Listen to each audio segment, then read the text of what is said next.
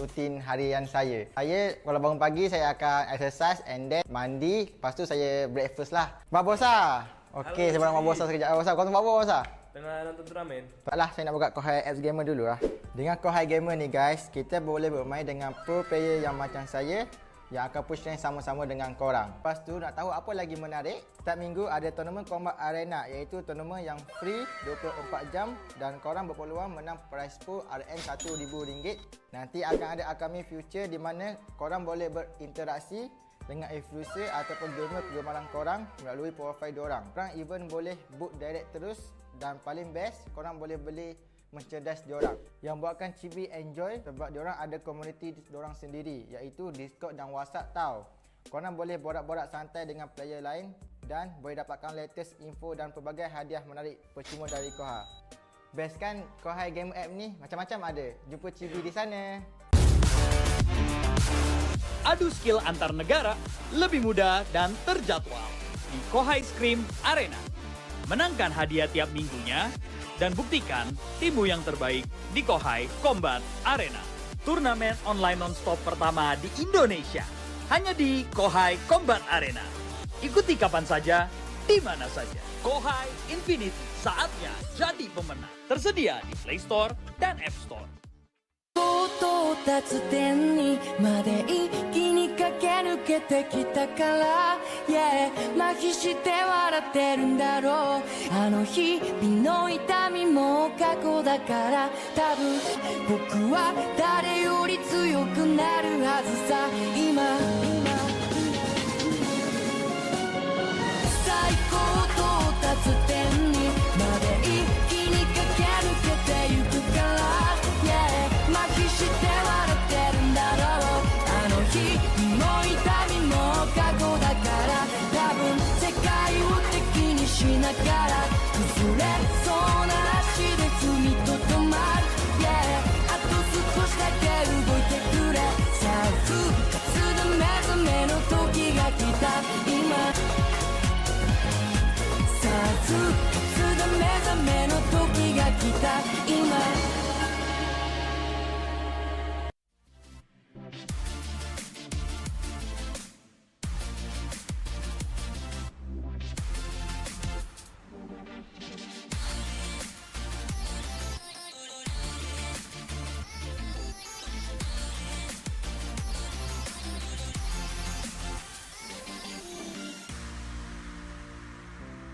Aduh, kalah lagi ni. Aduh, phone aku lag pula. Aduh, kalah lagi. Phone aku lag pula. Sabar je lah, Son. Nak buat macam mana? Phone kau tu dah lama sangat dah tu. Phone ni pun baru aku beli dekat Komersia. Murah-murah pula tu. Weh, betul ke murah beli dekat Komersia?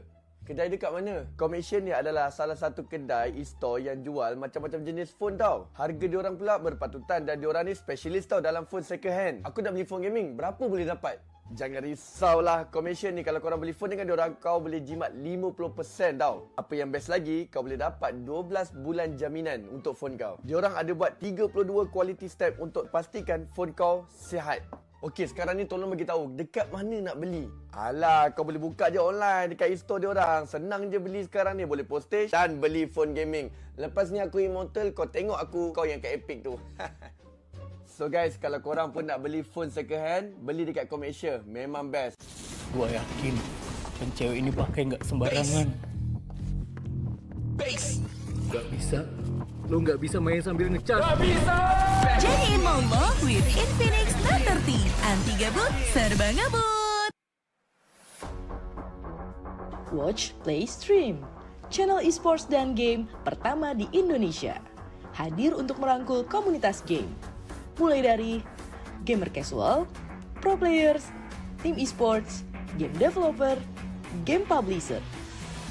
Menggabungkan seluruh ekosistem esports dan game. Only on Dance Play. Watch, Play, Stream. Okay guys, saya ada 15 saat je untuk cakap pasal benda ni. Korang nak jadi pro player tak?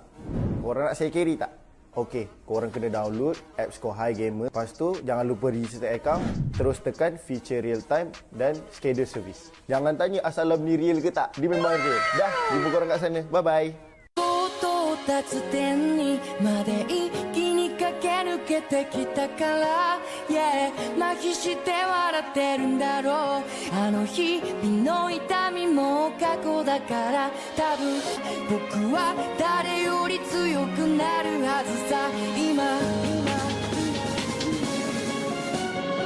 最高到達点にまで一気に駆け抜けてゆくから、yeah、麻痺して笑ってるんだろうあの日の痛みも過去だから多分世界を敵にしながら崩れそうな足で踏みとどまる、yeah、あと少しだけ動いてくれさあ復活で目覚めの時が来た今復活で目覚めの時が来た今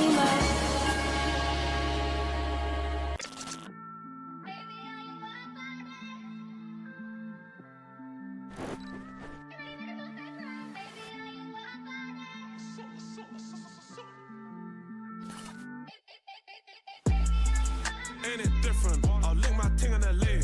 But I can't fly to the States, 'cause I got too much convictions. Apparently all I talk is prison, but I don't know no different.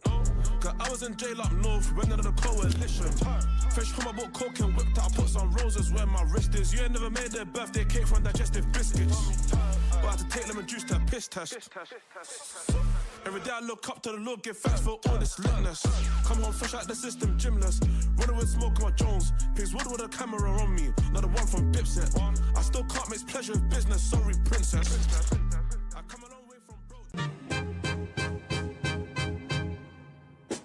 Can I call you Rose? 'Cause you're sweet like a flower in bloom.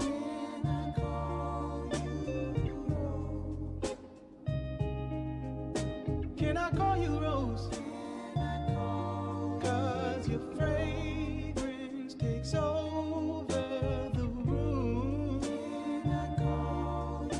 Darling, I wanna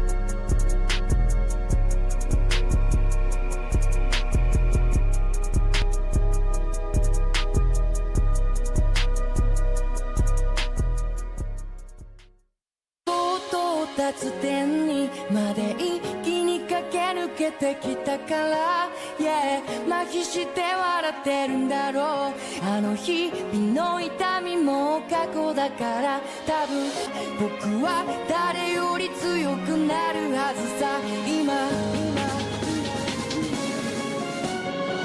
最高到達点にまで一気に駆け抜けてゆくから、yeah、麻痺して笑ってるんだろうあの日の痛みも過去だから多分世界を敵にしながら崩れそうな足で踏みとどまる、yeah、あと少しだけ動いてくれさあ復活で目覚めの時が来た今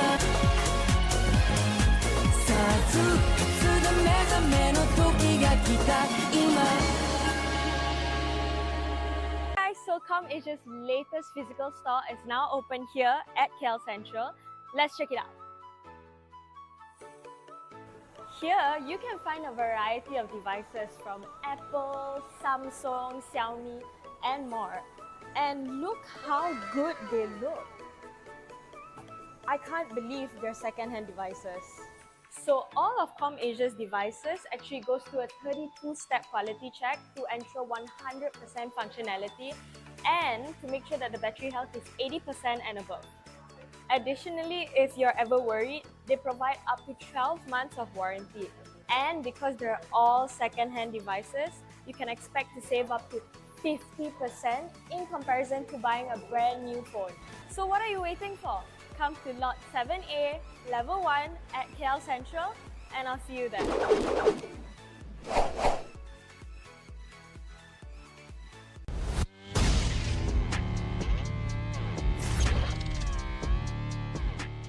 Setiap hari merupakan cabaran baru untuk saya. Kebaikan teh hijau buk dengan aroma yang segar membantu saya secara fizikal dan mental.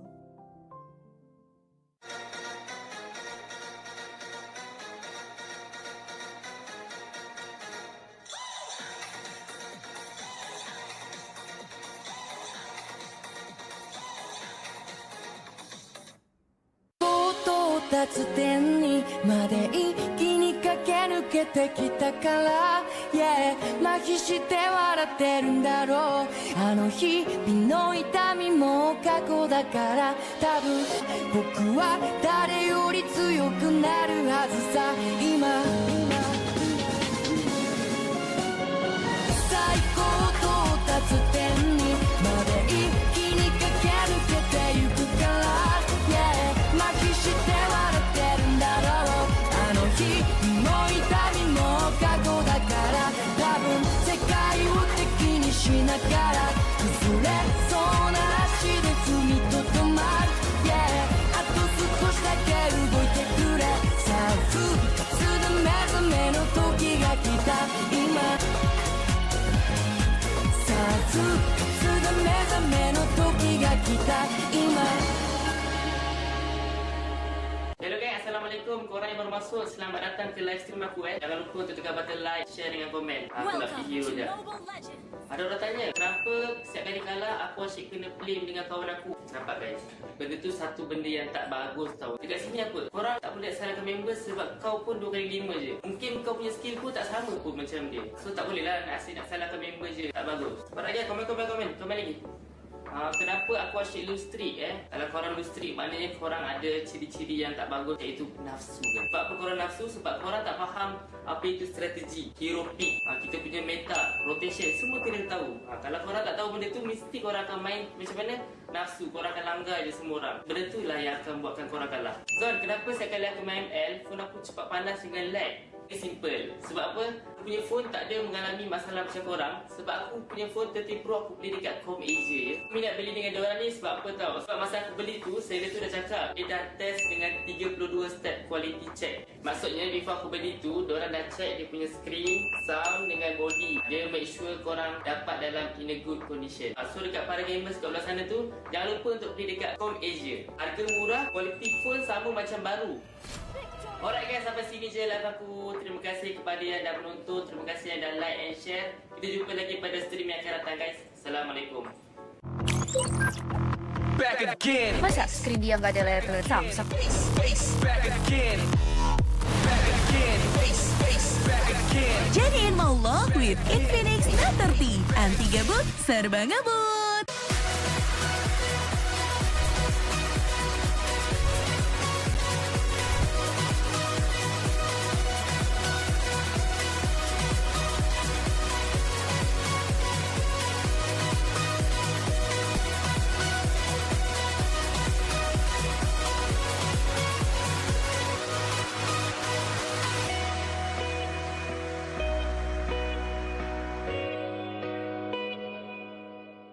Korang nak tahu tak apa rutin harian saya? Saya kalau bangun pagi saya akan exercise and then mandi. Lepas tu saya breakfast lah. Babosa! Okey, saya barang Babosa sekejap. Babosa, kau tengok Babosa? Tengah nonton turnamen. Taklah, saya nak buka Kohai apps gamer dulu lah.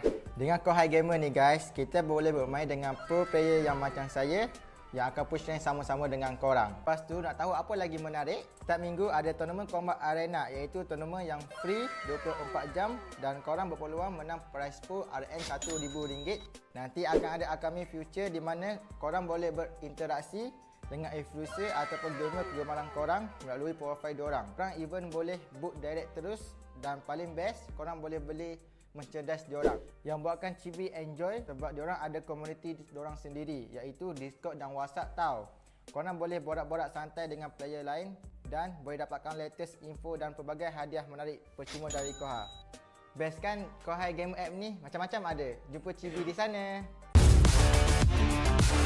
Adu skill antar negara lebih mudah dan terjadwal di Kohai Scream Arena.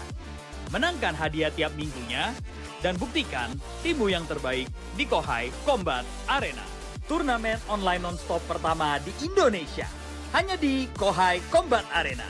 Ikuti kapan saja, di mana saja. Kohai Infinity, saatnya jadi pemenang. Tersedia di Play Store dan App Store.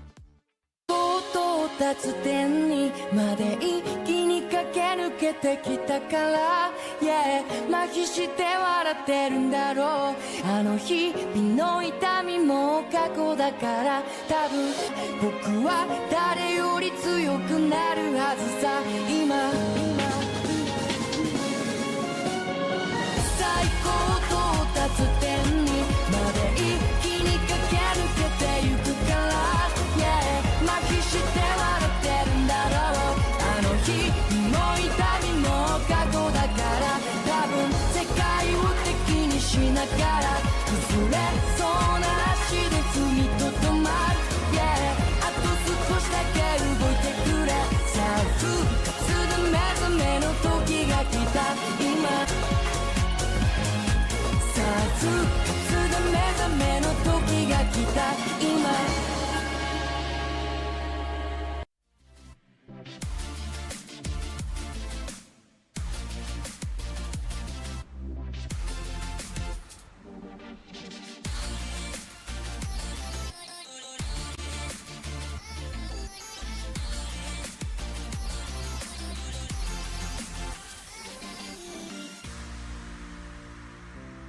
Aduh, kalah lagi ni. Aduh, phone aku lag pula. Aduh, kalah lagi. Phone aku lag pula. Sabar je lah, Son. Nak buat macam mana? Phone kau tu dah lama sangat dah tu. Phone ni pun baru aku beli dekat Komersia. Murah-murah pula tu. Weh, betul ke murah beli dekat Komersia?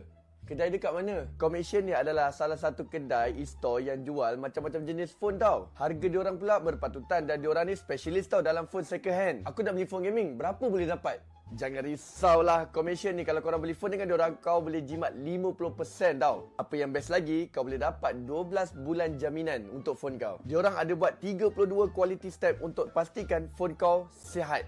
Okey, sekarang ni tolong bagi tahu dekat mana nak beli. Alah, kau boleh buka je online dekat e-store diorang. Senang je beli sekarang ni, boleh postage dan beli phone gaming. Lepas ni aku immortal, kau tengok aku, kau yang kat Epic tu.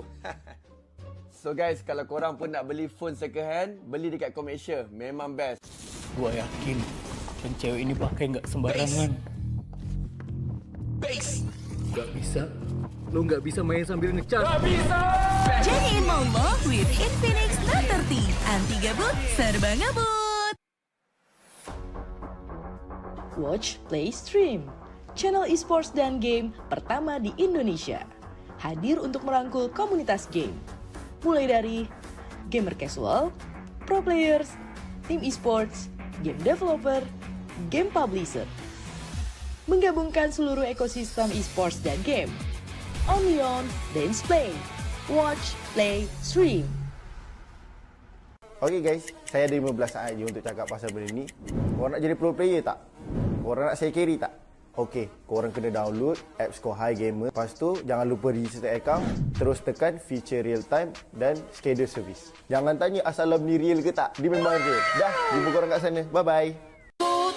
到達点にまで一気に駆け抜けてきたから、yeah、麻痺して笑ってるんだろう。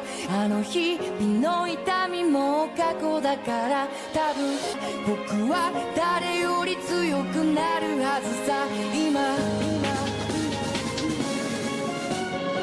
最高到達点にまで一気に駆け抜けてゆくから、yeah、麻痺して笑ってるんだろう。あの日も痛みも過去だから、多分世界を敵にしながら崩れそうな足で踏みとどまる、yeah、あと少しだけ動いてくれ。さあ復活で目覚めの時が来た今さあ復活で目覚めの時が来た今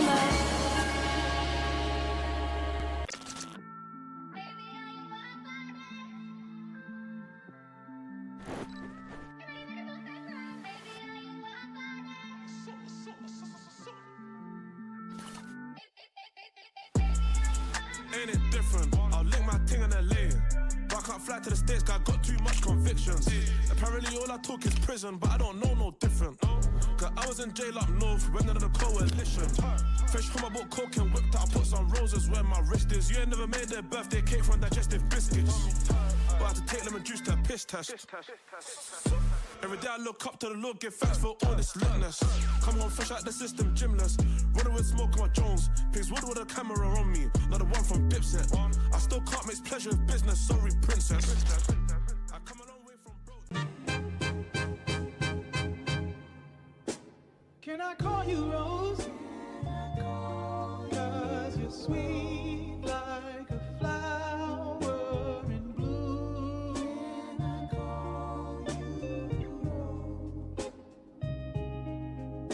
Can I call you Rose? Cause your fragrance takes over the room. Darling, I wanna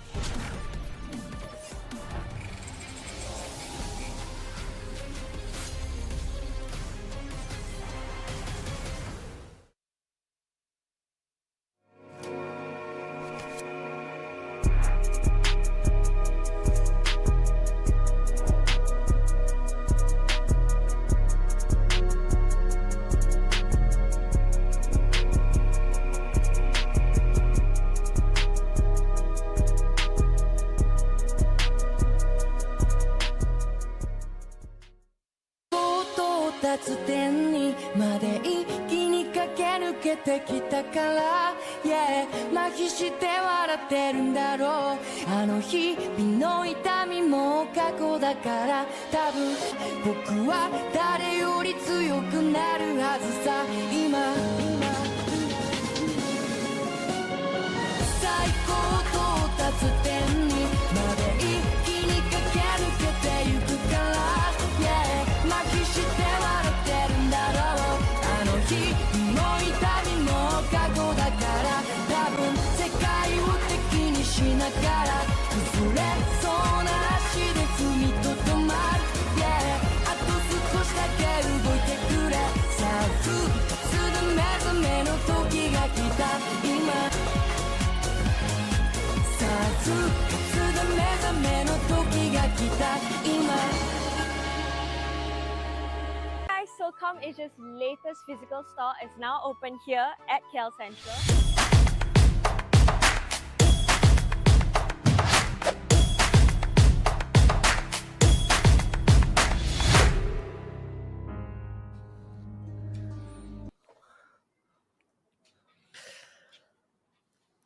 Ladies and gentlemen, good evening and welcome to the Kohai SEA Championship Season 2. This is the playoff stage where 32 teams will be pit against each other to see who will come out as kings at the end of the year. It's also kind of a good way to end 2023 and go into 2024. And we are your casters for this evening. I'm Husky, and of course I'm joined by my one and only brother, Adin.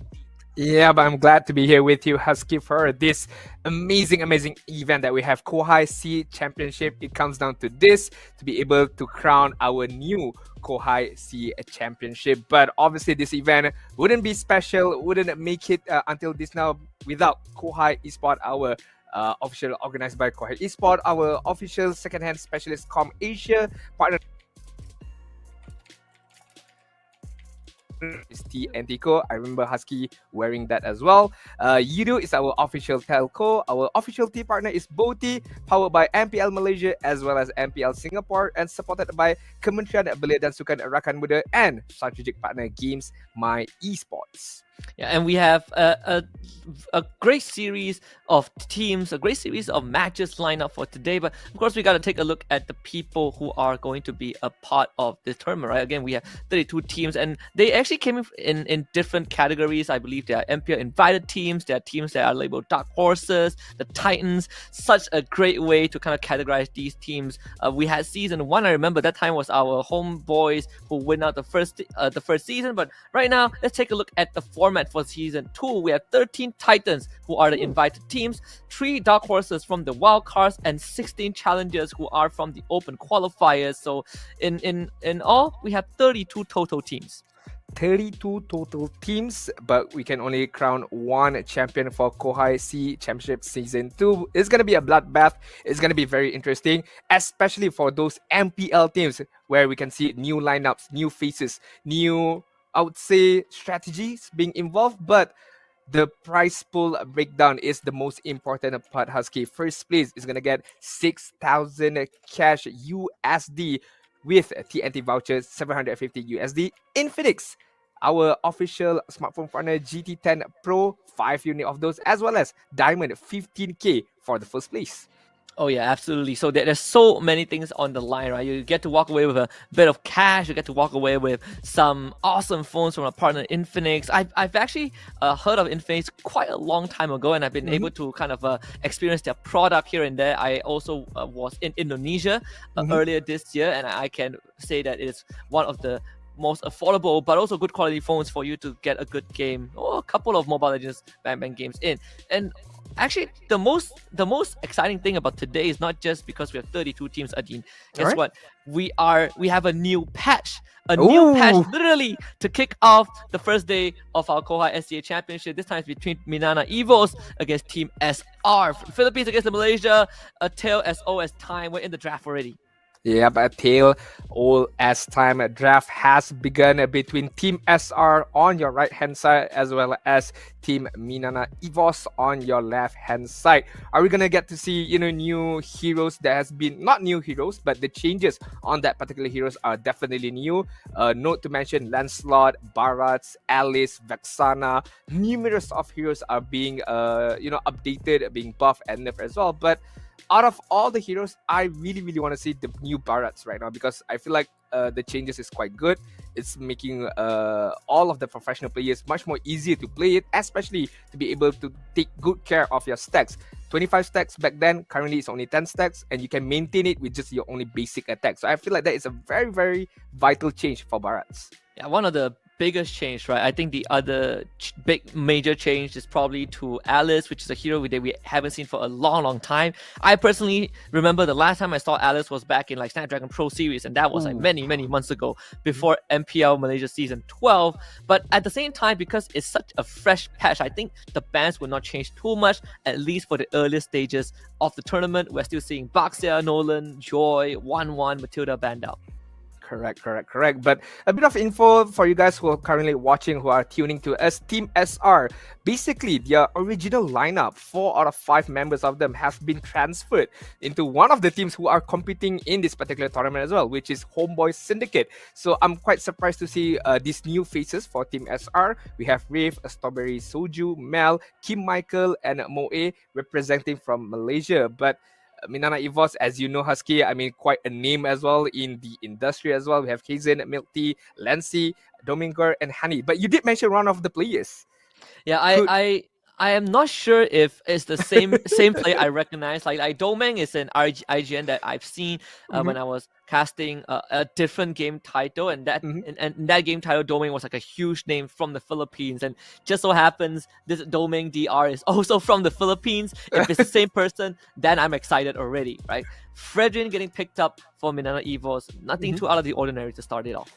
I mean, quite similar with our M5 World Championship, which just ended a few days ago. Fredrin is a very, very good pickup, utility jungler. But not only that, it gives you the flexibility, right? Because we're not even sure if it's going to be a jungle Fredrin or is it going to be an EXP Fredrin. Because a lot of teams like to flex their own picks if let's say it's quite suitable for them to be able to do that on the fourth pick, on that fifth pick, based on what is the opponent is going to come up with. But talking about the opponent right now, Martis as well as Bruno going to be the main pickup. Very interesting. Normally I would see Faramis and Bruno would be the main idea here, but picking up the Martis early on, maybe they want to have that classic duel on that jungle, Fredrin and Martis. It's kind of like the trend. It was like the meta in MPL Malaysia itself, right? When you see a Fredrin, it's always a Martis pick. The Bruno, I think, we are going to see a bit of that impact from the new patch, because Bruno just got nerfed. His skill number 1, the balls, they don't hit as hard, right? The base damage got reduced, so he is not as big of a lane bully, but those crits, they are still going to hurt eventually, just not as much. There's going to be a lot more breathing room to work with, and I do like the Brody and the Valentina pickup. Very straightforward, Valentina, but the Brody in particular, considering that there is just a nerf to the Bruno, the Brody is going to have a better time. I agree. I definitely agree. And it could be our candidate for the new skin of M5. Brody could be the new hero that's going to get the new skin. So I'm excited to see Brody going to get picked up again. Such a tank destroyer, I would say so, especially when you get Snowball onto that Brody, being able to pick up even just a Blade of Despair is enough for you to shred through the force shield of any tankers out there, be it Tigreal, be it Martis even. So but the most important thing is being able to take good care of your Brody, being able to feed him up, to be able to get those itemization. Because as we know, I'm just gonna have a quick guess for this new patch, as we know that the Scavenger Crab has a lot of changes as well. Because on the EXP lane, is the crab is gonna drop 3 EXP scroll. Meanwhile, on the gold lane is gonna drop 3 gold scroll as well. So teams who are known to snowball early on have a lot of advantage as of this particular patch. Yeah, it seems like both teams want to go down the snowball route, right? You see the Khadija picked up by Team SR. They instantly go for the Diggy ban and the Kaja ban out by Minana's Evos. I'm starting to see a bit of a trend already, because this Khadija pick, if we think back to the M5 finals, Game 7, we have seen a Khadija into a Fredrin, right? Khadija into Fredrin and Brody. And one of the tropes for this hero is that if you don't get a hit, you don't get to play the game. So Team SR, I feel like you've sort of locked yourself into a playstyle that we have to somehow get a hit, not just with the Khadija, but we also have to do the same with the Martis. And not only that, because with a Khadija, you need to be able to control the map. You need to be able to control all the bushes, right? Because a Khadija works best when she hides in the bush and then engage without any particular vision from the opponent. But if you are quite behind, as you mentioned, Khadija doesn't play really well if you're playing from behind. If you're losing in terms of level, itemization, or even gold for that matter, it's very, very much for you to be able to get a hit or at least get even with the opponent, especially in this current patch where if let's say Minana Evos have a great start, meaning to say that they are controlling the map, they are controlling the neutral objectives with giving them a hit of advantage in terms of level and itemization. So it's quite a risky route, but I still have some hope for them to be able to pull this off. And I also see the Khalid ban come out from Evos. Minator picked up by Team SR. So this Khalida is for sure going into a mid. No more mystery for the flex. In this case, I think for Minana Evos, you have so many routes to go for, right? If you look at the XP lane, I'm looking at a potential Terizla. Yes, he did get nerfed. The ultimate damage, I believe the cooldown got extended just by a bit more, but I think the utility is still there for the Terizla. It's also one of the few heroes who has been hit by consecutive nerfs, but people still play him because he's that good. It's that good, and with a proper Teresa player being able to land those penalty zone 5-man penalty zone, and a follow-up by Brody with the Torn Apart Memory, not to mention the Energy Eruption as well from Fedrin, is a very, very deadly combo. But we get to see here, yes, you did mention very, very, I would say, bullseye on that prediction right there. Teresa gonna get pick up for the XP lane, as well as the Faramis and a Valentina. That is a quite scary combo, I'm not gonna lie. It is, right? Faramis Rome. We have not seen this for a long time, and it's not like Faramis got any changes this patch at all. So I'm very excited to see Faramis, especially when you're picking Faramis straight into a Minotaur, right? A Minotaur, you have the Paquito being the last pick for Team SR. This is going to. I'm looking at this Faramis and I'm thinking back. Maybe this is going to be the GamesMY Faramis that we have seen pop up like couple months back then, the one that builds full tank and just wants to survive in a fight. And the way I see from Team SR, especially for Kim Michael, is going to be a Paquito EXP lane. He needs to have a very good time, a very good lane to be able to, I would say, rotate much more faster than the opponent, to be able to control the map, to be able to control or to dictate the tempo of the game itself. But looks like our prediction is going to be the same here. Meanwhile, on our Bahasa broadcast, Fariza and Samfors is going to go for Team SR. Very interesting. Yeah, very interesting. So this is going to start maybe a bit of competition locally. I'm not sure, you know what? Like I don't want to be called a traitor, but based on what I remember from Minana Evos, I think they definitely stand a better chance. But that's just statistically, right? I like to brand myself as the guy who looks at statistics, look at historical stuff, to see how games pan out. And in this case, I think Minana Evos, even draft wise, have a lot more leeway to work with. I definitely agree with you right there. Minana Evos do have the advantage in terms of the players itself, the experience as well, especially the things that I've mentioned before. Being SR, not having their original lineup, that is gonna be a big problem for them. But in the preparation for Kohai C Championship Season number 2, I'm pretty sure they did their own homework, and I'm pretty sure they are quite well ready to face off Minana Evos for their first match of tonight. All right, let's head in to the Land of Dawn for game number 1 between Minana Evos and Team SR. What a matchup to start off this top 32 playoffs. Is already a very rare occasion. We get 32 teams to kick off a playoffs for a tournament, but let alone between different regions. And in this case, I want to see what Minana Evos has been cooking in the kitchen with this Faramis support in Pure Rage, Purify against a team from Team SR that wants to play fast. Yeah, I like the pickup of spells coming from Lens and also Honey right there. Purify, respecting the Minotaur, respecting the Minion's Fury, being able to kite away from that skill set, showing a very, I would say, utmost respect to the crowd control by the Minotaur. But will it be enough to stop? Because Kadita still has the Petrify, Kadita still have the Rough Wave, Breath of the Ocean to be able to catch out enemies. So it really depends on their map control as well as map awareness to be able to dictate their own tempo for this match. And I also want to see what the new patch is going to do to kind of the scavenger crabs on the side, right? Gold lane gives you more gold, XP gives you more XP. Team SR Mel actually systematically just clearing out the bushes, even though Moe was already there. But most importantly is to get this Bruno in a comfortable position, right? We talked about how this Bruno got nerfed a little bit, but those crits, oh boy, they still hurt.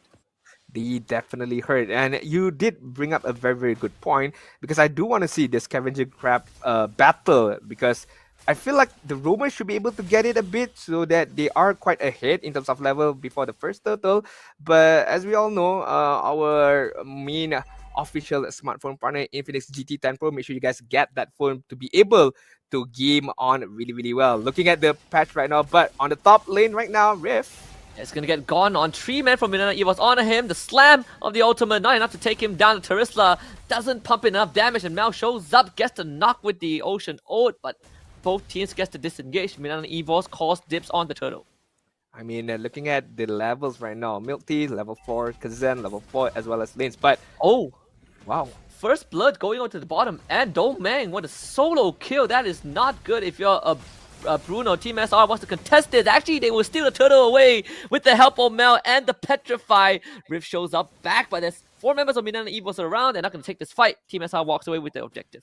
Yeah, for those of you who just tune in, there's not an animation bug. That is the new feature on our Land of Dawn River, which gives you a bit of mobility, a bit of movement speed to be able to rotate even faster. Look at the bottom lane right now. And Strawberry Soju, man, just came back into the game and instantly sent back to the fountain again. Minana Evos putting on the pressure. And Adine, 3 minutes in and that bot tier 1 is already gone. I mean, it's not looking good for Team SR right now because Brody has a very, very huge lead on this bot side, being able to get that turret before the 4th minute mark and rotate on the top side to gain even more advantage. So Team SR right now definitely playing from behind, losing about almost 1k gold lead. But hey, it's not the end of the world yet, but they do have to do something to be able to turn things around.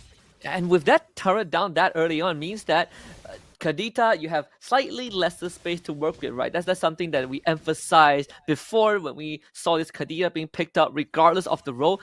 But Mel, he's playing a mid lane Kadita, which means that Snowball is even more important. But Team SR, they have bigger problems to worry about, which is going to be on the top side. This Paquito, Kim Michael is going to go down. Killing spree for Domain.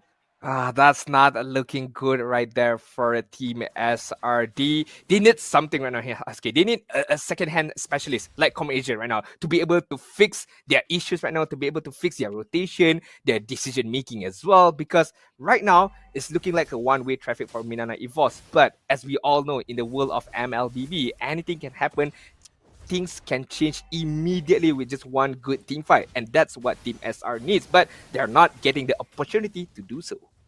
Yeah, definitely not. And Team SR, they're putting a lot more people just to help out Strawberry Soju. And this is probably one of the few scenarios that you really wish isn't happening, playing a Kadita mid. You look at the levels, right? He's 2 levels behind his counterpart, which is the Valentina, and he's relegated to a utility support kind of mid laner to help out the Bruno instead. Minana Evos should be able to get this turtle no problem.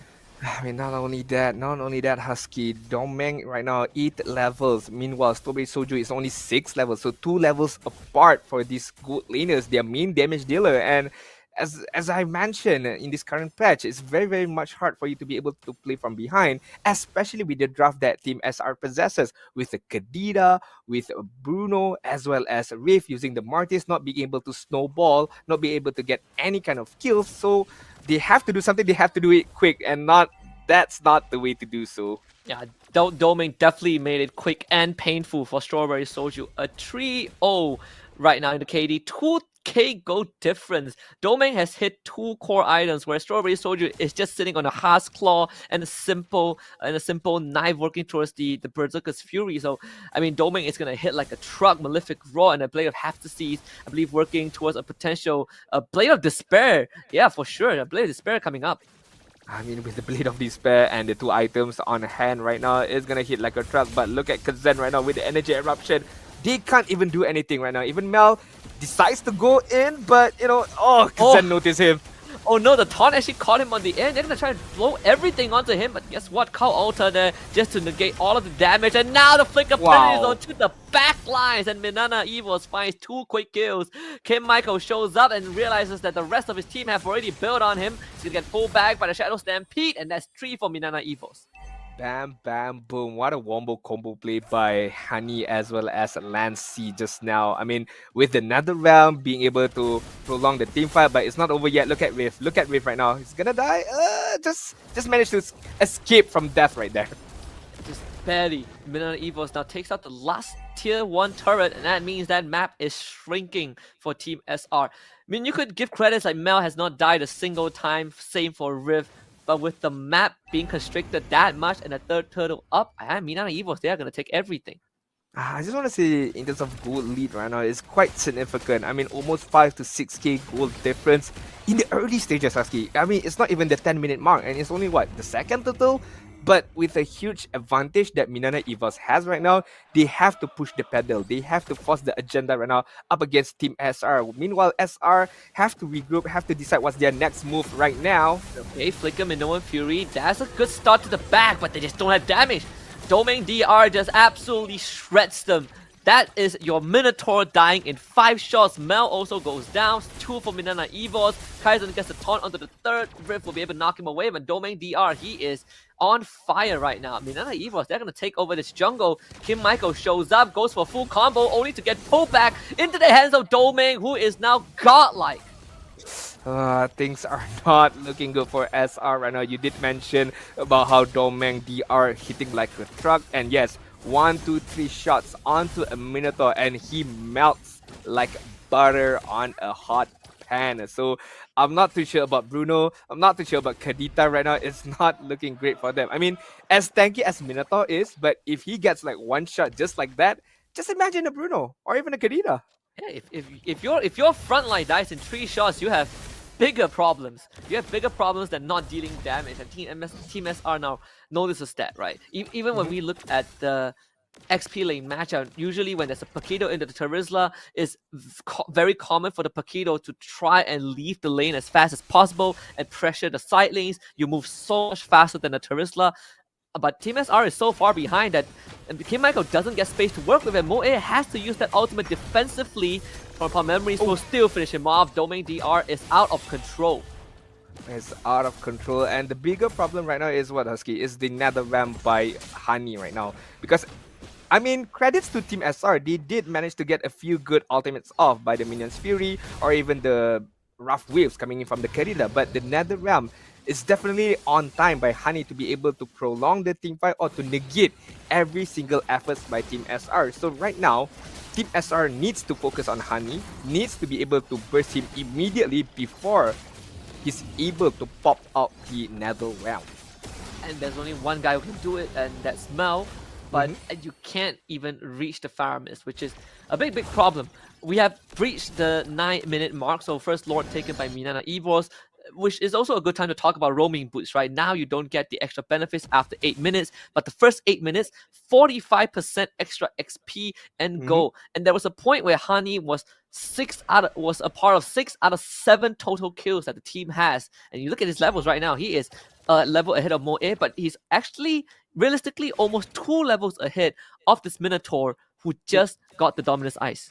I mean, he's the same level as the EXP laner of the opponent, Kim Michael, level 10. An EXP laner, okay? The name itself is an EXP laner. How come your roamer is at the same level as the opponent's EXP lane? This is the benefit of the new roaming boots changes, where it gives you 45% in terms of EXP as well as gold. But it only lasts 8 minutes long. But right now, Lord is going to march on the middle side. Team SR, how are they going to defend this? Only 2 lanes are synced up. Kim Michael looking for the flank of his career.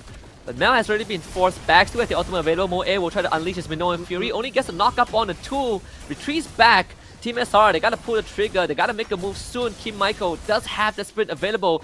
But Minana Evos, it will lose the Lord. And Team SR dealing with the wave pretty well. Minana Evos not able to find any kills just yet, but the wave for the bottom lane is to come in. Mel will lose his life, and that is go time for Minana Evos. Kim Michael just showed up, but only to watch his crystal blow up. Minana Evos with a game 1 sweep, and it was not even close, Adi.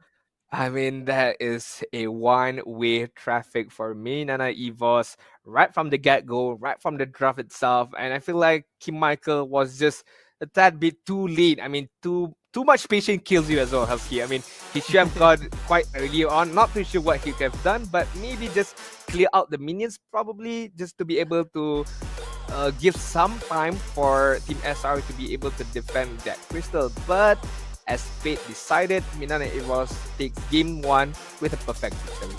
Yeah, I mean, Kim Michael, he was waiting for that golden opportunity, but it kind of felt like, you know, he fell asleep at the wheel, right? Waiting too long. But you look at this post-game score, not even 11 minutes, 10 minutes and 48 seconds, a 12-0 sweep. This was a beat down, and it all started with Domain DR getting that solo kill in that gold lane. I mean, that solo kill on the gold lane, rotated on the top side, got the turret, got a kill as well. Looking at the item as well, he did not opt to go for Blade of Despair as his first item. He went for the Malefic Roar as well as the Blade of Hephaestus. That is enough for him to be able to dish out a ton of damage, especially in terms of physical penetration, right? So no matter what happens, no matter what item is built upon by Moe, by Kim Michael, or any other members of Team SR, it doesn't even matter because he's just gonna shred through. He's just gonna penetrate through all the armor that Team SR has. Which is pretty crazy if you look at the total net worth, right? First of all, he's almost double the net worth of Strawberry Soju. Second of all, this man went not just for adaptive damage, he also went for Master Assassin. He is there for the solo kills. This man does not care who is his lane opponent. He is here to put on a show. Of course, he's rightfully our MVP for game number 1. I mean, there's no debate, there's no argument for this particular candidate. Our MVP brought to you by Com Asia. I mean, what more can we say? It was a perfect game, a good draft. What's more than that is the execution of the team, right? Being able to kite the Minions Fury, not to say kite, but be able to withstand the Minions Fury, the Breath of the Ocean coming in from the Kadita with your own Netherrealm and with your own stolen Minions Fury flicker forward, gets the opponents catch the opponents off guard as well. So I mean, props to them. A good draft and an even better team fight execution. Yeah, and so far we haven't seen much glimpses of the new patch. Well, we saw some effects of kind of the current leading to the turtle, a bit of scavenger crab, the roaming boost. But hero-wise, not much. Maybe on the Bruno side, right? He doesn't get to bully people too much, but I think it's completely fine. This is just game number 1. And I also want to remind everyone that our official phone partner is Infinix, right? So if you guys don't know what it is, do check it out. It's an affordable and very optimized device that you can play your favorite Mobile Legends Bang Bang on by having kind of the best experience, honestly. Like, I put my hands on it. I absolutely love what it provides. And also for people who are watching the live stream, if you want to interact, if you want to share any content, you want to share the post or the live stream, do remember to use the hashtag Challenge the Titans, hashtag Born to be Pro, and hashtag Kohai SCA Championship S2 in your social media posts. Correct. I mean, if you pair up with our official digital telco Udo as well, I mean, you get a very, very much more beneficial in terms of your connection, your connectivity, not only to just play Mobile Legends Bang Bang, but much more important than that, for you to be able to post all your gameplays, all your moments, all your highlights on your social media with telco, our official digital telco, which is Udo. A very, very good internet connection, no lags, no buffering. You can enjoy very, very much everything with Udo. But I mean, in terms of enjoying, I don't think SR enjoyed that first game just now. They suffered quite a lot from the get-go itself, and Minana Evos, they did not, I would say, give any chance for SR to be able to come back from any deficit. I mean, there's no way for SR to do anything. But I'm not taking anything away from SR. They did get a few good team fight off, Minions Fury with the Kadita, but it was just not enough to be able to beat down with the Netherrealm. Yeah, but thankfully for Team SR, this is a best of 3, so they're gonna get some time to regroup and plan for a short break. We'll be back in game number 2 between Minana, Evos, and Team SR.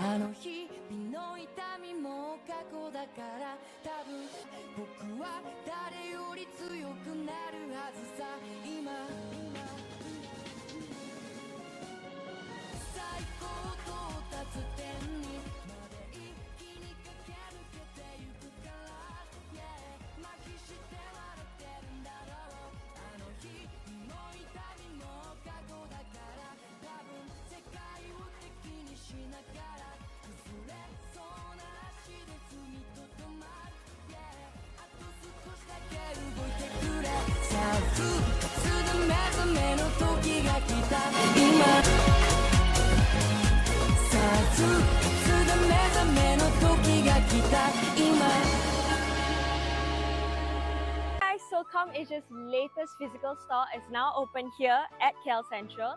Let's check it out. Here, you can find a variety of devices from Apple, Samsung, Xiaomi, and more. And look how good they look. I can't believe they're second-hand devices. So all of ComAsia's devices actually goes through a 32-step quality check to ensure 100% functionality and to make sure that the battery health is 80% and above. Additionally, if you're ever worried, they provide up to 12 months of warranty. And because they're all second-hand devices, you can expect to save up to 50% in comparison to buying a brand new phone. So what are you waiting for? Come to Lot 7A, Level 1 at KL Central, and I'll see you there.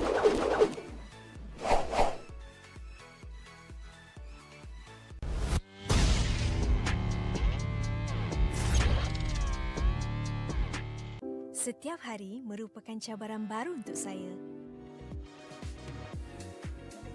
Kebaikan teh hijau buk dengan aroma yang segar membantu saya secara fizikal dan mental.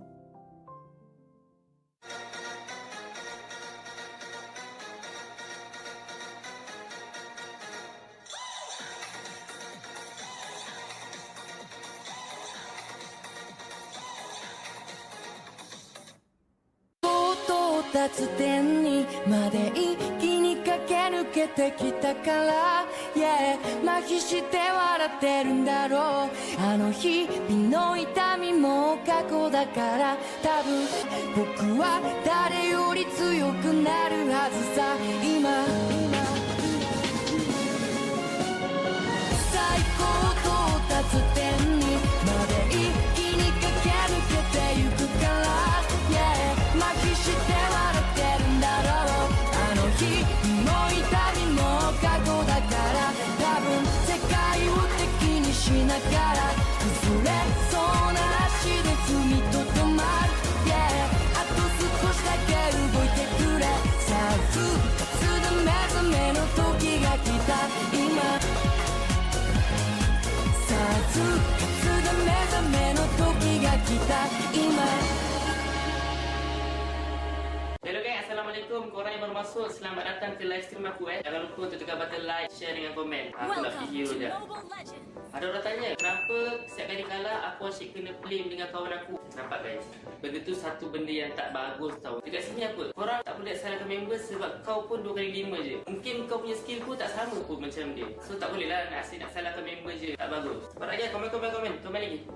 Kenapa aku asyik lose streak Kalau korang lose streak, maknanya korang ada ciri-ciri yang tak bagus, iaitu nafsu kan? Sebab apa korang nafsu? Sebab korang tak faham apa itu strategi, hero pick, kita punya meta, rotation, semua kena tahu. Kalau korang tak tahu benda tu, mesti korang akan main macam mana? Nafsu, korang akan langgar je semua orang. Benda tu lah yang akan buatkan korang kalah. Zon, kenapa setiap kali aku main L, phone aku cepat panas dengan lag? Simple. Sebab apa? Aku punya phone tak ada mengalami masalah macam korang. Sebab aku punya phone 30 Pro aku beli dekat Com Asia ya. Aku minat beli dengan diorang ni sebab apa tau? Sebab masa aku beli tu, seller tu dah cakap dia dah test dengan 32 step quality check. Maksudnya before aku beli tu, diorang dah check dia punya screen, sound dengan body. Dia make sure korang dapat dalam in a good condition. So dekat para gamers kat belah sana tu, jangan lupa untuk beli dekat Com Asia. Harga murah, quality phone sama macam baru. Alright guys, sampai sini je live aku. Terima kasih kepada yang dah menonton. Terima kasih yang dah like and share. Kita jumpa lagi pada stream yang akan datang guys. Assalamualaikum. Back again. Masa stream dia nggak ada layar Samsung? Back again. Back again. Back again. Jadiin maulah with Infinix Note 30. Anti gabut, serba ngebut.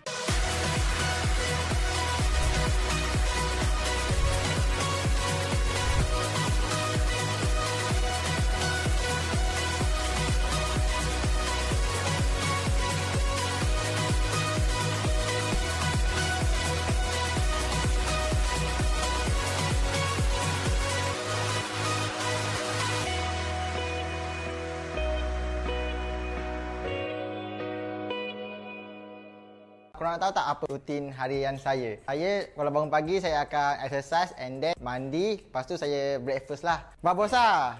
Okey, saya buat babosa sekejap. Babosa, kau tengok babosa? Tengah nonton turnamen. Taklah, saya nak buka Kohai apps gamer dulu lah. Dengan Kohai gamer ni guys, kita boleh bermain dengan pro player yang macam saya yang akan push rank sama-sama dengan korang. Lepas tu nak tahu apa lagi menarik? Setiap minggu ada tournament combat arena, iaitu tournament yang free 24 jam dan korang berpeluang menang prize pool RN RM1,000. Nanti akan ada upcoming future di mana korang boleh berinteraksi dengan influencer ataupun gamer kegemaran korang melalui profil diorang. Korang even boleh book direct terus dan paling best korang boleh beli merchandise diorang yang buatkan Cibi enjoy sebab diorang ada komuniti diorang sendiri iaitu Discord dan WhatsApp tau. Korang boleh borak-borak santai dengan player lain dan boleh dapatkan latest info dan pelbagai hadiah menarik percuma dari Kohai. Best kan Kohai game app ni? Macam-macam ada. Jumpa Cibi di sana. Adu skill antar negara lebih mudah dan terjadwal di Kohai Scream Arena. Menangkan hadiah tiap minggunya dan buktikan timmu yang terbaik di Kohai Combat Arena. Turnamen online non-stop pertama di Indonesia. Hanya di Kohai Combat Arena. Ikuti kapan saja, di mana saja. Kohai Infinity, saatnya jadi pemenang. Tersedia di Play Store dan App Store. 到達点にまで一気に駆け抜けてきたから、yeah、麻痺して笑ってるんだろう。あの日々の痛みも過去だから、多分僕は誰より強くなるはずさ。今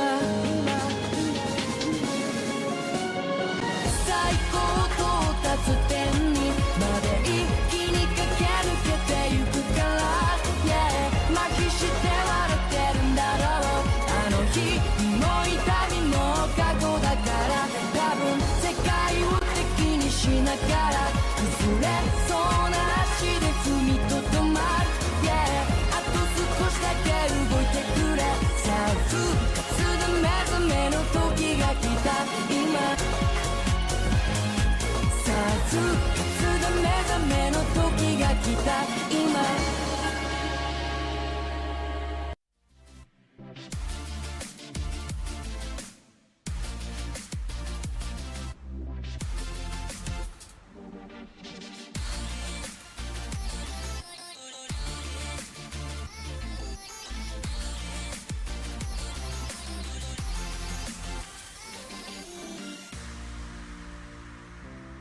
Aduh, kalah lagi ni. Aduh, phone aku lag pula. Aduh, kalah lagi. Phone aku lag pula. Sabar je lah, Son. Nak buat macam mana? Phone kau tu dah lama sangat dah tu. Phone ni pun baru aku beli dekat Komersia. Murah-murah pula tu. Weh, betul ke murah beli dekat Komersia? Kedai dekat mana? Komersia ni adalah salah satu kedai e-store yang jual macam-macam jenis phone tau. Harga diorang pula berpatutan dan diorang ni specialist tau dalam phone second hand. Aku nak beli phone gaming. Berapa boleh dapat? Jangan risaulah, Komersia ni kalau korang beli phone dengan diorang, kau boleh jimat 50% tau. Apa yang best lagi, kau boleh dapat 12 bulan jaminan untuk phone kau. Diorang ada buat 32 quality step untuk pastikan phone kau sihat.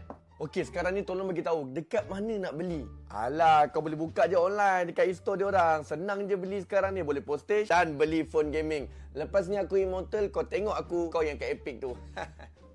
So guys, kalau korang pun nak beli phone second hand, beli dekat Komersia. Memang best. Gua yakin kan cewek ini pakai nggak sembarangan. Nggak bisa. Lo nggak bisa main sambil ngecas.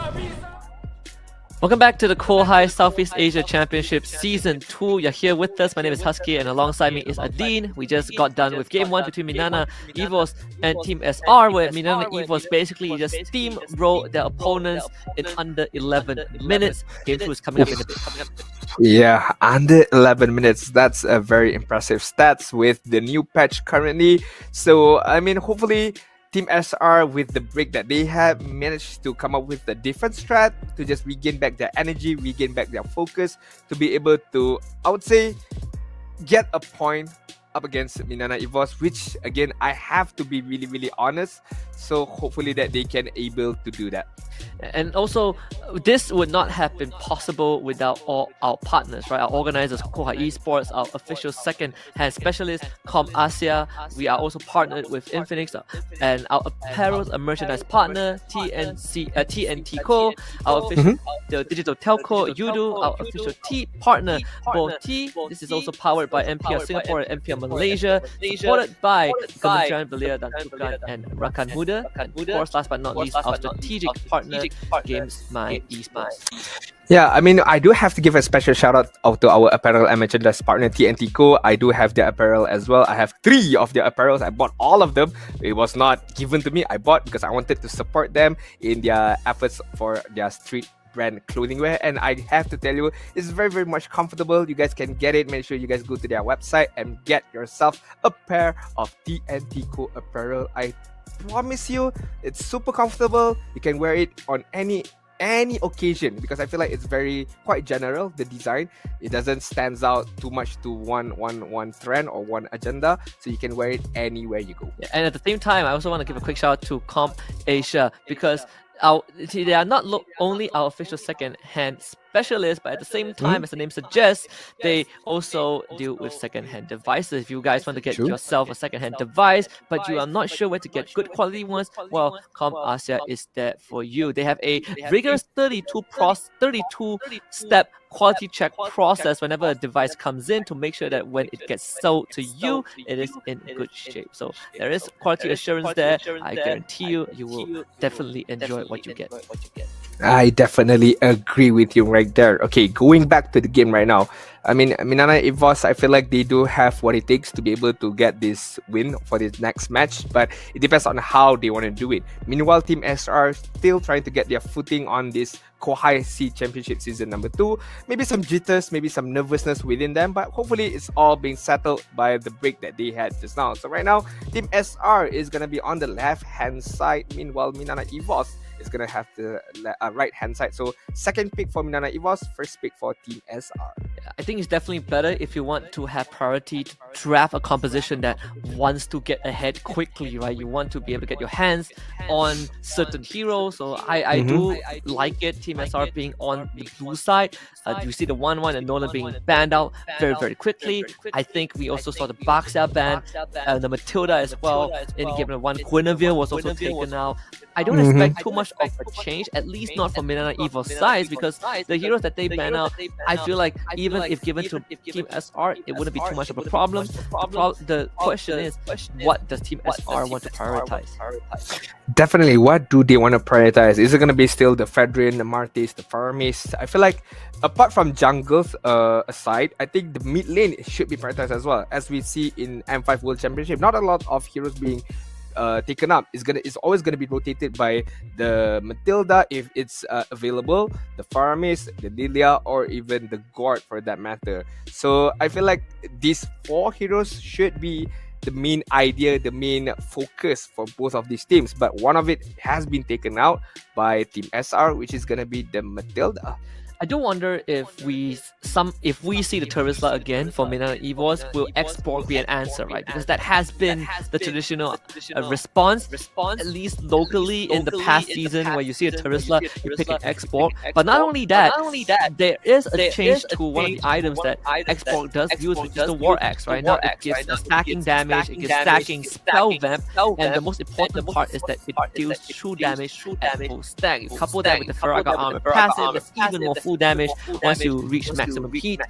So I believe it's something that these teams can consider maybe down the road once they're more comfortable with the new patch. But we do see Team SR make an adjustment. They ban the Faramis. I mean, with the current that we have right now, like literally the current on the river side, I feel like heroes who are lacking mobility should be able to being introduced more into the game right now, because you can be able to rotate even more faster towards the turtle side. So there's no argument that, okay, my hero is quite slow, I cannot rotate much more faster. Both of these teams have the same amount of advantage to be able to rotate to that particular turtle side much more quickly, especially with the changes that we have right now. But there's not much change in terms of the prioritization by Team SR. Right now, they are gonna get the Fedrin pickup as their, I would say, most likely jungler right now. But it opens up for Minana Evos to be able to get the Farmis. Farmis has been banned out. The Valentina, the Lilia, or maybe the Baxia here. Yeah, I think the Baxia would be a very good pick, right? It's still very open. A Baxia +1 is always very, very strong.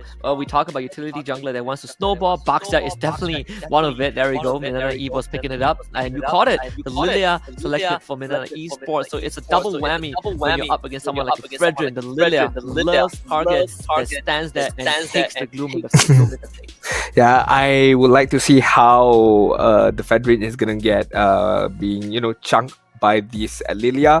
Should be able to withstand a few damage in the early stages, but once the Lilia reaches upon her items, the poking damage is gonna hurt a lot. So need probably another frontliner or maybe another support hero that be able to help this Fedrin out. I mean, you're not gonna get the benefits of Matilda, has been banned out. You do still have somewhat like a S-Test, but it's not quite popular for tier 2 teams Malaysia to use the S-Test.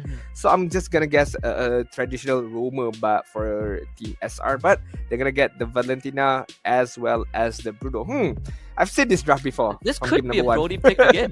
No, it is. Yeah, it's just pick Brody, right? Like the same thing happened in game 1.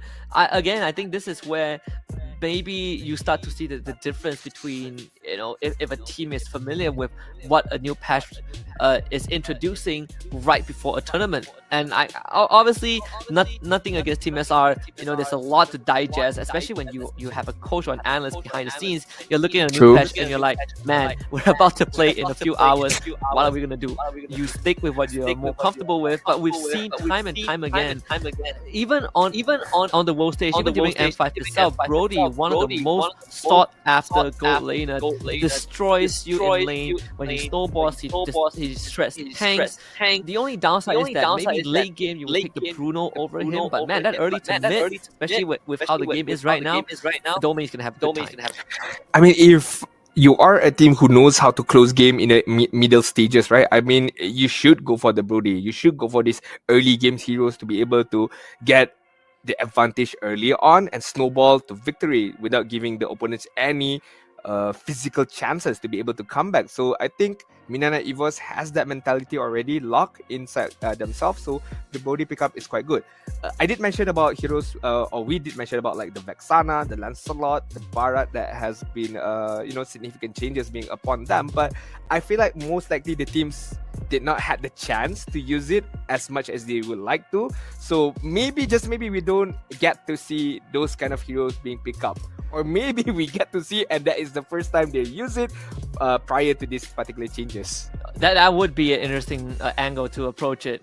The bans though are still the same. Again, Khalid, Kaja banned out by Minana Evos, Arlot and Terizla banned by Team SR. So they figured that okay, the Faramis Rom was giving us a lot of problems. The Terizla is letting Minana Evos start a lot of team fights. Let's take out and see what else is left. Tank Kido is still there. We're looking at Yuzhong. That is also an option. Every now and then I remember we see like Dairov once in a while, and maybe the export might show up again. I agree with you right there, but I feel like a Roma should be picked up right here just to be able to secure that last pick for the EXP lane. So Roma is someone like a Tigreal or a Minotaur is available for them to be able to use. I like the I wanted to say the Tigreal, but it's gonna look like a Yuzhong pickup by Minana Evos, locking their EXP lane. So Brody is gonna have a bit of a hard time because the dive by Yuzhong is gonna come immediately with Baxia as well, and with Brody on the backside just collecting stacks. You know who I'm thinking of, Adin? I'm thinking of a Kufra. This is like a very juicy Kufra game, right? Every single member of Team SR has a dash. But they are going to go for the Minotaur, which is also a very good option because as much as Team SR has the dash, they like to dash into a fight. So Minana Evos, you have this big Minotaur, you have a Taurus, you have a Dragon. I think they're in good hands. You have all the Zodiac animals right now to be able to get a victory out of Team SR. But what I like about Minana Evos lineup here, you have two good ultimates for Valentina to steal. One is the Black Shoes, one is the Minion's Fury. So the ball is in Valentina's park right now to be able to steal which ultimate at which point of time. And sometimes there are certain cases where the Valentina gets confused of which ultimate is good at certain situations. So I am guessing Minana Evos is gambling on, okay, we bring out two good ultimates for Valentina, let her choose which one she wants. There's always this saying, if you want to deal with Diggy, you overload him with crowd control. If you want to deal with Valentina, you overload her with ultimates. And of course, the class separation brought to you by Com Asia. Again, we're on the same page. We both believe that Minana Evos will win the series. And game one really did up our faith in the team by tenfold. You mentioned that there are two big ultimates. I want to add one more to it. The Black Dragon from the Yuzhong, right, is also an ultimate that Valentina sometimes would love to take if he wants to dive the backline. We'll see how Team SR plays this out. The ball is in their court and they have to make use of it. This could be their final 15 minutes in the series if Minana Evos takes this away. I mean, it all depends on this game number 2 up against Minana Evos. It's not a very, I would say, not a unusual name in the world of Mobile Legends esports competitive scene, but hey, you have to face whatever opponents that you have been drawn onto. So Team SR, I feel like this is a very, very good testament for them to be able to buck themselves up, to be able to get even more ahead in the Malaysian scene. And we're already a minute in, but not much action just yet. You know, both teams going off to a standard start. I want to see what this Dairov is going to kind of bring to the table for Team SR. He did have a minor adjustment to the ultimate. Now you can't interrupt it no matter what you do, and I assume that's including using a knockup or petrify, so it will go through regardless. And it's also a way to shred heroes that like to stack armor, like the Yuzhong and the Minotaur. You can see the early trades favoring Team Kim Michael right now. I like how Kim Michael plays very aggressive, knowing that he has the advantage in terms of matchup. So I feel like it's quite good for him to be able to do that. Most likely, having the Infinix GT10 Pro is what is making him be able to play much more aggressive. Because as we all know, Infinix is a very very good smartphone. No lag, no buffering, no issues at all. If you are very very much into Mobile Legends Bang Bang right now, Milk Tea is gonna get shredded a little bit, but he managed to get the Black Dragon Pop immediately. The supports are going to clash in the middle lane. Kim Michael losing a lot of health, so he won't be able to join this. He's going to let the Fredrin take this all alone. There's no chance he gets this stolen away by Minana Evos. First blood given over to KZen, and Moe just too late to the party. Too late to the party. Couldn't do anything about it right there. It should be a lot for Team SR just now because the rotation coming in from Minana Evos was a bit slow. But then again, they clump up everyone onto that turtle side and manage to get the retribution off by the Baxia to be able to secure the first neutral objective, as well as get a kill for themselves. So a good start for Minana Evos. It's not all over and done yet for Team SR. They still have the capability to turn things around, especially with Mel having to steal, various ultimates from the opponent. But it all depends on what is the next plan or next course of action for them. But Strawberry Soju, the next course of action is to not let this happen to Strawberry Soju again. This man has not had a series so far. Completely just boxed in. And look at that. Minana Esports punctual as always. 3 minutes sharp. That top tier 1 goes down. And Team SR, they want to find a response on the bottom end, but you're playing into a Yuzhong and the Petrify is coming back up. So Team SR, they are not going to get anything. If they want to do it, they have to do it immediately before the Black Dragon form is up. But I feel like it's quite too late. But they are doing it right now. They are going to clump out on the bot side. And Milk Tea is gone. Full commitment from Team SR to get the damage, and they have enough of it. Minoan's Fury stolen by Mel, but Minana Evos, they are finding advantages elsewhere. Look at where this Brody is. Look at where Domeng is. Did he just take the purple buff? I think he did. I think he did. He took the purple buff without any hesitation. Right, that's a very good, I would say, macro gameplay coming in from the Brody. Noticing that, okay, 4 men rotating on bot side, killing off the Yuzhong. So it's my opportunity to just, go into the jungle and grab whatever I can. And what he grabbed was the purple buff, definitely. But right now, let's see. He's gonna use that black shoes, gets away, even use the purify just in case. Evos, they are gonna arrive at the scenes, at least for the turtle. Domeng will not be a part of this. It's going to be quite a long dance. Okay, then he does have the level advantage, so he is not worried about losing this turtle fight at least. But Team SR, they might end up losing that bot tier 1 because Domeng is shoving that wave in, and Strawberry Soju, he's just farming the jungle. Yeah, I don't think Strawberry Soju are able to defend that turret, but look at the top side right now. Let's see. Again, Black Shoes can't get away this time, but the Minoan Fury does knock all members of Team SR out. The big energy eruption, with Prazel's Wrath, just not sufficient, unfortunately. Team SR ends up losing 3, and Mel might be number 4. Does have the stolen Minoan Fury. If he doesn't use it now, it might not ever get to use it. Mel will just barely get out. Minana Evos, they have just won this fight. KZen, he's just gonna do a drive-by. Mega kill streak. Minana Evos is again getting off to a good start. A 5k goal lead.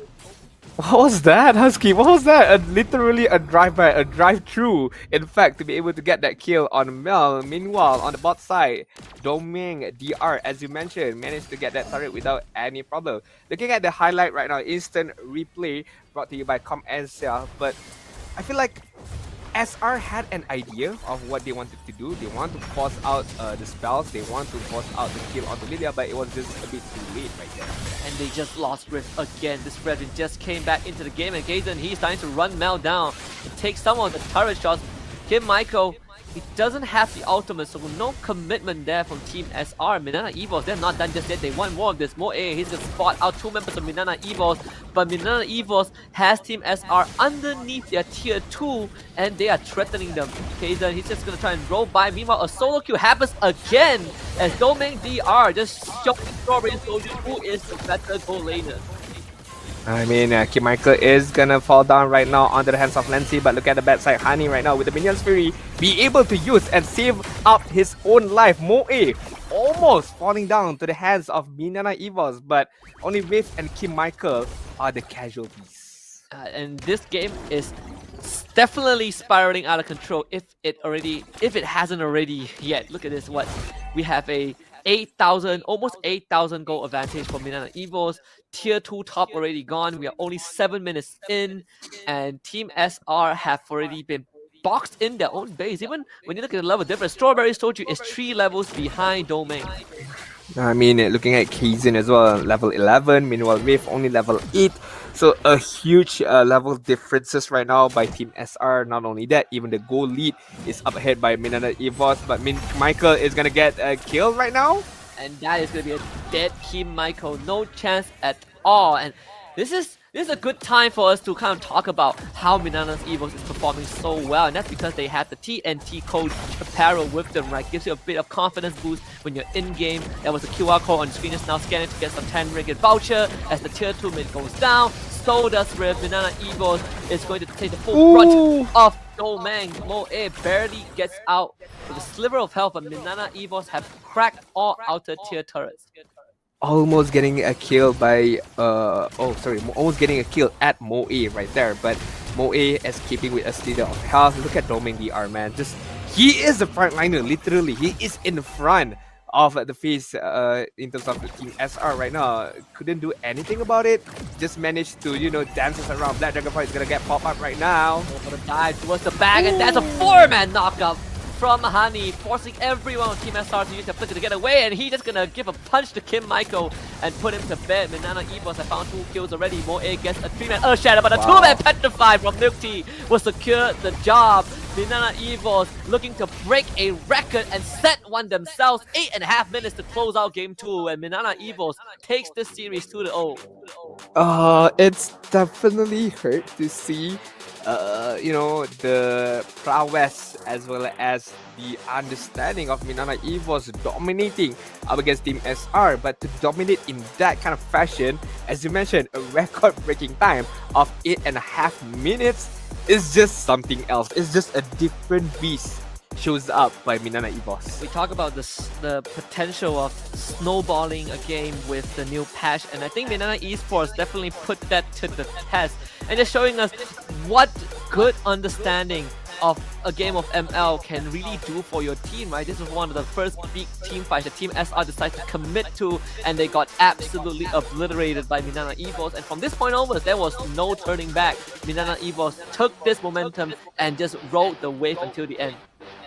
I think this is the trend right now, Husky. I mean, a lot of teams should look for these early advantages, early snowball lead that they can take advantage of or have the beneficial of, right? Because right now, with the scavenger crab changes, with the total advantage that one team has, it's very, very much hard if you are playing from behind to be able to catch up again, playing a catch-up game in terms of level, in terms of goal. It's very hard right now. So as Minana Evos understands a bit of this patch, they are steamrolling their opponents, not giving any chance, not giving a moment of breather, not giving a moment of I would say, to even think on how to come back, because SR was just boxed out in a corner. They have been suffocated, and they just left for dead right there.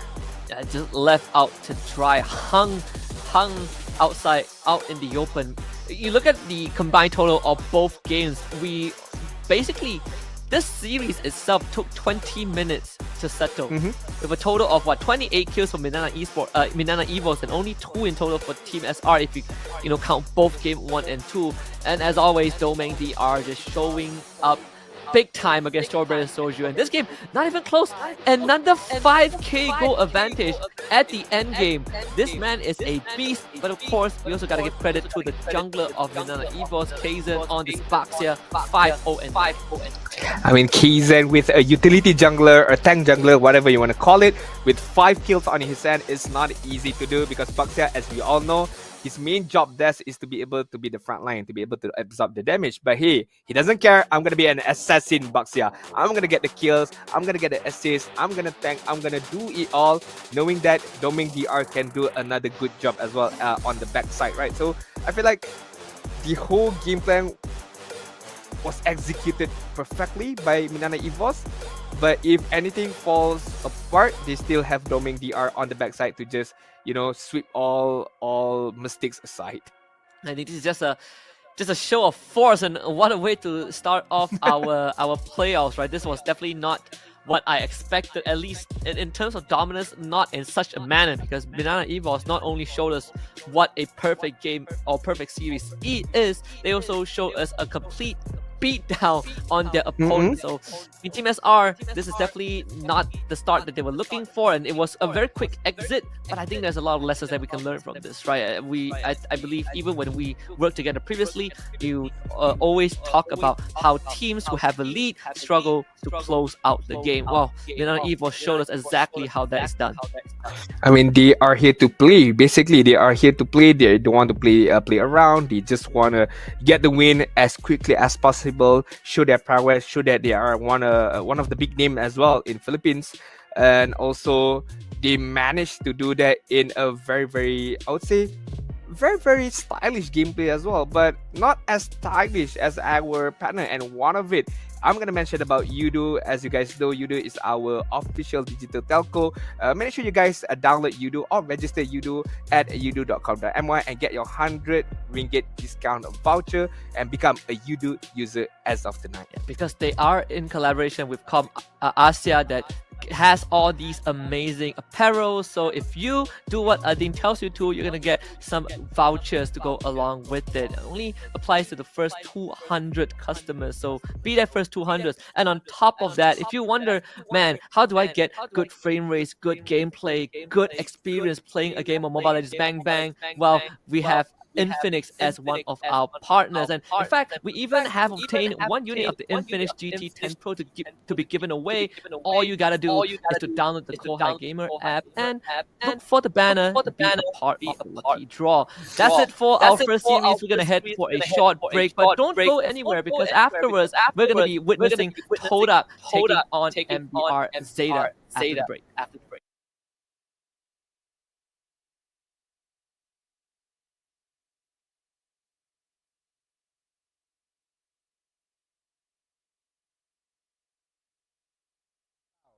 Korang boleh borak-borak santai dengan player lain dan boleh dapatkan latest info dan pelbagai hadiah menarik percuma dari Kohai. Best kan Kohai Game App ni? Macam-macam ada. Jumpa Cibi di sana. Adu skill antar negara lebih mudah dan terjadwal di Kohai Scream Arena. Menangkan hadiah tiap minggunya dan buktikan timmu yang terbaik di Kohai Combat Arena. Turnamen online non-stop pertama di Indonesia. Hanya di Kohai Combat Arena. Ikuti kapan saja, di mana saja. Kohai Infinity, saatnya jadi pemenang. Tersedia di Play Store dan App Store. 到達点にまで一気に駆け抜けてきたから、yeah、麻痺して笑ってるんだろう。あの日々の痛みも過去だから、多分僕は誰より強くなるはずさ。今最高到達点にまで一気に駆け抜けてゆくから、麻痺して笑ってるんだろう。あの日の痛みも過去だから、多分世界を敵にしながら崩れそうな足で踏みとどまる、あと少しだけ動いてくれ。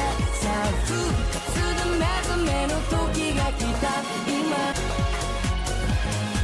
さあ復活で目覚めの時が来た今。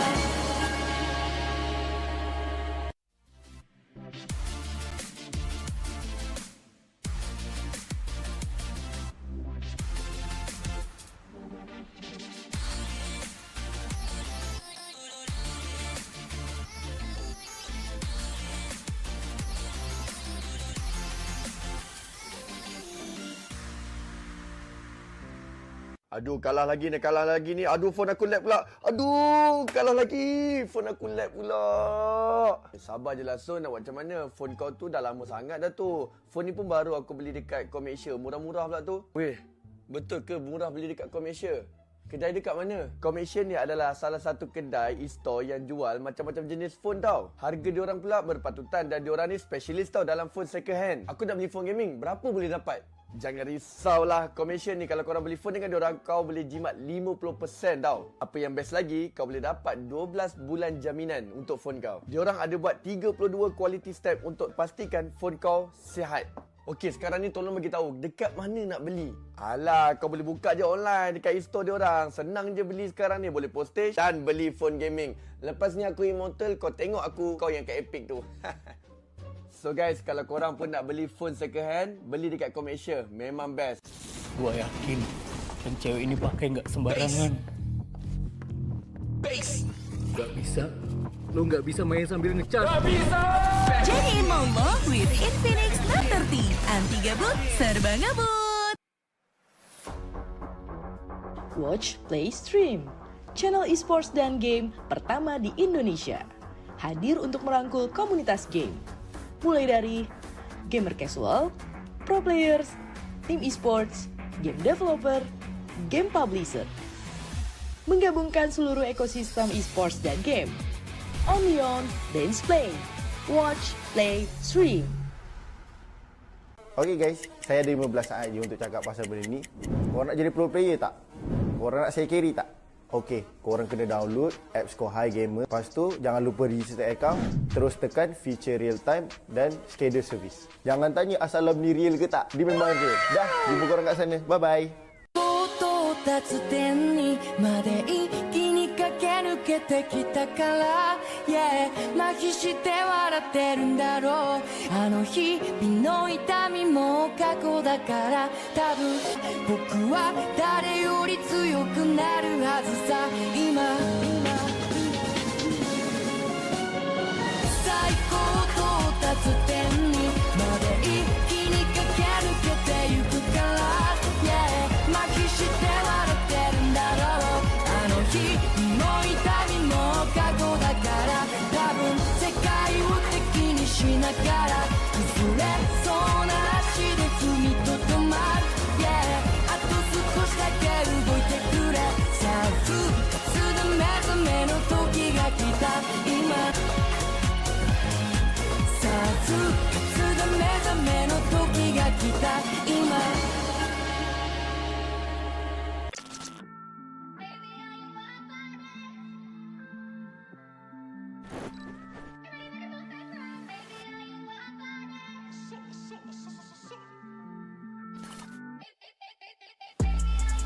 Ain't it different? I'll link my ting in LA. But I can't fly to the States, cause I got too much convictions. Apparently all I talk is prison, but I don't know no different. Cause I was in jail up north, when under the coalition. Fresh from my book, coke and whipped out, I put some roses where my wrist is. You ain't never made their birthday cake from digestive biscuits. But I had to take lemon juice to a piss test. Every day I look up to the Lord, give thanks for all this litness. Come home fresh out the system, gymless. Running with smoke on my Jones. Pigs wood with a camera on me, not the one from Dipset. I still can't mix pleasure with business, sorry princess. I come a long way from Can I call you Rose?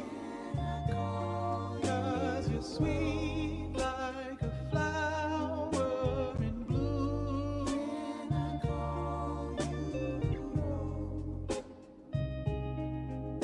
Can I call you Rose? 'Cause your fragrance takes over the room. Darling, I wanna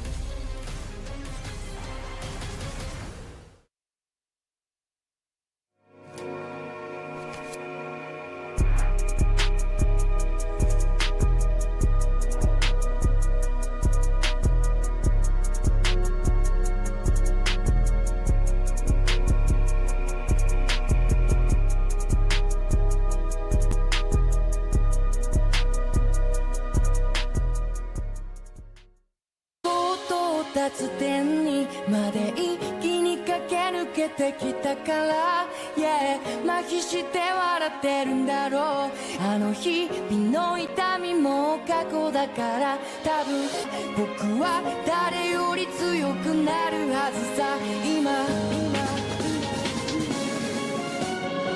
最高到達点にまで一気に駆け抜けてゆくから、yeah、麻痺して笑ってるんだろう。あの日も痛みも過去だから、多分世界を敵にしながら崩れそうな足で踏みとどまる、yeah、あと少しだけ動いてくれ。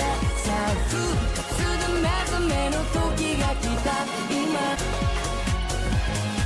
さあ復活で目覚めの時が来た今。Guys, so ComAsia's latest physical store is now open here at KL Central. Let's check it out. Here, you can find a variety of devices from Apple, Samsung, Xiaomi, and more. And look how good they look. I can't believe they're second-hand devices. So all of ComAsia's devices actually goes through a 32-step quality check to ensure 100% functionality and to make sure that the battery health is 80% and above. Additionally, if you're ever worried, they provide up to 12 months of warranty. And because they're all second-hand devices, you can expect to save up to 50% in comparison to buying a brand new phone. So what are you waiting for? Come to Lot 7A, Level 1 at KL Central, and I'll see you there.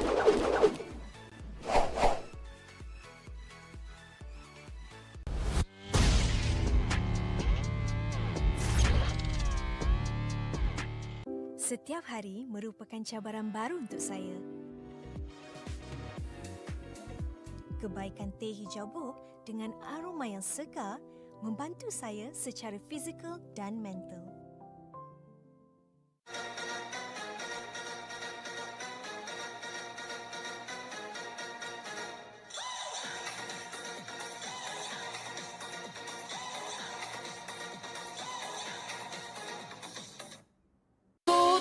達点にまで一気に駆け抜けてきたから、yeah、麻痺して笑ってるんだろう。あの日々の痛みも過去だから、多分僕は誰より強くなるはずさ。今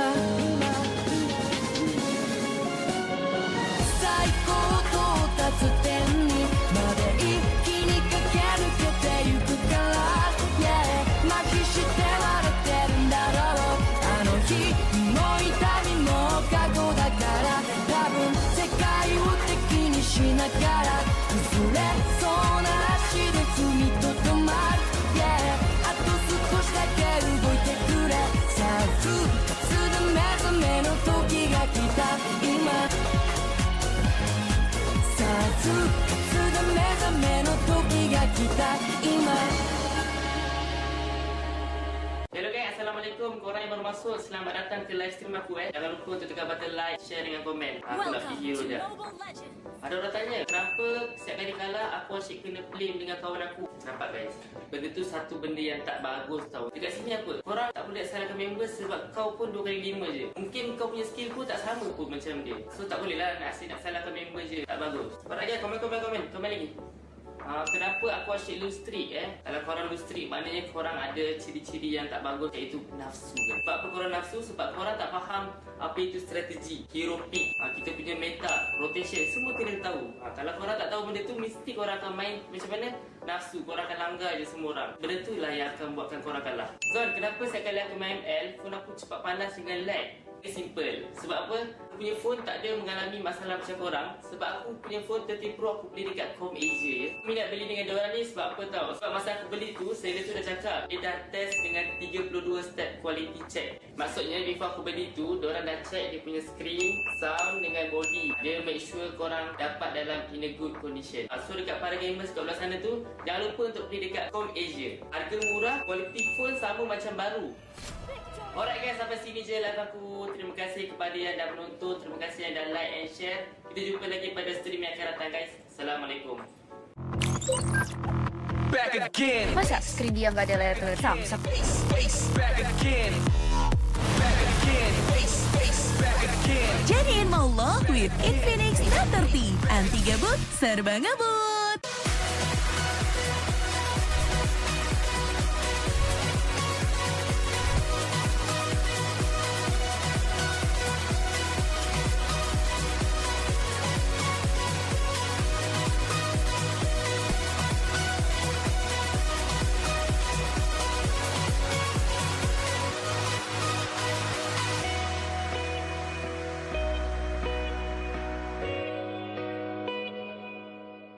Korang nak tahu tak apa rutin harian saya? Saya kalau bangun pagi saya akan exercise and then mandi. Lepas tu saya breakfast lah. Buat bosa. Okey, saya nak buat bosa sekejap. Bosa, kau tengok apa bosa? Tengah nonton turnamen. Taklah, saya nak buka Kohai Apps Gamer dulu lah. Dengan Kohai Gamer ni guys, kita boleh bermain dengan pro player yang macam saya yang akan push rank sama-sama dengan korang. Lepas tu nak tahu apa lagi menarik? Setiap minggu ada tournament Combat Arena, iaitu tournament yang free 24 jam dan korang berpeluang menang prize pool RM RM1,000. Nanti akan ada upcoming future di mana korang boleh berinteraksi dengan influencer ataupun gamer kegemaran korang melalui profil diorang. Korang even boleh book direct terus dan paling best korang boleh beli merchandise diorang. Yang buatkan Chibi enjoy sebab diorang ada komuniti diorang sendiri iaitu Discord dan WhatsApp tau. Korang boleh borak-borak santai dengan player lain dan boleh dapatkan latest info dan pelbagai hadiah menarik percuma dari Kohai. Best kan Kohai Game App ni? Macam-macam ada. Jumpa Chibi di sana. Adu skill antar negara lebih mudah dan terjadwal di Kohai Scream Arena. Menangkan hadiah tiap minggunya dan buktikan timmu yang terbaik di Kohai Combat Arena. Turnamen online non-stop pertama di Indonesia. Hanya di Kohai Combat Arena. Ikuti kapan saja, di mana saja. Kohai Infinity, saatnya jadi pemenang. Tersedia di Play Store dan App Store. 到達点にまで一気に駆け抜けてきたから、yeah、麻痺して笑ってるんだろう。あの日々の痛みも過去だから、多分僕は誰より強くなるはずさ。今最高到達点にまで一気に駆け抜けてゆくから、yeah、麻痺して笑ってるんだろう。あの日の痛みも過去だから、多分世界を敵にしながら崩れそうな足で踏みとどまる、yeah、あと少しだけ動いてくれ。さあ復活の目覚めの時が来た今、さあ復活の目覚めの時が来た今。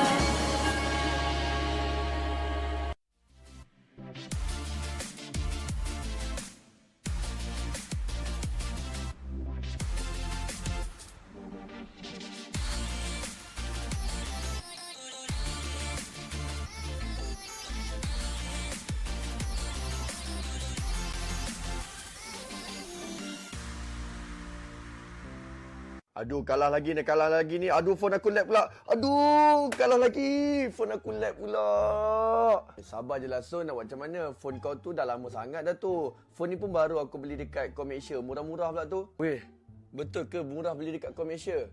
Kedai dekat mana? Komersia ni adalah salah satu kedai e-store yang jual macam-macam jenis phone tau. Harga diorang pula berpatutan dan diorang ni specialist tau dalam phone second hand. Aku nak beli phone gaming. Berapa boleh dapat? Jangan risaulah, Komersia ni kalau korang beli phone dengan diorang, kau boleh jimat 50% tau. Apa yang best lagi, kau boleh dapat 12 bulan jaminan untuk phone kau. Diorang ada buat 32 quality step untuk pastikan phone kau sihat. Okey, sekarang ni tolong bagi tahu dekat mana nak beli.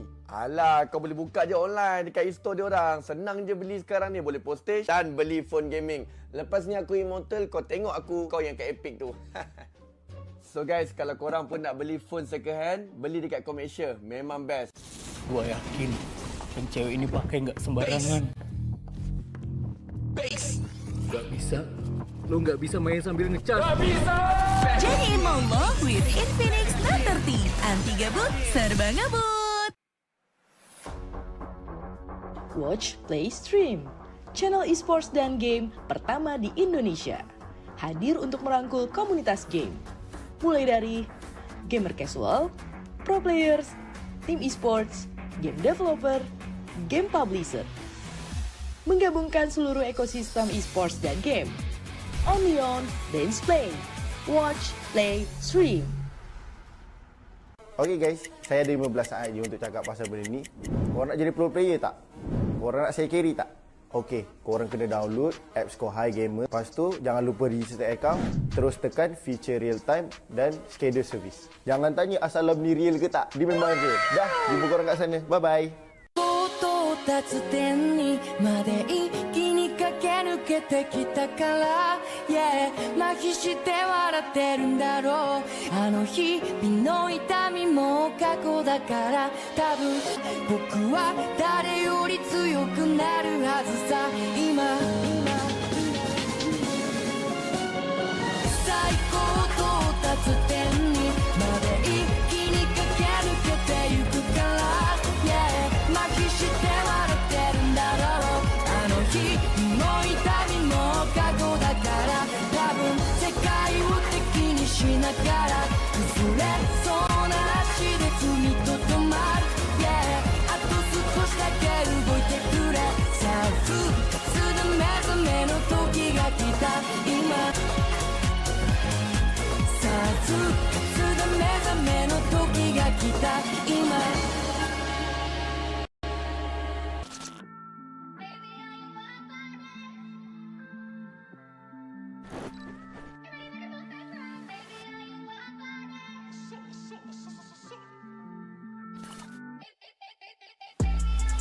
Ain't it different? I'll link my ting in LA. But I can't fly to the States, cause I got too much convictions. Apparently all I talk is prison, but I don't know no different. Cause I was in jail up north, went under the coalition. Fresh home, I bought coke and whipped out, I put some roses where my wrist is. You ain't never made a birthday cake from digestive biscuits. But I had to take lemon juice to a piss test. Every day I look up to the Lord, give thanks for all this litness. Come home fresh out the system, gymless. Running with smoke on my Jones. Pigs wood with a camera on me, not the one from Dipset. I still can't mix pleasure with business, sorry princess. I come a long way from bro. Can I call you Rose? 'Cause you're sweet like a flower in bloom.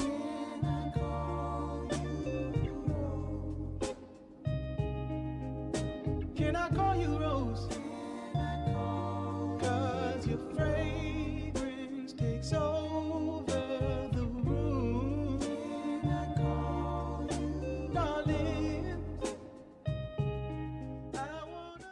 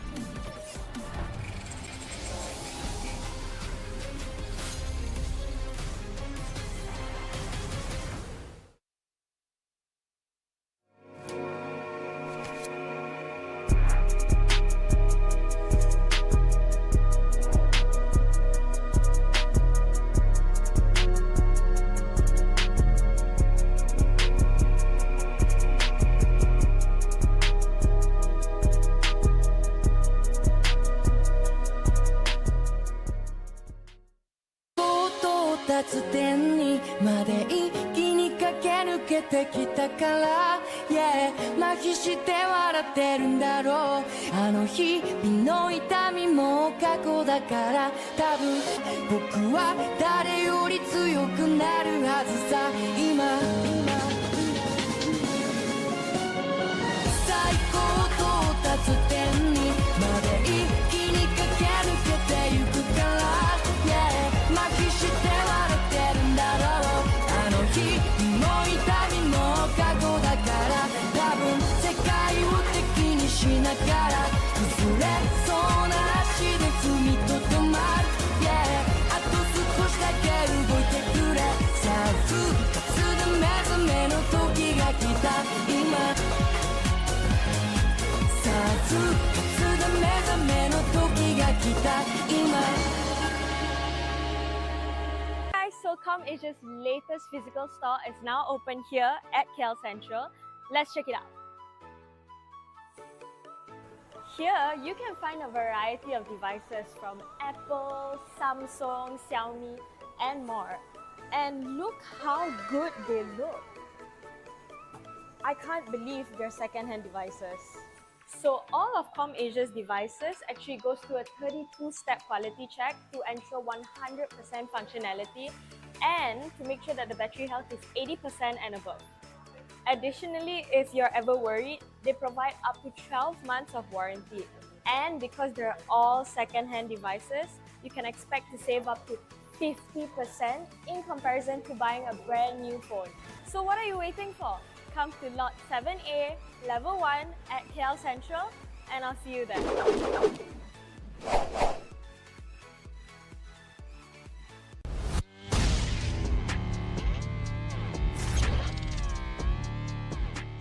Setiap hari merupakan cabaran baru untuk saya. Kebaikan teh hijau buk dengan aroma yang segar membantu saya secara fizikal dan mental.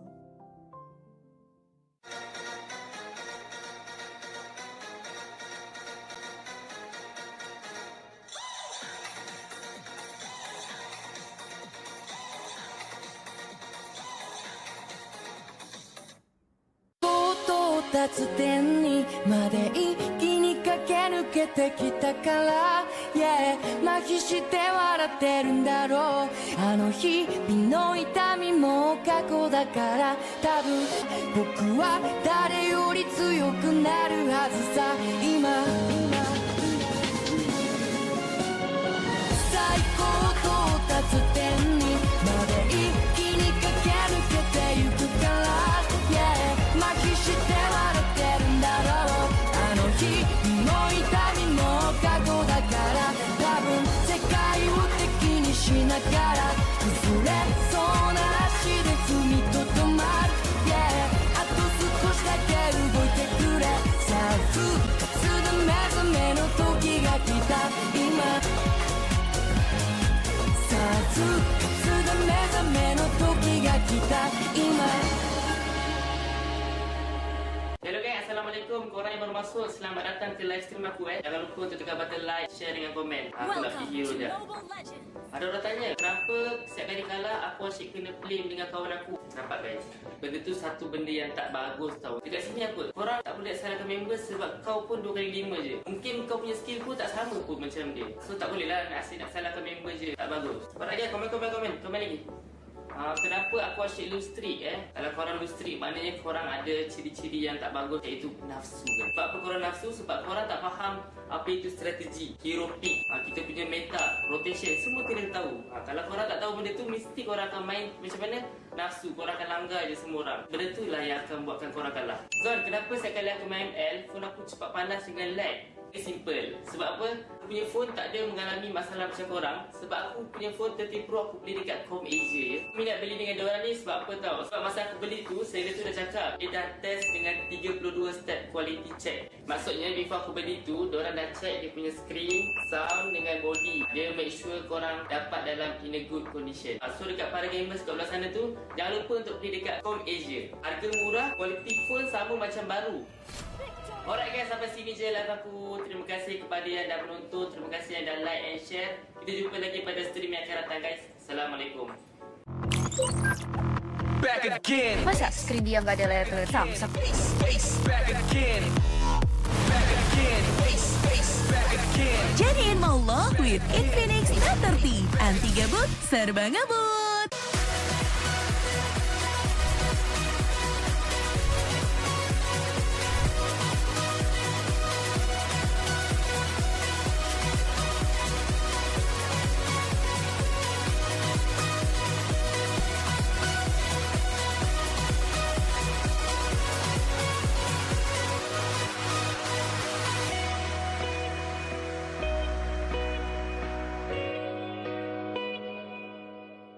Korang tahu tak apa rutin harian saya? Saya kalau bangun pagi saya akan exercise and then mandi. Lepas tu saya breakfast lah. Babosa.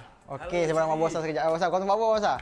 Tengah nonton turnamen. Taklah, saya nak buka Kohai X Gamer dulu lah. Dengan Kohai Gamer ni guys, kita boleh bermain dengan pro player yang macam saya yang akan push rank sama-sama dengan korang. Lepas tu nak tahu apa lagi menarik? Setiap minggu ada tournament Combat Arena, iaitu tournament yang free 24 jam dan korang berpeluang menang prize pool RM RM1,000. Nanti akan ada upcoming future di mana korang boleh berinteraksi dengan influencer ataupun gamer kegemaran korang melalui profil diorang. Korang even boleh book direct terus dan paling best korang boleh beli merchandise diorang yang buatkan Chibi enjoy sebab diorang ada komuniti diorang sendiri iaitu Discord dan WhatsApp tau.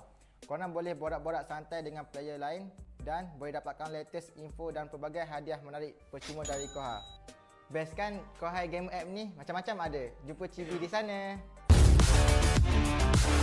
Adu skill antar negara lebih mudah dan terjadwal di Kohai Scream Arena. Menangkan hadiah tiap minggunya dan buktikan timmu yang terbaik di Kohai Combat Arena. Turnamen online non-stop pertama di Indonesia. Hanya di Kohai Combat Arena. Ikuti kapan saja, di mana saja. Kohai Infinity, saatnya jadi pemenang. Tersedia di Play Store dan App Store. 到達点にまで一気に駆け抜けてきたから、yeah、麻痺して笑ってるんだろう。あの日々の痛みも過去だから、多分僕は誰より強くなるはずさ。今最高到達点にまで一気に駆け抜けてゆくから、yeah、麻痺して笑ってるんだろう。あの日も痛みも過去だから、多分世界を敵にしながら崩れそうな足で踏みとどまる、yeah、あと少しだけ動いてくれ。さあ復活で目覚めの時が来た今、さあ復活で目覚めの時が来た今。Welcome back to the Kohai Southeast Asia Championship Season 2, and you're here with us, your shoutcasters. My name is Husky. Alongside me, I have Adine. We're getting ready for game number 2 between one of the hometown favorites for Malaysia, Todak, up against MBR Zeta from Indonesia. Yeah, correct. I mean, one from Indonesia, another one from Malaysia. We gotta see these two battle out. But we have to mention for our, one of our partners is Infinix. Make sure you guys get a hand of the smartphone itself. I mean, I've seen it before. I don't own it as of yet, but I am collecting my own dollar and cents to be able to purchase the phone. But the way I see it, the phone is quite good. It's in terms of the gameplay. When you run a Mobile Legends Bang on it, it's quite smooth. There's no lagging, there's no framing as well, so you can land those replays on point with the Infinix. Yeah, one of the best and most affordable phones that you can get. And alongside that, we also got to thank our organizers, Kohai Esports, our official second-hand specialist, Asia. Of course, like Adi mentioned, we're also partnered with Infinix, our apparel and merchandise partner, TNT Co, our official digital telco, Yudu, our official tea partner, both T. This is also powered by MPL Malaysia and MPL Singapore. We're also supported by Kementerian Belia and Sukan and Rakan Muda. And lastly, our strategic partner, GamesMY Esports, who also has a team playing in this tournament. We're going to see them down the road. For now, all eyes are on Todak. And I want to start it off by saying that there has been a lot of, guessing games going around. Who is going to go into Todak? Now the Dooms has officially been announced to be with the Selangor Red Giants. Well, guess what? Gary still on loan from Team Hawk over in Todak. So a lot of your guess, the public, has been granted. We're going to see Gary play in the jungle role. Yeah, and especially Gary playing with Todak, that has been requested for quite some time actually with the, the netizens is, I would say so. The public is asking for it, so you guys get what you wish for. But not only that, we can see the whole lineup as of now. Todak is going to be on the blue side on the first pick with Arrival, Zaim Sempoy, Gary, Momo, as well as Hazelnut. Meanwhile, on MBR Zeta. On the red side, we have Aviski, Renee, we have Renan Shah, we have Nonkia, as well as Skyline. Man, I think you're not only just good at calling out drafts, you're good at calling out lineups, right? You literally told me a minute before this that Rival is gonna play instead of Chiku, and we are gonna get Rival playing instead of Chiku, guys. For Todak, if I remember correctly, when they announced this lineup, Hazelnut should be in the roamer role, so that is going to be very, very interesting as well to see how the dynamic has changed. But aside from all these names, that there's one that has been a constant ever since week 3 of the MPL MY group stage. That man is Zyme Sempoy. Guy shows up in Todak, comes in mid-season during the transfer window, and instantly puts out one of the most solid mid-lane performances that we have seen. And I do wonder if he still has that fight for this championship. I will answer your question with yes, he still has it in his own belt, in his own capability as well. But right now, with this lineup, because we all know Gary is currently on loan for Toda, I'm not sure is it going to be a permanent move or not. It depends on his performance on Kohai, most likely, right? But if this lineup is going to be the main lineup for MPL Season 13 for Toda, I think it's a very, very strong lineup. He's not with another experience on hand, being able to partner up with Zyme Sempoy and Gary. That is a very, very dangerous, I would say, tri-lane, or I would say trio on the mid, jungle, as well as the roamer. But we cannot forget about MBR Zeta. I mean, in terms of tier 2 wise, I think Indonesia and Philippines has a very, very strong tier 2 scene, especially in the Indonesia, I would say so, because of the population is very, very large, and having the MDL over there as well, being able to train up those players. So I'm expecting a lot as well from MBR Wait. Zeta. Am I seeing this right? Yep. Well, we got a treat in our hands, people. We get the Bauman pickup and the Angela. Rewind back a few years ago where Bauman and Angela was a force to be reckoned with. And if anyone is wondering, wow, why is Bauman picked up? Now it's time for us to pull out the patch notes. Oh boy. So, I mean, Bauman did receive a lot of buffs and upgrades, right? We also seen the Baraz picked up by Todak. So we have two teams that definitely went through the patch notes. They had a bit more time to prepare. Baraz, one of the few heroes. We're going to have a lot of fun talking about this, Adine. I mean, Baraz first, right? Yeah, go ahead. Yep. 10 stacks instead of 25, so you get to stack out the passive even more. Changes to the ultimate, that one is going to be huge as well. Now you not only stand still, but you charge towards a single direction after charging up. It's easier to stack your passive, not only because it has less stacks, but the requirements is also simplified. You just need to hit your skills onto people. Your enhanced basic attacks also helps you maintain the stack. There's so many components, but TLDR, easier to maintain stacks, lesser stacks to charge up to max, and you have a lot more damage, and it's easier to land your abilities.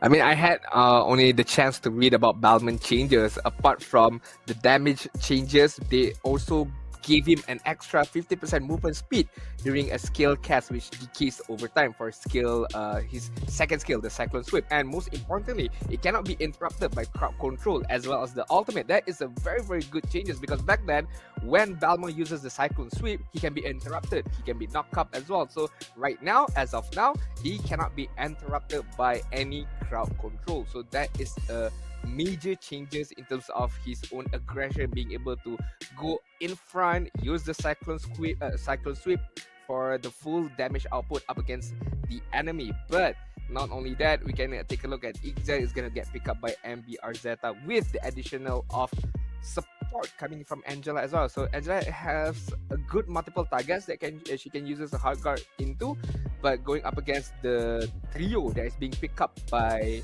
Toda right now, Matilda, Lydia, and Barat, is a very, very strong opponent. Which is pretty crazy, because not only can you not interrupt Bauman during his Cyclone Sweep, you also cannot interrupt him during his ultimate. So he gets to slam his ultimate onto you regardless of what happens. And if anyone who has played against a Bauman knows that that lethal counter is a deceptively painful. Sometimes you get one-shotted without expecting to get one-shotted. We do see the Tigro and Minotaur banned by Todak, so we take out all these team fight setters. No Benedetta and Yuzhong, so a lot of focus towards Momo, who traditionally has shown that Benedetta every once in a while. So a lot of respect given by MBR Zeta. A lot of homework done as well. They even pick up the gourd, and we have seen this, right? You are tanky, you have a lot of resistance as a barrage. Guess what cuts through you? True damage, and they have two of them. They have a gourd and they have a Bauman. Yeah, but right now what Barat has is the Matilda being able to go in and out with the circling eagle as well, the guiding wings to be able to help the Barats out. So I think Gary should be okay as of now, especially when the Mystic Gush is being opened up by guard. He has the mobility to run away with the help of Hazelnut. But it depends on the additional support coming in from Todak right now with the Nolan and the Bruno pickup. So it's going to be a Barat EXP lane, I'm guessing here. And Nolan is going to be the main jungler. I don't think it's going to be a Nolan EXP lane over here. We've seen that in our solo queue games before, for sure. But whether it's going to be a thing, I highly doubt so, because you do still need that purple buff to be effective. Though I would say though, now that it's so easy to stack your passive as the Baraz, I don't see why not you give it a shot, in an XP lane, right? And what's the worst case scenario? You're up against a Uranus from the side of MBR Zeta, so you have two big sandbags who are just gonna punch each other and no one will die. In this case, I think there actually is a logic, right? We are seeing Momo on that Baraz, so it's a Baraz XP lane. We thought that we had some treat in the first series, but series number 2, it kind of brings it up to the next level. I also want to take a look at the cast prediction for match number 2, brought to you by Comp Asia, our official second-hand specialist. And this time, at least for the Malaysian casters, we all are favoring Kodak. Yeah, I mean, I'm surprised to see one of our Indonesian casters is going to go vote for Todak. I mean, it's a big name in the MLBB industry, so I don't blame him. But the expectations as of now with the changes in the patch, I am not too sure, because anything can change, anything can happen in the Land of Dawn, right? Because we're not too sure of the current meta, what is the likelihood of certain heroes gonna get picked up. So right now, with the changes in Balmond, with the changes in Barat, and both of these teams picking it up for their own respective players, I would like to see what is the big changes for these two heroes. I mean, both teams have already kind of brought up certain picks that I would say we miss a lot. I'm not sure if anyone misses Bauman, but the fact that we haven't seen him in the competitive scene for such a long time is definitely a treat. The Baras as well, right? We've seen it like, once or twice in the regular season, and that was a wash. So let's head into game 1 of this second series between Todak and MBR Zeta. Todak on the blue, MBR Zeta on the red. Alright, as we can see, a bloodbath, I would say small scrimmages, trying to get the Lito Wanderer, who is in the favor of MBR Zeta. But again, I would like to just introduce you guys to the players. We have Hazelnut on the Matilda, Zaim Sempo on the Lilia, Gary is going to be on the Nolan, Momo is going to be on the Barats, meanwhile Rival is going to be on the Bruno. Meanwhile, MBR Zeta, Aviski is going to be on the Balmond, Rene Gord, Rehan Shah, my bad, is on going to be the Uranus, Nongkia is going to be on the Angela, meanwhile Skyline is going to be your gold lane Ixia. Which is definitely a bit of a role swap for Rival, right? Was the jungler, now the gold laner. But I also want to remind you guys that there is the One Piece Asia tour happening in Jakarta, and it is the biggest exhibition in Indonesia where you get to see the 5-meter giant Luffy figure and enjoy exciting games in 21 breathtaking different zones. And you'll be indulged with the biggest and tallest action figure, One Piece character with 360-degree view, and of course limited edition merchandise. You can go to the link to look at the One Piece ticket, get the details for the info. Of course, the turtle has just spawned 2 minutes in. MBR Zeta, they're going to be the first one to arrive at the sea. Alright, we can take a look at the dance of the turtle right now. Hazelnut is still level 3, not having the circling of the eagle. He's gonna, have some disadvantages on this turtle dance as of now, but Momo have the level 4. We shall see what's gonna happen next. So now welcome, charges through the wall, gobbles up Abiski. MBR Zeta still gets the turtle, but here comes the hard guy, Nokia about to go for the spin. First blood for MBR Zeta, Hazelnut on the run, but this Angela is too dang strong. 2 for MBR Zeta, and there's nothing Todak can do. Nothing that they can do, especially with the hard guard on the Balmond. It's an easy little counter plus retribution battle for Avisky getting that first turtle as well as the first 2 kills onwards to MBR Zeta side. A very good engage coming in from Momo right there, but it was, I wouldn't say it was all too late. It was just about the tankiness of Avisky right there. I'm surprised. This is such a big change for Baras, right? I initially thought that you couldn't charge through the wall, but apparently you can. Momo is absolutely bulldoze through the turtle pit.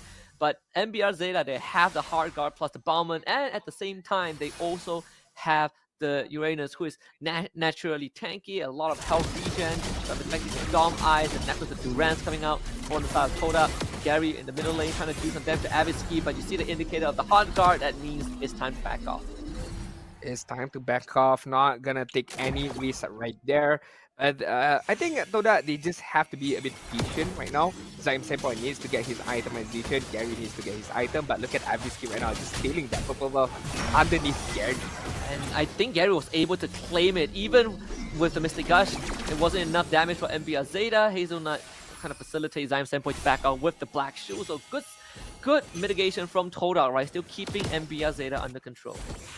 I mean, it's been so long, Husky, since Bara is back onto the scenes. I almost forgot the name of his ultimate skill, Deton's Welcome. So I feel like the changes with the ultimate should have a big impact. As you did mention right there, he can check through the wall, but look at Rene getting shredded by Gary right there. It just completely one-shotted. That's what you expect from a Nolan. Goes for the instant dive, and that not only gives him sort of a goal, some goal, but also allows him to keep up with Avisky, who did get the early turtle, and now Gary hits level 8. He's going to have the level advantage over this Bauman around this turtle pit, and with Momo and Zaim Senpai around, Avisky has no chance of getting over the contest. Gets knocked up, turtle goes over to Todak. He's going to get gobbled out, full barrage from Skyline, but the damage is not just there yet. Zaim Senpai does fall, but MBR Zeta will lose their jungler.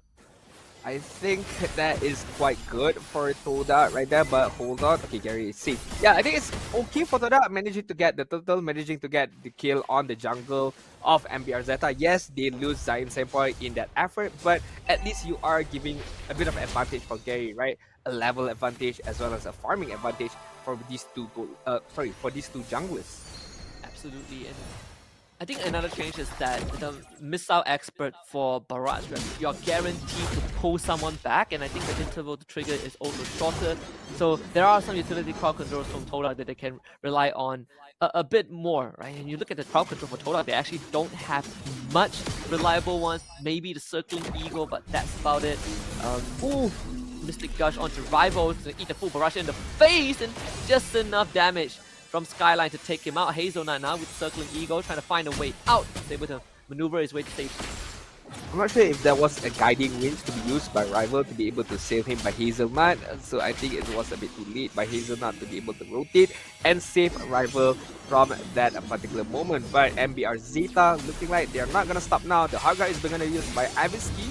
Momo, he's gonna be the target, escorted out with the guiding wind. So MBR Zeta, they will focus on the top tier 1. Nothing that Todak can do about it. Zaim Senpai is around, but he's not strong enough. The flags of the Oasis now bought by Nonkia. Actually, Gary comes in, pokes him for a bit. Now Hazelnut commits with a Circling Eagle. They find a kill on the angle. That's the target you need to kill. Momo gobbles up Avisky. The Mystic Gush not enough for Rene as Gary pressures him. So MBR Zeta ends up losing their support. That's a bit of too shame by Todak, right? Because the Detona's Walker was on point by Momo catching out Avisky, but the damage wasn't there by Todak to be able to kill that Bauman off. Nonetheless, looking at Todak right now, they use the opportunity to get the top turret immediately when they know that MBR Zeta have to back off. Even forced to flicker out of Skyline as well. So Gary making a lot of headway, keep making sure that he is always ahead of Avisky. Now 2 full levels ahead of this Bauman. Momo on the other end, he's going to be spotting this Bauman starting off Turtle. Hazelnut's going to be there. Gary shows up, do some damage to Rayhan Shah, but Avisky with the help of the hard guard goes for the Cyclone Sweep. They want to commit, at least trying to push Todak away. The hard guard is going to keep him alive. Momo now a bit unhealthy, has to use the flickers back off. But Zaim Senpai starting to put on the pressure. Circling Eagle from Hazelnut on a 2 Rayhan Shah. In a lot of danger. Momo has to back off. The guiding ring to get him out. Skyline has no more full barrage. And MBR Zeta back on the turtle. Down to less than 10 health. Rayhan Shah trying to keep Todak at bay. Momo looking for the opportunity, but the lethal counter will get the turtle for MBR Zeta. And Momo will be escorted out by the guiding ring. Very nice gameplay coming in from MBR Zeta. They know that Todak is going to kite them all the time, but they managed to retain the positioning by the turtle side, and managing to get the turtle is even a bigger advantage for them. But Todak, one big disadvantage right there is because of Momo did not have the Detona's Welcome in hand, so he could not engage further forward. So what he could have done is just kiting away. But then again, Gary getting a kill onto Nongkia. Yeah, Angela just getting found out. There's a Where? camping in the bush on the top side jungle. Momo does have the Daytona Welcome. They're trying to chip away Okay. at the health pool of Wei Hansha first, but it's not going to be an easy dive though. And I think Todak knows that they only have a siege minion. So this is not a commitment that they want to go for. Momo just showing up, just poking a little bit to stack up that passive. Wei Hansha holding 3 members of Todak away now with help. The hard guard is going to try to run down Rival and Hazelnut, and Momo actually might get abandoned. There's no guiding wind from Hazelnut. Momo is going to use that ultimate. The Daytona's Welcome spit them into the wall, and now with the guiding wind, they're going to flick on Momo, but Momo gets out, gets pulled away. Time Standpoint now to be locked in place with the puppet on string, but uses the flag shield to disengage the full Nice. does not do anything. Todak gets out. I mean, Hazelnut is the hidden MVP right there, saving Rival, saving Momo, saving Time Standpoint for that matter. A hat-trick of save coming in from Hazelnut. A very, very good micro-mechanic skills coming in from Todak right there. But MBR Zeta, I feel like they have a bit of advantage in terms of map control. They are kind of dominating a little bit on this riverside, and Todak just doesn't have that extra damage that they need to be able to pull things off, even though they have a very good initiator coming in from Momo or Hazelnut. But what they need is right now is damage from Nolan as well as Rival. All things considered, this is a very, very even game. Both teams equal net worth. When you look at the structures, both teams only lost one tier 1. Todak losing the top one, MBR Zeta losing the bottom one. But the Lord is going to spawn on the top side, and Todak will have Momo sitting on top of it. That's what the Barrage do best. Time Standpoint and Gary shove in the middle lane. The full combo from Gary to destroy Rainer's health pool, and that's 25 seconds without the board. I mean, that's an easy target for Gary, right? A stationary target is what he wants, is what he needs. But right now, looking at Momo as well as the Barrage. Goes for the combo of charges straight into Nongkia, and Gary comes in for the pickup. And now Hazelnut with Circling Eagle to knock out Evos with the lethal counter will take out Momo. So the jungler for Todak will die.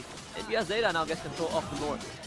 I mean, can they even do anything about it? Because Gary doesn't have his retribution. Meanwhile, Evos has the retribution on hand. Gary is gonna try to look for the kill, not be able to do that. It's just gonna dash it away, and most likely it's gonna be a Lord for MBR Zeta that wrap around right now. Yeah, reposition with the guiding wind, and now Mr. Gush trying to get Gary away. Gary tries to go for the one shot this time, not gonna find it. He's far away from the Lord, pulled in by the guiding wind, but not in range to get the steal. Rival will end up being sacrificed as MBR Zeta runs him down, so the Lord will go over to MBR Zeta.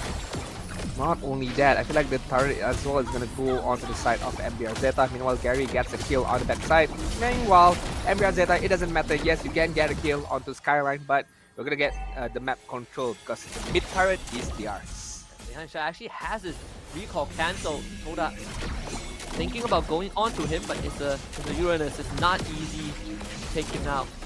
And this one is going to try and clear out this middle wave, this sandbag of MBR Zeta. Doing his job, making life hard for Todak.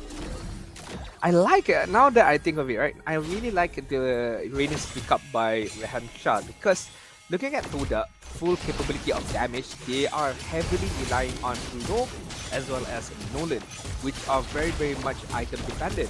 So as of now, from minute number 1 up until minute number 10, Uranus can just really roam around, absorb all the damage, and in case things go south, they still have the hard guard to be used on Rehan Shah. But we'll take a look at the itemization, right? Blade Armor, Oracle, as well as Dominance Ice coming in from the Uranus, hence why he's quite tanky. But before that, Gary able to get away again, just pulled to safety by Hazelnut. This Matilda, a 5-star Uber ride for Todak right now. And because they, like you said, they are going to get the map control. Top tier 2 is already down. And as long as you have, this brick wall plus the Angela, it's not easy for Todak to start doing these damage. And as the game goes on, you gotta start worrying about the Gore and his Mystic Projectile. If you get hit by a stun, that's an instant delete. Yeah, because not only that, I mean, looking at Gary's gameplay or playing style, he wants to go onto the back line. So he wants to find people like Skyline or Nongkia. So he doesn't care too much about Rehan Shah. Meanwhile, Rehan Shah is not allowing the members of Toda, like Zaim Sempor or Rival, to be able to follow up onto Gary. So it's a bit of rock, paper, scissors right now. Good, the fact that Gary can go to the backside, but it's not good for them, the fact that Zaim Senpai, Hazelnut, or even Rival cannot join in the team fight because, as you mentioned, the brick wall of Rehan Shah is blocking them from being able to go forward. And Gary used to have that level's lead, but now both junglers are at level 15. Second Lord up in about 35 seconds. And, you know, Toda, they have a lot of housekeeping that they need to do. And while Toda is doing the housekeeping, they also actually was able to find Rehan Shah. This could be a kill, but Rehan Shah is flickered safety, and it's a good time for us to talk about Comp Asia, our second-hand partner, because Zaim Senpai will be able to get away. And you want to get some good second-hand devices, Comp Asia actually partner with Yudu. Just gotta sign up, and you will be eligible for a 100 ringgit voucher for the first 200 people signed up. Yeah, make sure you get that voucher as soon as possible. Don't miss out on that opportunity. It's looking like MBR Zeta is pulling off the trigger as of now. They're playing quite passively. They're just kiting around, just trying to get a vision onto to see that where is the location of the members of Toda. And looking at the composition again from MBR Zeta, they are kind of playing a 4-1 combination, leaving Rehan Shah on the bot side just there to trying to clear out the minion wave. And Gary right now gonna get spot out by Nongkia. Again, just forcing out the flicker from Nongkia. And Gary has been actually putting a lot of his weight, but Toda have majority of their team is on the bottom end. Look at that. Rival actually will opt to clear the bottom wave, so Momo will reset the Lord. Despite a bit more time for Toda. Gary comes in for full combo, wasn't able to take Aviski down. This Bauman is very, very durable. And MBR Zeta, they might get this Lord for free. They're throwing every single ability. Momo sees it happening, but Gary isn't even nearby. Rehan Shah single-handedly pushes him away. MBR Zeta gets the Lord, and now the Arga onto Nongkia. Momo misses the Daytona's welcome, will need to be escorted to safety. And this is not even a contest. MBR Zeta now have control of the game. And this is why I feel like the Uranus pickup by Rehan Shah is on point. Very, very good. Looks like how he single-handedly zoned out 4 members of Toda right there. Especially Gary could not be able to, I would say, close the distance between himself up onto the Lord to be able to contest it. So props to Rehan Shah from what he did right there. It looks like he is benefiting from the Infinix GT10 Pro because his gameplay is very, very much smooth. There's a giveaway happening right now, so all you gotta do is to download the Kohai app.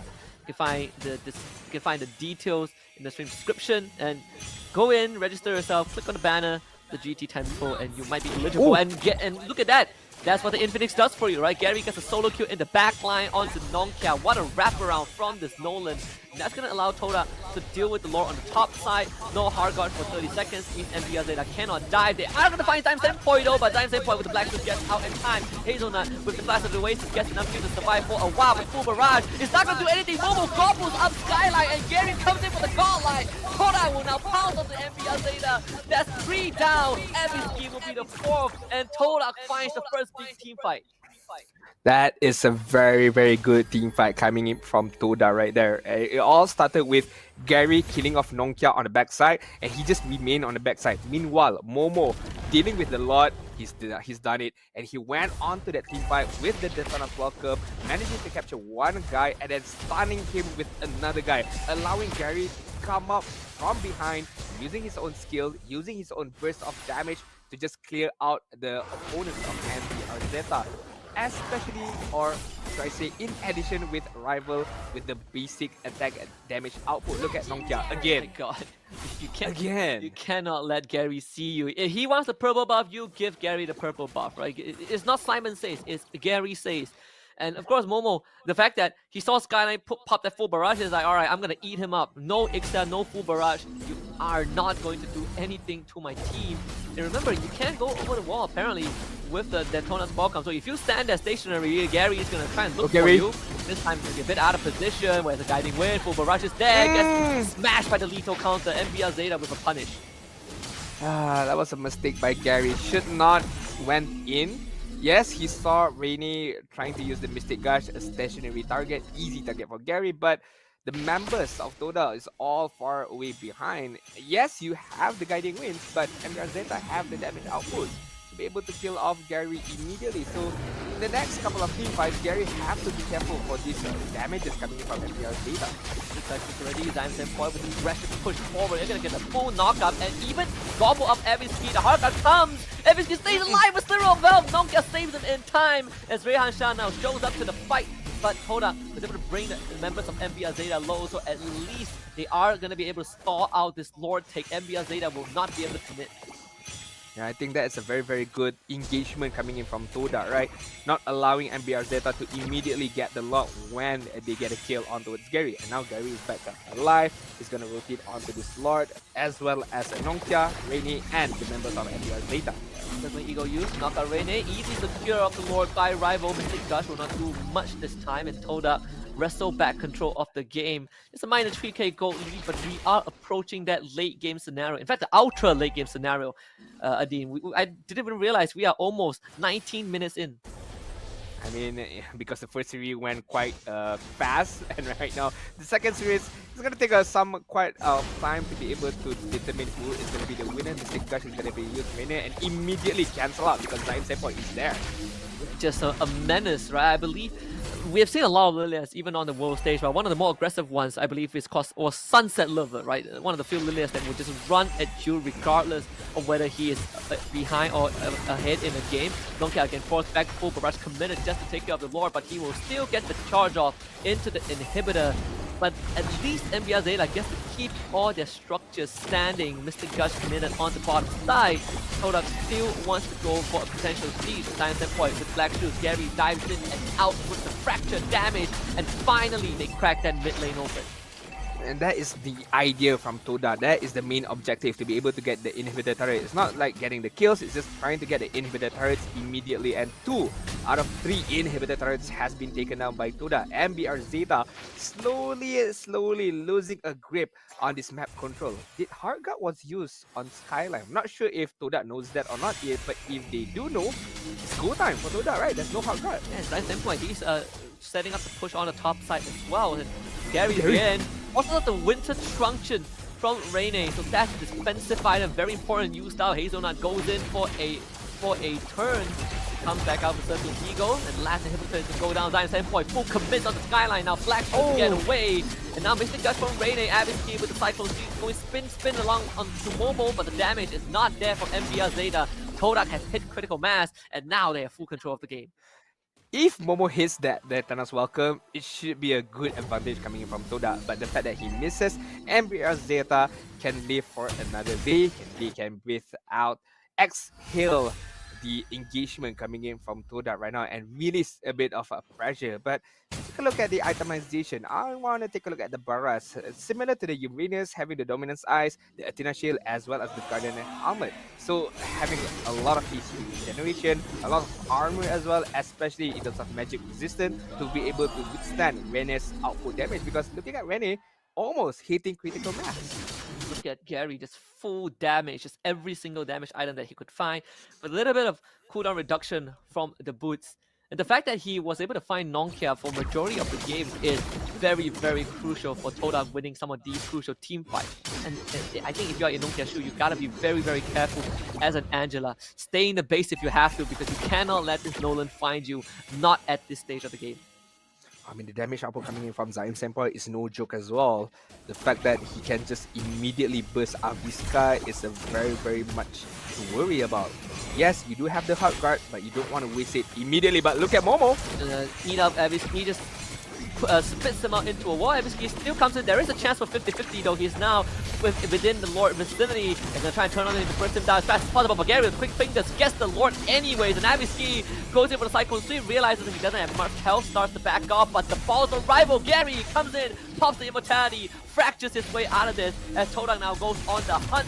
Hazelnut finds Nongkia's the Skyline as well, waiting for the Circling Eagle to come back online. But Todak, they are now in full control. The Lord coming down mid.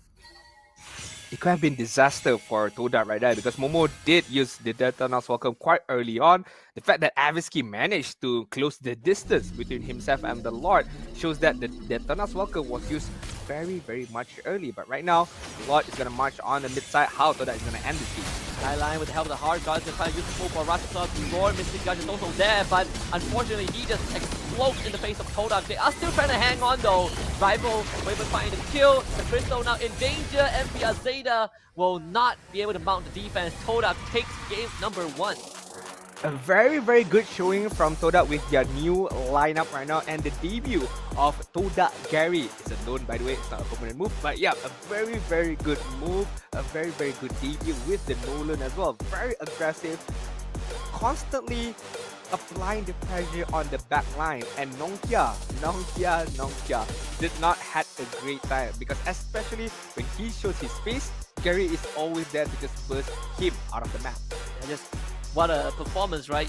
I mean, we speculate that there's a theory that whether Gary stays for next season depends on the performance. I think this is a very good debut for the team. We also get to see this Bauman, the newly buffed up Bauman, the newly changed Baraz in the XP lane of all roles. I think this is what a treat we have for game number 1. But especially also the fact that Nolan slipped into the second pick phase. That is something unheard of. Yeah, I mean, the fact that they could have flexed the Barat's pick, because I thought it was going to be a Barat's jungle, but the 4th pick coming in from Todak just turns things around for the game. Was a very, very good change.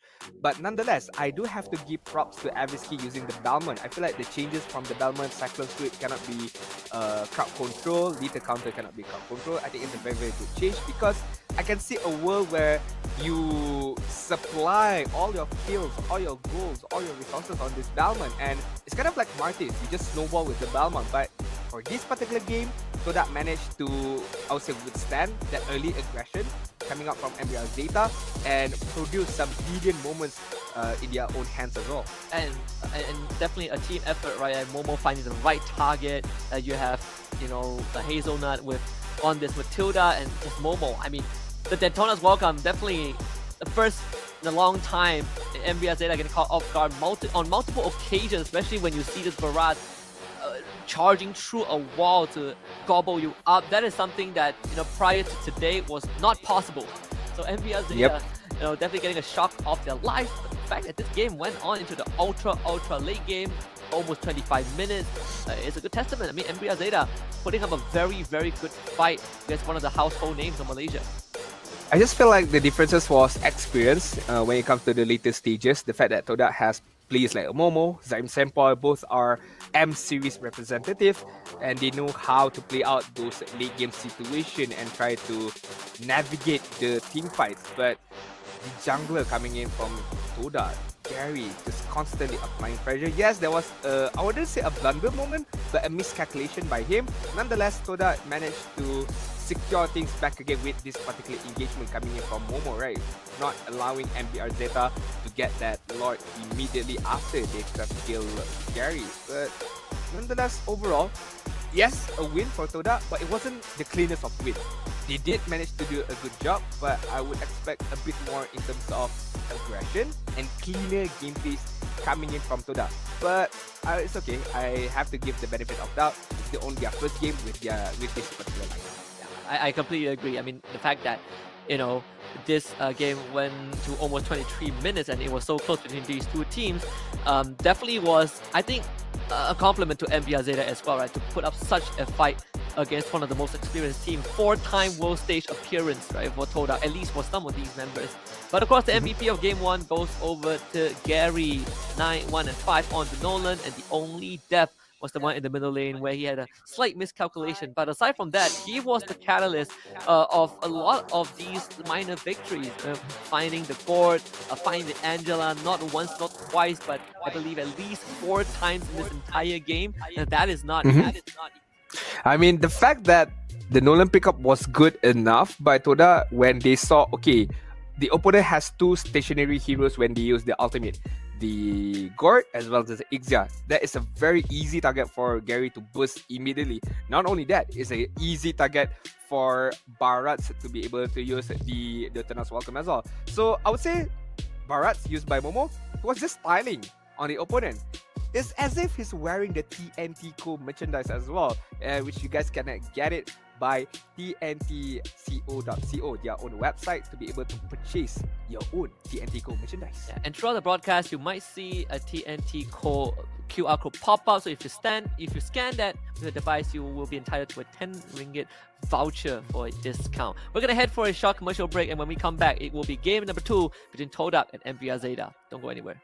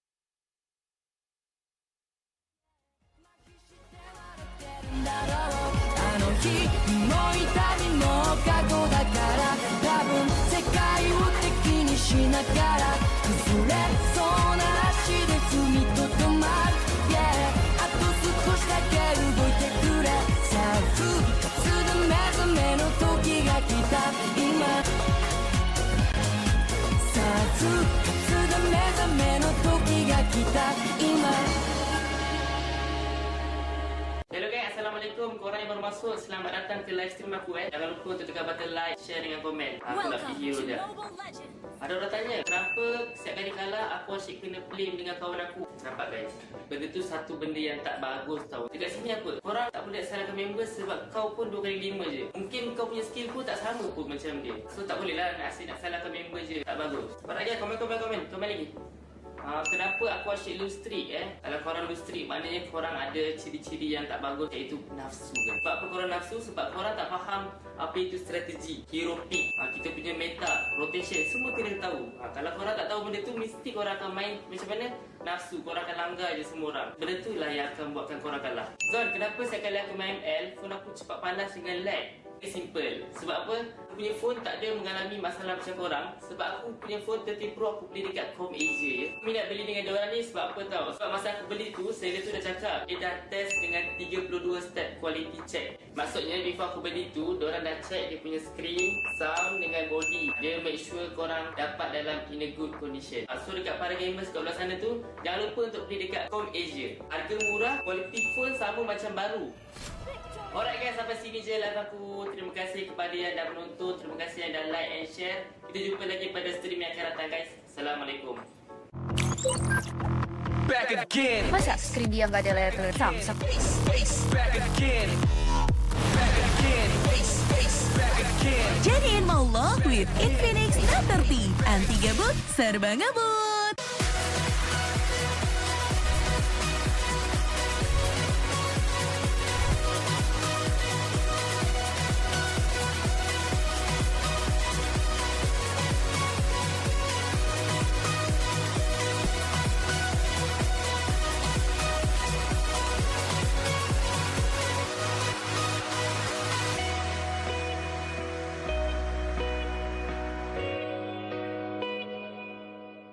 Korang nak tahu tak apa rutin harian saya? Saya kalau bangun pagi saya akan exercise and then mandi. Lepas tu saya breakfast lah. Babosa! Okey, saya nak Babosa sekejap. Babosa, kau tengok Babosa? Tengah nonton turnamen. Taklah, saya nak buka Kohai X Gamer dulu lah. Dengan Kohai Gamer ni guys, kita boleh bermain dengan pro player yang macam saya yang akan push rank sama-sama dengan korang. Lepas tu nak tahu apa lagi menarik? Setiap minggu ada tournament combat arena, iaitu tournament yang free 24 jam dan korang berpeluang menang prize pool RM RM1,000. Nanti akan ada upcoming future di mana korang boleh berinteraksi dengan influencer ataupun gamer kegemaran korang melalui profile diorang. Korang even boleh book direct terus dan paling best, korang boleh beli merchandise diorang yang buatkan Cibi enjoy sebab diorang ada komuniti diorang sendiri, iaitu Discord dan WhatsApp tau. Korang boleh borak-borak santai dengan player lain dan boleh dapatkan latest info dan pelbagai hadiah menarik percuma dari Kohai. Best kan Kohai Game App ni, macam-macam ada. Jumpa Cibi di sana.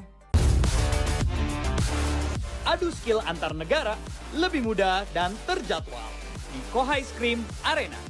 Menangkan hadiah tiap minggunya dan buktikan timmu yang terbaik di Kohai Combat Arena. Turnamen online non-stop pertama di Indonesia. Hanya di Kohai Combat Arena. Ikuti kapan saja, di mana saja. Kohai Infinity, saatnya jadi pemenang. Tersedia di Play Store dan App Store. 到達点にまで一気に駆け抜けてきたから、yeah、麻痺して笑ってるんだろう。あの日々の痛みも過去だから、多分僕は誰より強くなるはずさ。今最高到達点にまで一気に駆け抜けてゆくから、yeah、麻痺して笑ってるんだろう。あの日々も痛みも過去だから、多分世界を敵にしながら崩れそうな足で踏みとどまる、yeah、あと少しだけ動いてくれ。さあ復活で目覚めの時が来た今、さあ復活で目覚めの時が来た今。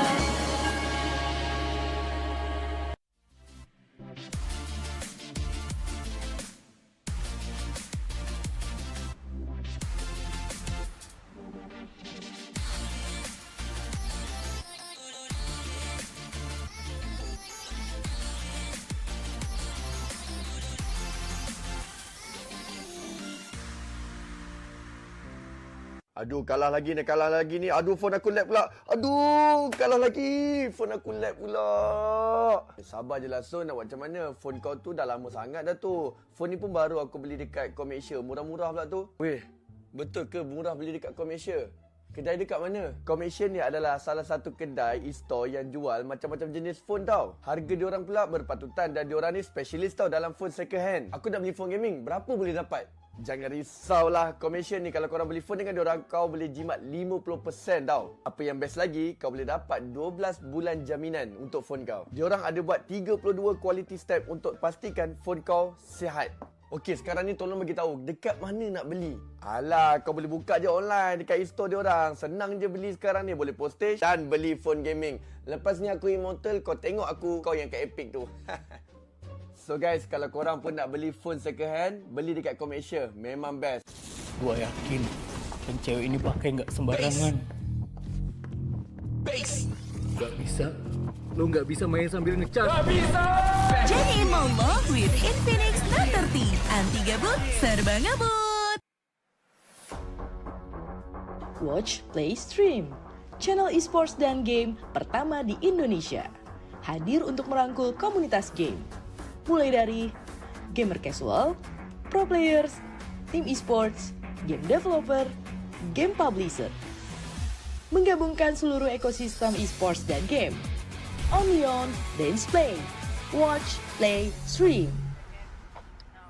Okay guys, saya ada 15 saat lagi untuk cakap. Welcome back to the Kohai Southeast Orang Asia pro Championship Season 2. We just got done with game 1 of the second best of 3 between Todak and MBR Zeta. It was a close game. Some interesting picks for the new patch, but Todak came out on top. You're here with us. My name is Husky, and alongside me is Adi. Yep, and do not forget where Kohai Season 2 Championship, Kohai C Championship Season 2 is organized by Kohai Esports, official second-hand specialist Com Asia, partnering with Infinix, apparel and merchandise partner TNT Co, official digital telco partner Udo, official tea partner Boti, powered by MPL Malaysia, as well as MPL Singapore, supported by Kementerian Bila dan Sukan and Rakan Muda, as well as strategic partner GamesMY Esports, where I agree we did manage to see the Barats, the Balmond, but Husky, I have to complain. We did not get to see the full potential of this hero. So I want to see more and more and more. And I'm pretty sure that our wish, your wish, will be granted the deeper we go into this tournament, right? Because this is just day 1 with 32 teams to go through. By the end, we reach the finishing line. We're probably going to see some crazy picks. But perhaps these two teams are going to continue that route of insanity with game number 2, as MBR Zeta now puts himself on the blue side and Todak on the red. Fanny being the first ban as always. Alright, I don't have any arguments in terms of the banning because for game series number 1 as well as game series number 2, we've seen the standard bans coming in from both sides. But game number 1 between Todak and MBR Zeta, they did not ban out the Matilda, which was, I would say, causing a lot of problems for MBR Zeta. But as of now, Todak is gonna ban out that hero immediately. As we can see, numerous of times MBR Zeta trying to get a kill onto his rival, onto his Momo, onto his Zaim Senpai, but being saved by the Matilda. So I feel like for this current patch, Matilda is still a very, very strong unit of a hero. And I think without this Matilda right now, the Angela could be a more important option for MBR Zeta, because back then in game 1 they couldn't lock people down with the puppet on a string because they get pulled out by the guiding wind. So I'm looking forward to see if MBR Zeta would go for the Angela again, just like game 1. They're banning out the Claude, the 1-1 gets taken out as well by Todak. And we also know Todak as one of the more creative teams, so I know the fact that they brought up Baraz XP in game 1 is already a treat. But there's also one hero that I think needs to be considered, the Nolan. The Nolan, yeah, I think the Nolan should be banned out here. If not, it's gonna cause a lot of issues. How Gary uses it in the game 1, I feel like Avisky can use it in game number 2, just demolishing the backlines of Todak. So should be the ban here, but wouldn't be the ban for Todak. They're gonna ban out the Karita and letting out the Nolan available to be picked up by Avisky. I think it's a no-brainer unless they are not comfortable using the hero. That is crazy, right? I definitely did not see this Karita ban coming out, but Bauman getting picked up means that, oh boy, there might be an Angela, right? Nolan Angela for Todak, that could be an opening. I think we have seen it a couple of times of that being picked up, or maybe they just go for the Nolan and someone to deal with the Angela afterwards. I feel like Nolan, no, not Nolan, sorry, Barat's Angela could be the pickup, because why? I don't think that MBR can pick up the Nolan here unless they want to flex the EXP lane on the Balmond, which I don't think is the best idea. So they could just ignore the Nolan and probably secure, again, the Barat's Angela is a very strong opener, or the Bruno Angela could be another good opener as well. But looking like it's gonna be a Bruno while Arlot opener coming out from Todak. So no Nolan, no Angela, not even a Faramis. This is a big switch up from the side of Todak, especially Arlott, who has been completely banned out, ignored in first series, and just not even in game 1. It was banned in the second phase. The ball is back on MBR Zeta's court. Do they still want to go for the Angela? They are going to stick with the Ixia, which was their third pick in game 1. So if they pick the Angela, we are essentially going back to the exact same opening sequence for MBR Zeta. But this time, they're going to switch up a little bit. They're going to stick with the Florin. It's gonna be a Florin support, trying to help out Avisky securing the neutral objective. Not only that, trying to get the Ixia, a better farming opponent, I would say so, for Skyline. But since Todak likes to experiment a lot with the heroes, right? Why don't they pick the Alice right now? I feel like could be a good idea maybe, and the Alice jungle back again in the meta. But as of now, they're gonna go for a much more comfortable pick for the Zaim Senpai. He did quite well in game number 1 with the Lilia dishing out a tons of damage, and I want to see even more aggression coming out from Zaim Senpai. Especially if you're a stationary target, right? Those gloom stacks are going to eat you alive, and that's what we sort of saw happen to Skyline towards the tail end of game number 1, where he stands there with the full barrage and Zaim Senpai just runs in, eats up the full barrage, and uses the gloom to blow him up. Second ban phase though, looking at MBR, they are looking for a mid laner and XP laner. First and foremost, Novara gets banned out. Good ban coming in from Todak, and I'm expecting maybe a guard ban for the last ban from Todak. Meanwhile, for MBR Zeta, Todak doesn't have a jungler as of yet. Could ban the Nolan, but no, it's gonna ban out the Yuzong. Even though they see the Arlot already, maybe they are expecting that this Arlot could be flexed on the Roamer side, so hence why they ban out the Yuzong. And that is a big possibility, right? I think we also haven't really tapped into the hero pool of Hazelnut in the support role. I think this is the first time we see it, at least in a tournament setting, for this young man. So no Yuzong.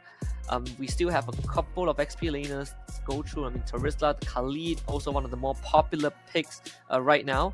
But for the side of Todak, what are they looking for? Are they still looking for an XP, a mid laner ban?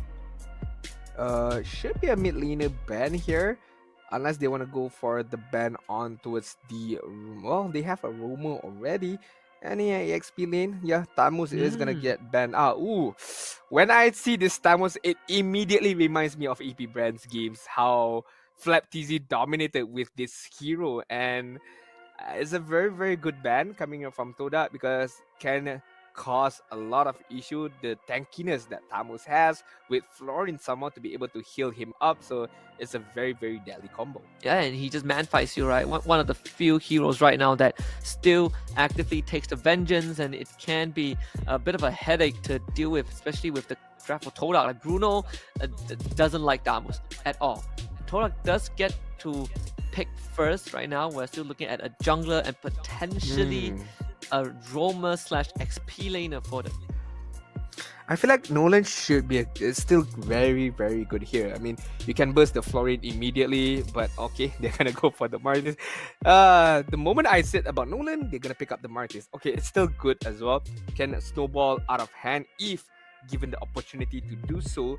But then again, needs a lot of help coming out from Arlott with the final slash to be able to the gap closer, I would say so, for Gary to be able to decimate his opponents.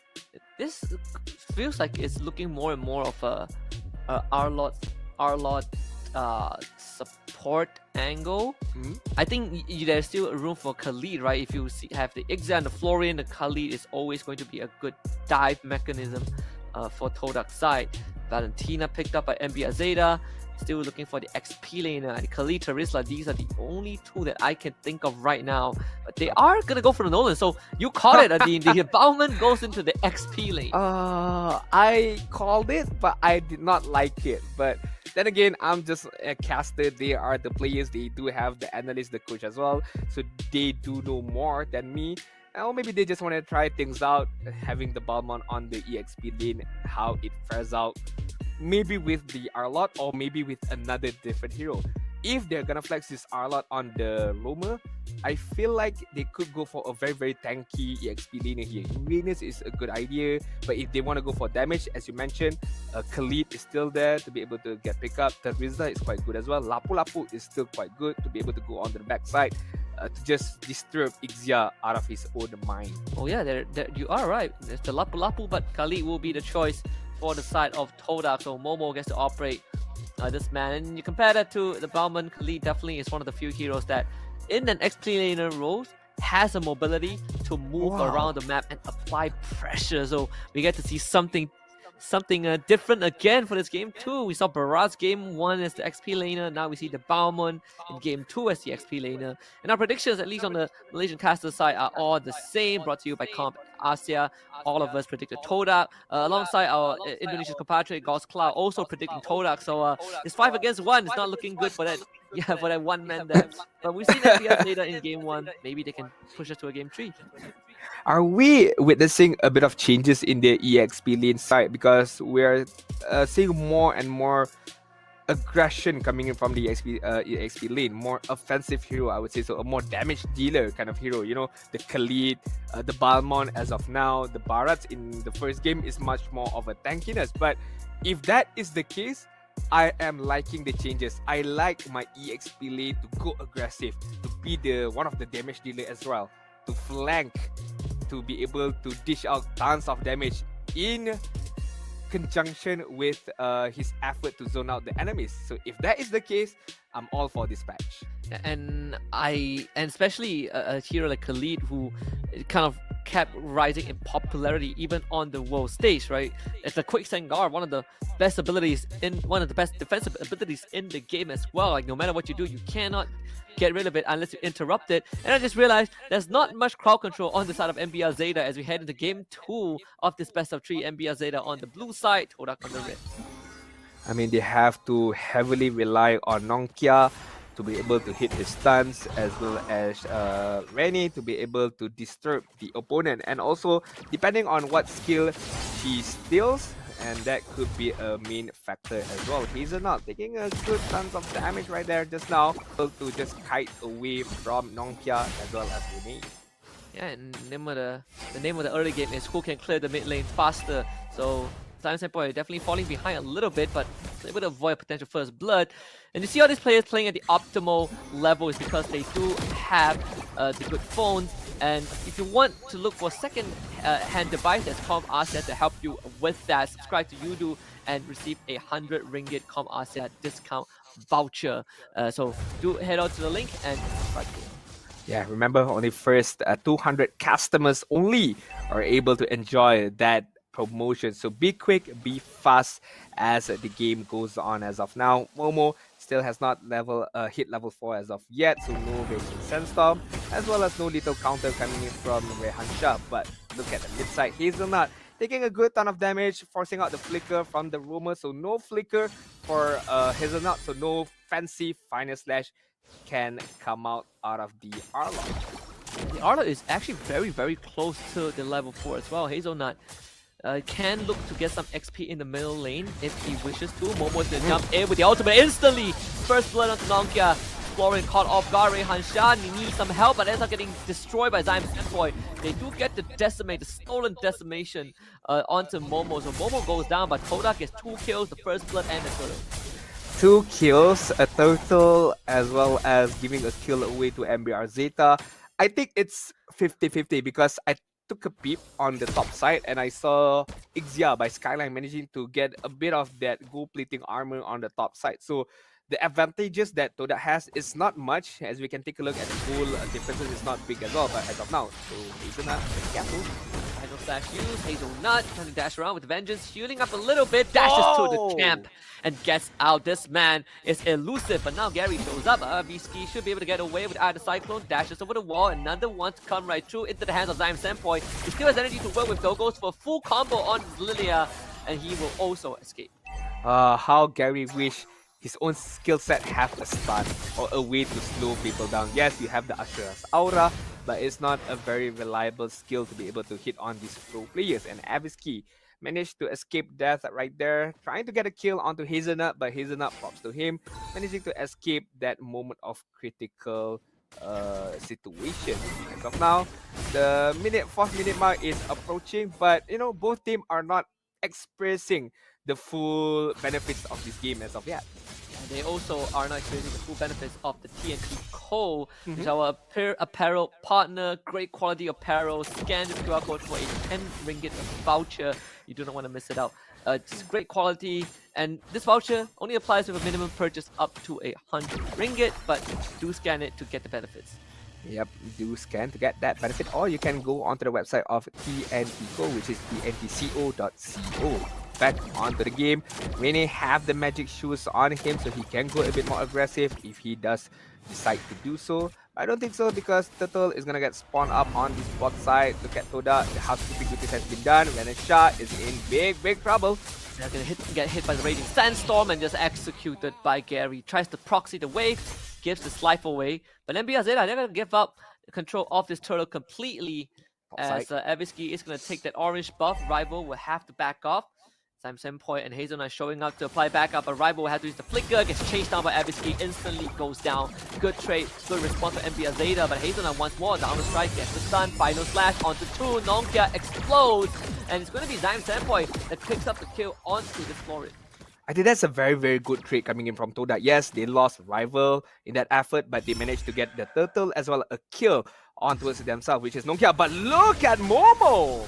Flicker's Desert Tornado, but he's gonna give his life out. The quick stun guard, not enough. Momo actually, I believe has the Raging Sandstorm, but didn't use it. Avisky now looking for Zyme Senpoi, who used the Black Shoe, and Avisky is in a rough position. Final slash does miss, but Gary closes the distance with the decimation to finish him off. This is what Todak wants, be able to get Gary a bit of kills, be able to snowball ahead out of this game. But MBR Zeta slowly but surely losing a grasp on this game, losing a bit of a good lead, a bit of map control, but it's not over yet. It's only the 6 minute mark, and looking at Avisky, it's not far away in terms of level. Both are level 9s, but I'm pretty sure in terms of farming, Gary is just a bit ahead as of now. Definitely having a time. Just 2-0 on the Matis. Evos this time also keeping up the pace, like you said. 2-1 on the Nolan. Todak turning their attention towards the bottom side. They want this tier 1 and they want Rayhan Shah. Nongkia and Rene will show up though. There's also the Bloom from this Florin to keep his team alive, but Zion Senpai starts putting on the pressure. Gary there with them. There's the mortal call, but actually they just blow up Zion Senpai with the lethal counter. Zion Senpai not paying attention to the Bauman, and Hazelnut is going to start getting ran down. Down the strike has to flicker safety. Gary also out of position, forced away. I'm not sure what happened there by Todak. It's just that the open-handedly just received all those damages by Lilia, and as you mentioned, did not focus by the little counter that came out from Rayhan Shah, managing to get a kill onwards to Zaim Senpai. Yes, Todak managed to get a turret, but losing out Zaim Senpai in the process is not ideal for this mid team. It's going to be MBR Zeta having advantage at Turtle. Gary looking for an opportunity. Ashura Laura can't get it. Retribution goes over to Aviski. Todak now starts to back off. Rayhan Shah comes in with a Cyclone Sweep. Hazelnut will dash away and Gary will facilitate the escape. Todak completely back off. Todak have to back off because MBR Zeta as of now is holding back the momentum of the game, having a very, very good engagement, a good kiting as well. Yes, they are losing a bit of turret on top as well as the bot side, but in terms of map control, they are holding it back yet again, looking at applying the pressure onwards to Gary, but doesn't have enough damage to be able to just poke these Marquis out. Oh, absolutely. And right now, actually, for MBR Zeta, in the Raging Sandstorm onto Rayhan Shah, actually found out by Momo. They are very aware of where he is, so this Bauman ends up going down. Third death for him in this game. Conceal onto Hazelnut. Potential final slash. Rene is going to get swept back. Just stands in front of Hazelnut. The disrespect punished by Todak. Oh, I mean, mistakes coming out from MBR Zeta right there. As you mentioned, not respecting the final slash from Hazelnut. It's just not good enough for MBR Zeta. Giving a free kill.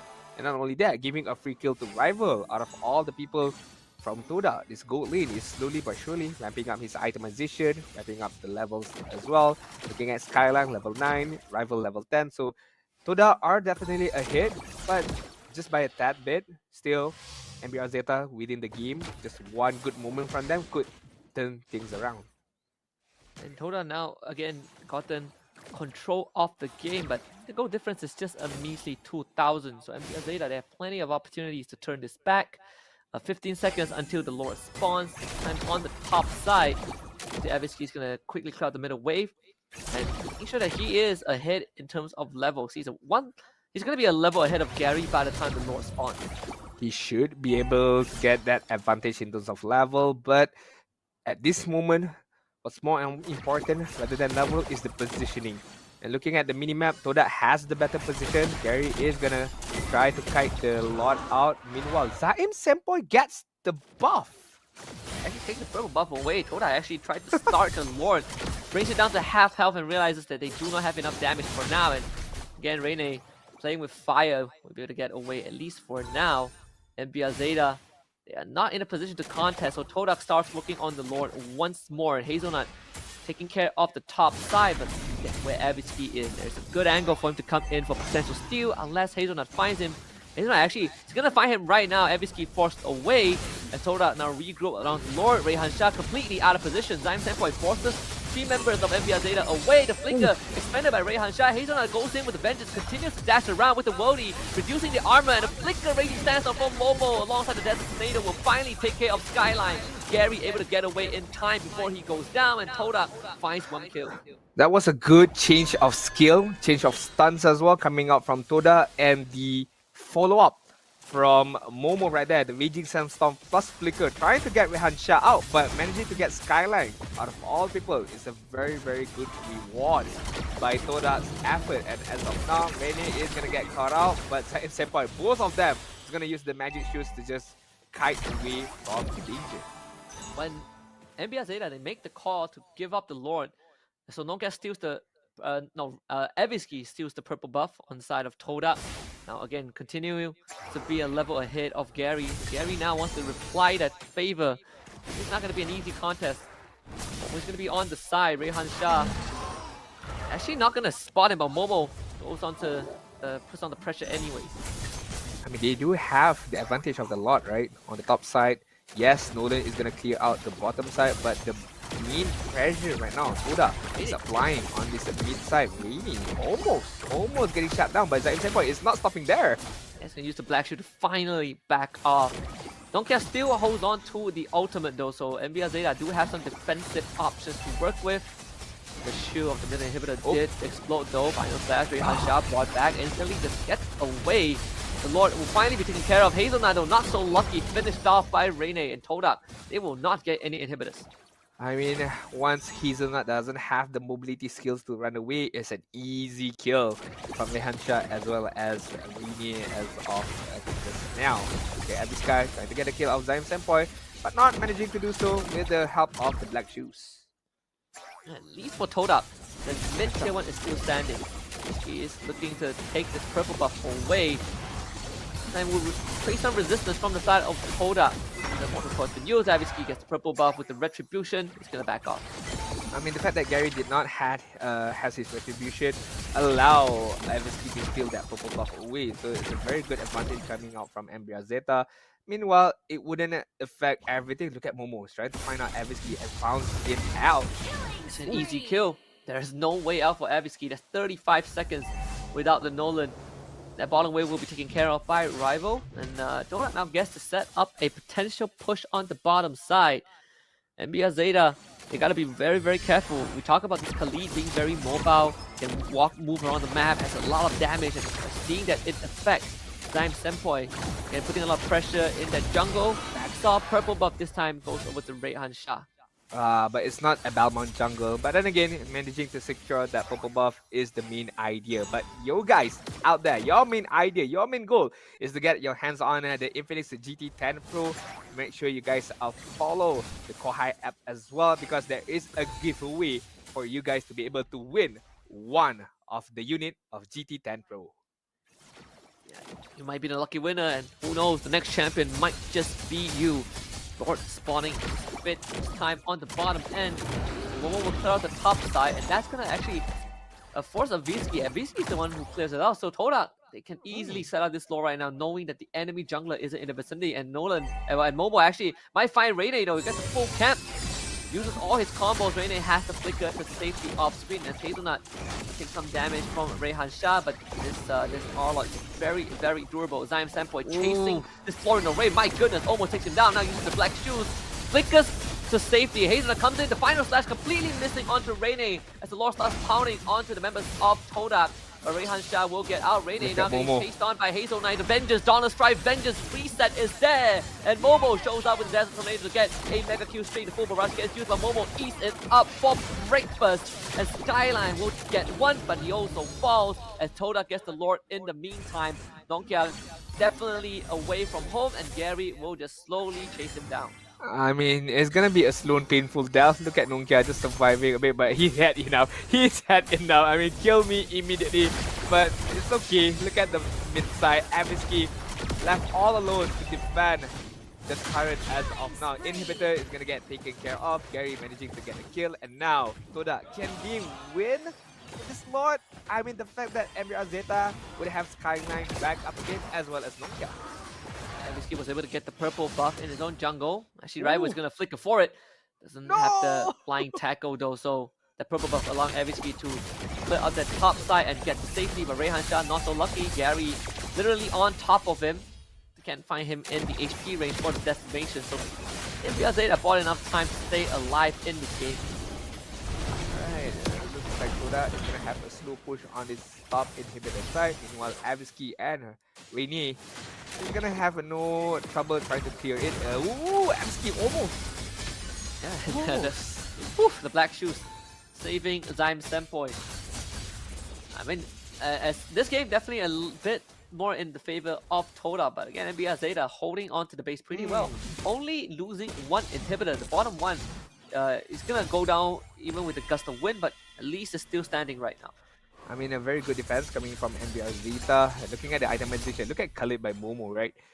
all damaging items, BOD, Malefic Roar, as well as the Blade of Hephaestus. I would say the same for Balmung, but Balmung would opt to go for a bit more tanky build with the Radiant Armor, the Dominance Eyes, the Blade Armor. But, I mean, to be honest, I don't see him withstanding the damage coming out from Khalid or even Gary for that matter. So, I'm not too sure how he's gonna be able to survive, and I think it's more of using his own little counter to just cut half of the HP of the enemy. Oh yeah. I mean, yeah, Momo still can go for the Sea Halberd, right? So that's, again, more damage, more penetration, and the healing reduction on side of MBR Beta, just to kind of mitigate what Nongkia can do for his teammates. But this is going to be a slow push and pull, right? We're in a more peaceful state of the game. Both teams are waiting for the Lord to spawn. Rayhan Shah will check the bush instantly. Takes a ton of damage, oh my goodness, from Rival. Flickers away. Should manage to get the kill right there, but good enough by them, by Todak, forcing out the flicker from Rayhan Shah. But right now, Momo is in deep trouble. Oh, trying to get away. The final slash stolen by Rene actually misses, and now here comes the worldy Rival. Who is going to be the target? Rene trying to buy time. Momo has already found every ski. Goes in with full combo. Wow. And Bob, it's not even close. Todak finds 2 kills just as the Lord spawns. I mean, that was only like, what, double slash coming out from Momo and immediately destroying, deleting Eviski out of the map. I mean, yes, you did mention about the Sea Halberd, but even without it, even with the BOD itself, it's good enough, it's strong enough, it's sufficient enough for him to be able to get the kill onwards to Nolan. And this is a free Lord for Todak, but it's how we use this Lord to be able to close this game is what matters the most. Momo also put out that big fat waste in the bottom lane, so a lot more go injection for this man. Just gonna run down the bottom inhibitor. That thing was about to fall anyway, so they just made sure that it went down. That's gonna... Lord will still spawn in the middle lane, so that doesn't make much of a difference. But Todak now can focus on setting up the top wave. Right, find himself Davidsky and gets up. I mean, GDS has been picked up by Rival right now, Husky, so allowing himself to have a bit more critical hit as well as a movement speed when he uses the wordy. So it's going to be very much beneficial for him. But again, it all depends on how Todak uses this opportunity. Yeah, looking to end the game right now. Lord crashing in. The 5v5 in the base. Nongkia using a lot of that helpful barrage use. Gary instantly just repositioned for the Monto Qual. Lord taking care of very quickly. Zyme Senpoi though out of position. Has to flicker away. Fortunately, Momo will now go on top of Rayhan Shah. Immortality is going to get popped. Everyone ready stands and destroys him. Oh, the decimation from Gary. Runs down Aviski as he tries to dash to safety. That's 2 dead on the side of MBR Zeta. Momo eats up the damage with the quick stun guard, and Rival starts pumping up the damage with the balls as Todak looks to end this game right now. Rene uses the Black Ship reposition, but Skyline uses a lot of his health by it. Ends up going down. Todak finally completes the wipeout and will take this series with a 2-0 win over MBR Zeta. A 2-0 win, a clean victory by Todak, a good showing by them as well, Husky, with the new lineup. Looking very much strong with Rival on the gold lane, Gary as the jungler, and a very solid performance by Momo, Zyme Senpai, as well as Hazelnut. Props to them, but props to MBR Zeta as well. Put up a good fight, but tonight is just Todak's team. Definitely a show of force, a show of experience from Todak. And I believe there has been this question asked during MPL Season 12, where people were like, well, with the new version of Todak, and then this arises from an interview, I believe, with Momo, where he said that, oh, there's a new version of Todak in the playoff, and people were asking, does the new version of Todak contain Chiku guys? The answer is yes, Chiku guys were still playing in the playoffs, but right now, it's one of the few rare moments that we see Chiku guys not playing in the main roster, and still Todak delivered on a lot of these fronts. It's good to see that the young and old bloods are stepping up for the team.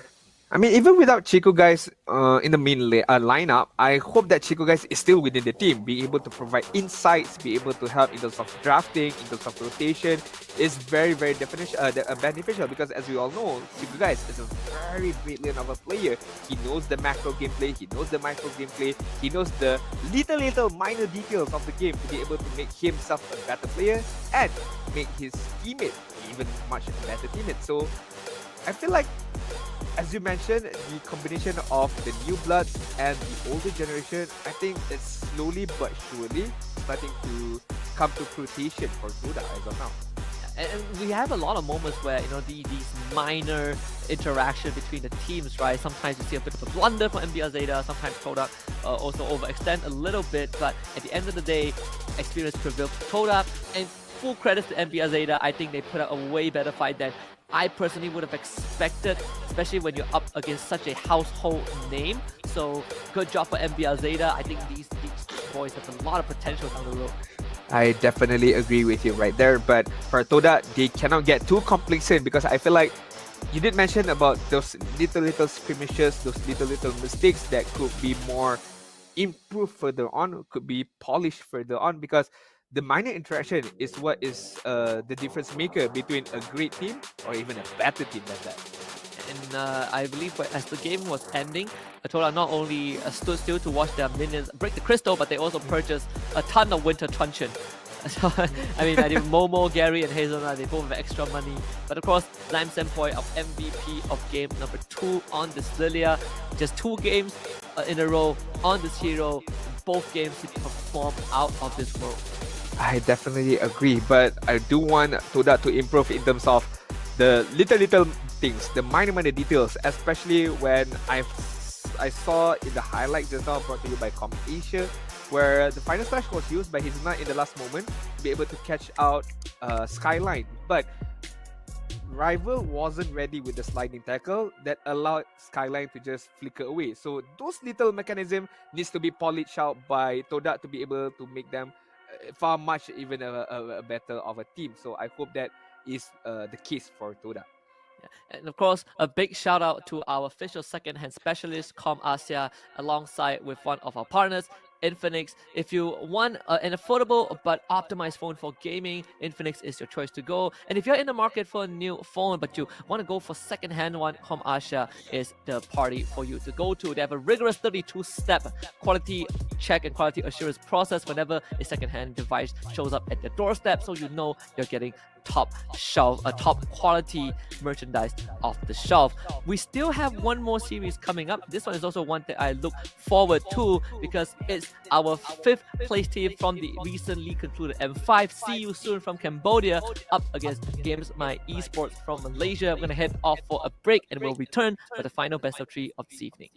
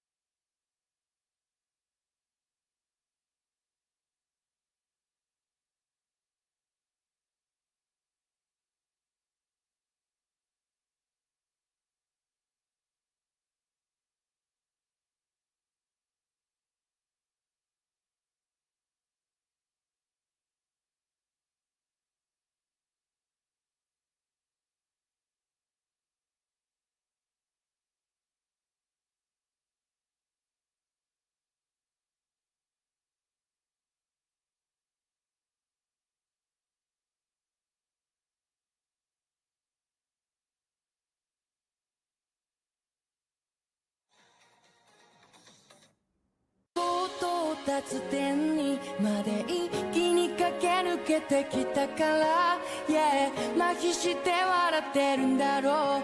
あの日々の痛みも過去だから、多分僕は誰より強くなるはずさ。今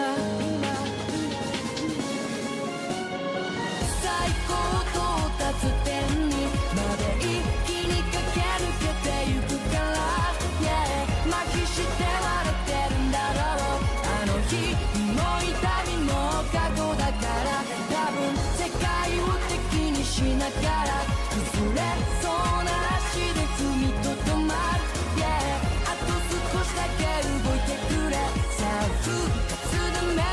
の時が来た今さあずっと目覚めの時が来た今 Hello guys, Assalamualaikum. Korang yang baru masuk, selamat datang ke live stream aku Jangan lupa untuk tekan button like, share dengan komen. Aku nak pergi hero je. Ada orang tanya, kenapa setiap kali kalah aku asyik kena blame dengan kawan aku? Nampak guys? Benda tu satu benda yang tak bagus tau. Dekat sini apa? Korang tak boleh salahkan member sebab kau pun 2 kali 5 je. Mungkin kau punya skill pun tak sama pun macam dia. So tak boleh lah nak asyik nak salahkan member je. Tak bagus. Cepat lagi, komen lagi. Kenapa aku asyik lose streak Kalau korang lose streak maknanya korang ada ciri-ciri yang tak bagus, iaitu nafsu kan? Sebab apa korang nafsu? Sebab korang tak faham apa itu strategi, hero pick, kita punya meta, rotation, semua kena tahu. Kalau korang tak tahu benda tu, mesti korang akan main macam mana? Nafsu, korang akan langgar je semua orang. Benda tu lah yang akan buatkan korang kalah. Zon, kenapa setiap kali aku main ML, phone aku cepat panas dengan lag?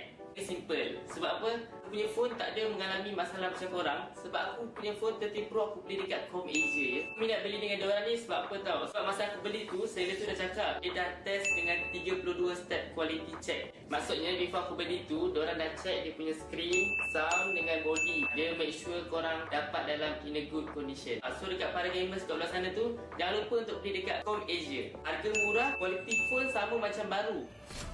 Alright guys, sampai sini je live aku. Terima kasih kepada yang dah menonton. Terima kasih yang dah like and share. Kita jumpa lagi pada stream yang akan datang guys. Assalamualaikum. Back again. Masa skrin dia nggak ada layar tersam? Back again. Back again. Back again. Jadiin maulah with Infinix Not 30. Anti gabut, serba ngebut.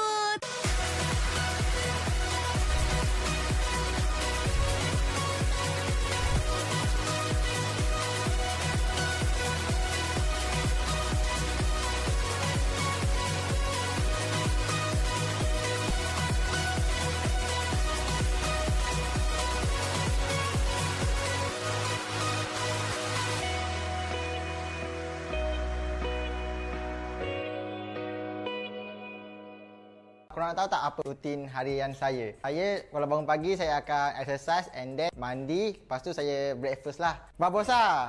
Okey, saya nak babosa sekejap. Babosa, kau tengok apa Babosa? Tengah nonton turnamen. Taklah, saya nak buka Kohai Apps Gamer dulu lah. Dengan Kohai Gamer ni guys, kita boleh bermain dengan pro player yang macam saya yang akan push rank sama-sama dengan korang. Lepas tu nak tahu apa lagi menarik? Setiap minggu ada tournament combat arena, iaitu tournament yang free 24 jam dan korang berpeluang menang prize pool RM RM1,000. Nanti akan ada upcoming future di mana korang boleh berinteraksi dengan influencer ataupun gamer kegemaran korang melalui profil diorang. Korang even boleh book direct terus dan paling best korang boleh beli merchandise diorang. Yang buatkan Chibi enjoy sebab diorang ada komuniti diorang sendiri, iaitu Discord dan WhatsApp tau. Korang boleh borak-borak santai dengan player lain dan boleh dapatkan latest info dan pelbagai hadiah menarik percuma dari Kohai. Best kan Kohai Game App ni? Macam-macam ada. Jumpa Chibi di sana. Adu skill antar negara lebih mudah dan terjadwal di Kohai Scream Arena. Menangkan hadiah tiap minggunya dan buktikan timmu yang terbaik di Kohai Combat Arena. Turnamen online non-stop pertama di Indonesia. Hanya di Kohai Combat Arena. Ikuti kapan saja, di mana saja. Kohai Infinity, saatnya jadi pemenang. Tersedia di Play Store dan App Store. 到達点にまで一気に駆け抜けてきたから、yeah、麻痺して笑ってるんだろう。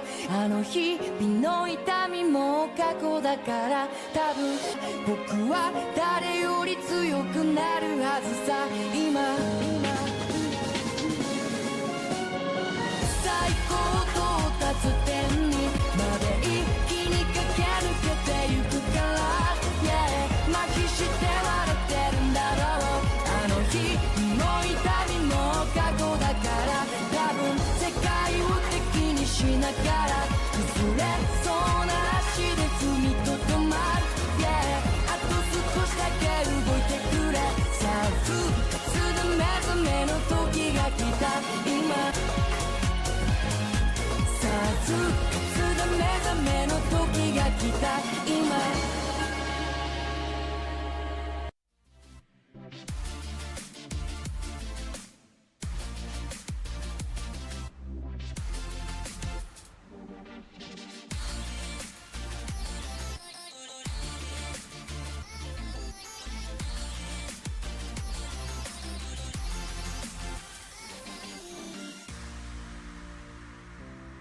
Aduh, kalah lagi ni. Aduh, phone aku lag pula. Aduh, kalah lagi. Phone aku lag pula. Sabar je lah, Son. Nak buat macam mana? Phone kau tu dah lama sangat dah tu. Phone ni pun baru aku beli dekat Komersia. Murah-murah pula tu. Weh, betul ke murah beli dekat Komersia?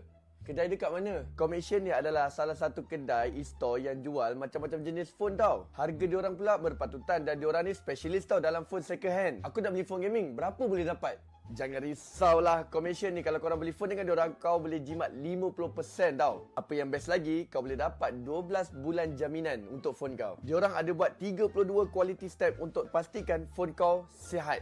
Okey, sekarang ni tolong bagi tahu dekat mana nak beli. Alah, kau boleh buka je online dekat e-store diorang. Senang je beli sekarang ni, boleh postage dan beli phone gaming. Lepas ni aku immortal, kau tengok aku, kau yang kat Epic tu. So guys, kalau korang pun nak beli phone second hand, beli dekat Komersia. Memang best. Gua yakin pencewek ini pakai nggak sembarangan. Nggak bisa. Lo nggak bisa main sambil ngecas. Nggak bisa. Jadiin Momo with Infinix Note 30. Anti gabut, serba ngabut. Watch, Play, Stream. Channel esports dan game pertama di Indonesia. Hadir untuk merangkul komunitas game. Mulai dari gamer casual, pro players, tim esports, game developer, game publisher. Menggabungkan seluruh ekosistem esports dan game. Only on GamesMY. Watch, play, stream. Okay guys, saya ada 15 saat je untuk cakap pasal benda ni. Korang nak jadi pro player tak? Korang nak saya carry tak? Okey, korang kena download apps Kohai Gamer. Lepas tu, jangan lupa register account. Terus tekan feature real time dan schedule service. Jangan tanya assalam ni real ke tak. Dia memang real. Dah, jumpa korang kat sana. Bye-bye. 到達点にまで一気に駆け抜けてきたから、yeah、麻痺して笑ってるんだろう。あの日々の痛みも過去だから、多分僕は誰より強くなるはずさ。今最高到達点にまで一気に駆け抜けてゆくから、yeah、麻痺して笑ってるんだろう。あの日の痛みも過去だから、多分世界を敵にしながら崩れそうな足で踏みとどまる、yeah、あと少しだけ動いてくれ。さあ復活で目覚めの時が来た今、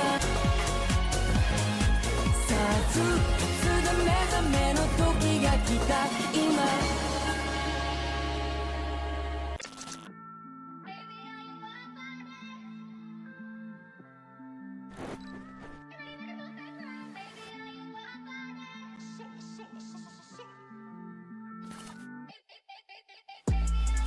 Ain't it different? I'll link my ting in LA. But I can't fly to the States, cause I got too much convictions. Apparently all I talk is prison, but I don't know no different. Cause I was in jail up north, went under the coalition. Fresh from my boat, coke and whipped out, I put some roses where my wrist is. You ain't never made their birthday cake from digestive biscuits. But I had to take lemon juice to a piss test. Every day I look up to the Lord, give thanks for all this litness. Come home fresh out the system, gymless. Running with smoke on my Jones. Pigs wood with a camera on me, not the one from Dipset. I still can't mix pleasure with business, sorry princess. I come a long way from bro. Can I call you Rose? 'Cause you're sweet like a flower in bloom.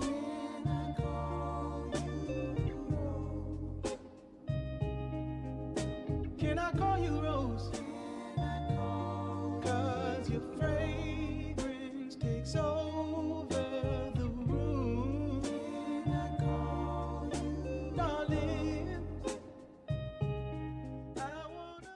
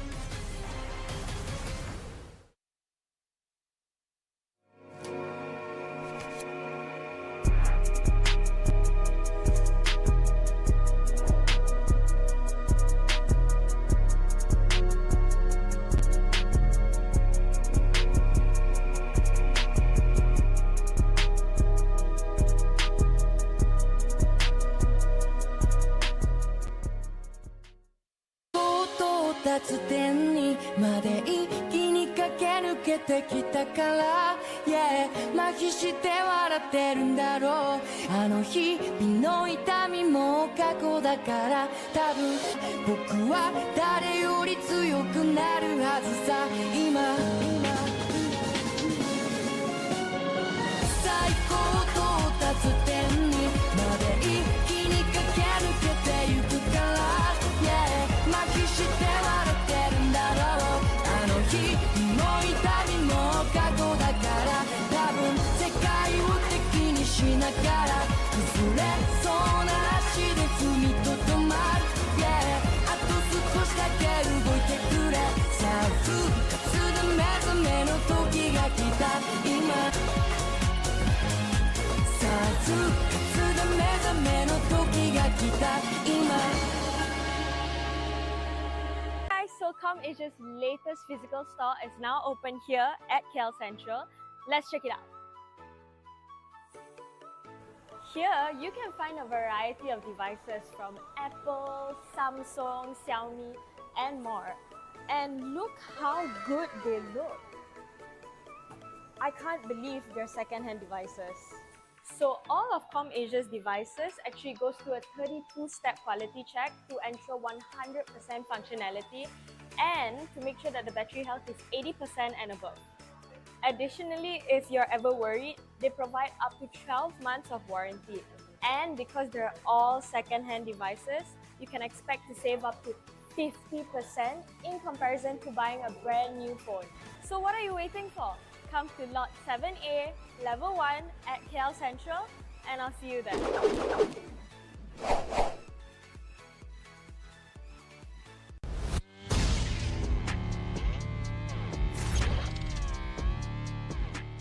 Setiap hari merupakan cabaran baru untuk saya. Kebaikan teh hijau buk dengan aroma yang segar membantu saya secara fizikal dan mental.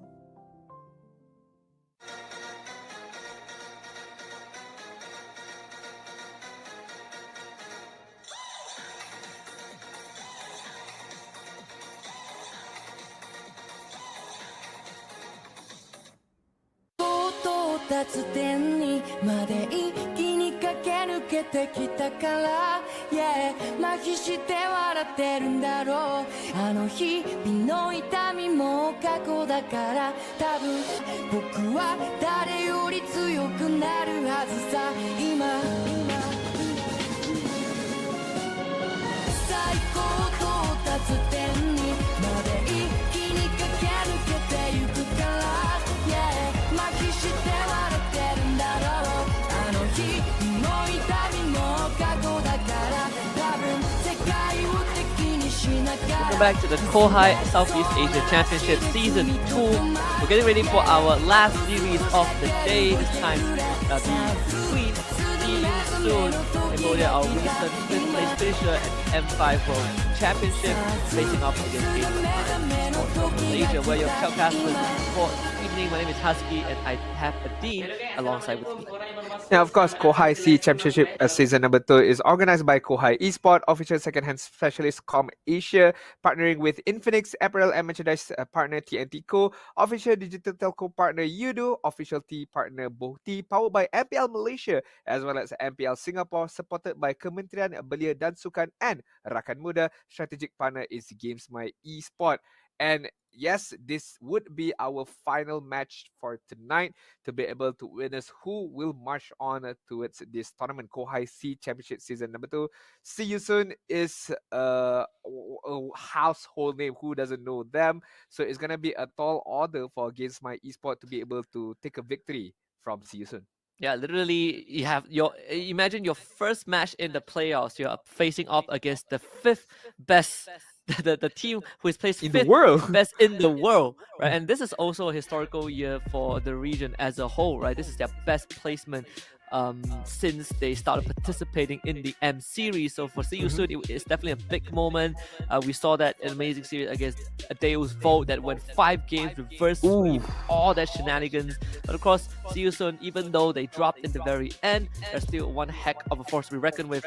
I say that coming into this, looking at the lineups, I believe See You Soon isn't playing with the full M5 lineup, but they still have remnants of that, right? I believe Kusei is still playing, the gold laner, MP the King is still playing, so there's still some powerhouses, and even the subs, I believe Trabot is also playing. This guy, one of the more experienced players from Cambodia as well, so yeah, no pushovers. I mean, having 2 out of 5 the main original players is good enough. Having that experience, having that prowess, the firepower as well, I think it's good enough for See You Soon to be able to march forward in this particular tournament. But it's a very good showing from them as well to be able to bring up newcomers, new faces for their own team, to be able to give them somewhat an experience, like in the Kohai C Championship itself. It's an international experience as well, going up against teams from Malaysia, from Indonesia, from Philippines as well. So I think overall, all in all, even for GamesMY Esports as well, this is a very, very good experience for them to be able to, I would say, absorb all the experience and to be able to learn everything, even their own mistakes, and build upon that to become one of the better teams in the future. Yeah, and especially when this is kind of like the closure to 2023, right? And there are a lot of teams, regardless of regions, they are going to be looking forward to playing in the open qualifiers for the upcoming MPL season. This is kind of the testing grounds to see who has what it takes to qualify, or at least to get them ready for kind of the dreadful gauntlet that you will have to play in the qualifiers. Because as far as I remember, it's a very, very tough road where you have to play one game at a time. This is how you get ready for it. And not only that, for us as casters, as talent as well, this is a good showing for us to be able to see the new patch, the new updates. What is the result out of it, right? We've seen Barretts, we've seen Balmond. We have not seen heroes like Alice. We have not seen heroes like Lancelot.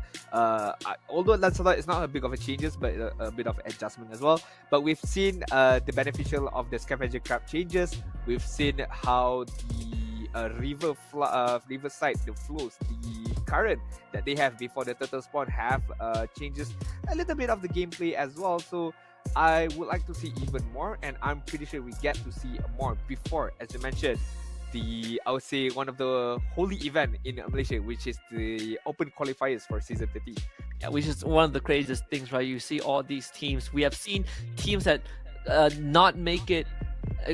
Teams that make it in, win the whole thing, get relegated, and then qualify again. We have had that, right? One of them, I believe a lot of Malaysians will be familiar. That's Team Hak, and of course, thankfully, they are not relegated this season. But we have teams like Team Secret that got relegated again, second season in a row. So, like you said, open qualifiers is always a fun time to look at where these teams stand. But I'm more curious to see how has See You Soon evolved as a squad, right? Like, it's not to say that the non M5 roster is completely new players. Like Trabot has been playing in Cambodia for a long time. This man is an experienced player. He's just not used in the main roster. So it's good to see him back. We get to see the Nolan ban out, no Matilda, no 1-1. Alright, draft has begun. See You Soon have the benefits of the first pick. What will be the main idea? What will be prioritized by See You Soon? Is it going to be still the Frederick Martis, or is it going to be someone of a support hero later on? But we have to see the bans coming out from both sides. Meanwhile, GamesMY Esports have to, I would say, react to the first pick from See You Soon to be able to capture 2 heroes immediately after the first pick by See You Soon. Matilda 1-1 being banned out, Nolan and Joy being banned out by GamesMY Esports. So nothing out of the ordinary as of now, but I would like to see something out of the ordinary in terms of their own picks. Yeah, absolutely. Joy being banned out still, despite there being nerfed onto the hero. Farm is now banned out by See You Soon, which is pretty interesting considering that See You Soon is on the first pick. So that means that they do have something else that they want to prioritize. I believe first pick material, you have like the box set that has always been a thing, the Fredrin as well. We'll see what GamesMY East or what GMX have in mind. Yeah, true that. So we have to see in terms of what's in their own game plan, what's in their own mind as of now. See You Soon, I do have a bit of worriness in terms of fatigue. I mean, it's not only it's been how many days? 2, 3, 4 days since the grand finals finished. But yes, Season did not manage to go to up until the grand finals. But it's a big tournament. It's a big event. So I would hope that people like Kusei and Be the King as well have rested enough for them to be able to perform in this particular matchup. But in terms of name, I don't see them. So I'm not sure, are they playing or are they not? Because I can see Trabot, Run, Ra, Boxy as well as Tuzu. Yeah, absolutely. And on the side of GMX, you have Jaja, Hakim, IMQT, Min, and Kim. Fairly new faces. But I see also actually they're taking their time with this first pick. And the Bruno, well, as always, first pick material despite that minor nerf. Goes right through. Still the same, Husky. Still the same. Come on, man. Yes, the changes is only like been how many hours for today, but I would like to see something different. Bring out the Barat, bring out the Alice, bring out Selena. You did mention about the Selena off camera, right? So I mean, who's gonna get the benefit, the opportunity to play the first Selena for this particular patch? Well, we do see the Bauman, so GMX, they fulfill your wish, they granted. So Bauman gets picked up, the Arlot as well. So you already have some pretty crazy dive potential. And the craziest thing is that these two heroes are flex picks. So we don't even know where the Bauman and the Arlot are going to end up in. Yeah, true that. And I'm guessing for the third pick, it's going to be a support hero, someone like an Angela, a Faramis. Oh, well, Faramis has been banned out. So someone like an Angela, Florid, to be able to fuel up either Arlot or Balman in the later stages. Valentina picked up by Season. Very good pickup because, it can steal tons of ultimates out of the opponents. And it's just a very, very standard pick. And the Fanny gonna get picked up in the second phase or second pick, I shall say. So very interesting, very early on. They did not ban out the Kufra, they did not ban out the Franco or the Kaja, so very confident in this Fanny. Yeah, I mean, Fanny was a hero that was banned in both games by MBR Zeta in the previous series against Todak, right? That was kind of the respect towards Gary. So, man, having the Fanny on the side of See You Soon, that does change the dynamics a little bit. But don't be mistaken, right? I mean, the heroes on GMX, at least the first two, aren't the easiest to kind of cut down, even when you're using a Fanny. They have certain durabilities and they both can go into tank. And of course, you have the Brody. That one has been a very common response aside from the Ixia when you see a Bruno on one end. So no surprise there for GMX. And not only that, Brody gives you somewhat of an insurance when Fanny just steal cables onto the backside, right? Having the stun, a few stacks on her, and then Thunderpop Memory can, I would say, just decimate Fanny if she is not aware of the stack that the Brody has. So it really depends on the mechanical skills for both of these players when we jump onto the Land of Dawn. As we take a look at the ban, Teresa is going to get banned out. Very good ban. Brody doesn't like to be zoned out by Teresa, nor does Balman. Just disturbs him to be able to position himself closer to the Lord or even to the Turtle. And you can see the Teresa also banned out by the side of GMX, so they don't want Season having these big combo setters to allow the Bruno and the Fanny to slice through the lineup. And actually, I just got info that Season, I believe Kusei isn't playing. We actually see it. So Rasu and Boxy CC. I'm not sure if Boxy is the Boxy, the king that we saw from M5. If it is, then we are in for a treat, right? One of the few Franco players around in the region. So that's going to be interesting. We'll just have to find out whether that is going to be the case. But now, Angela banned out by See You Soon. Okay, so no Angela support, no Farmi support. So if they still want to choose the pathway of support, there's still the Estes, there's still the Florid as well. I'm not sure Estes is good enough because I think it's going to be easy pickings for Fanny on the backside.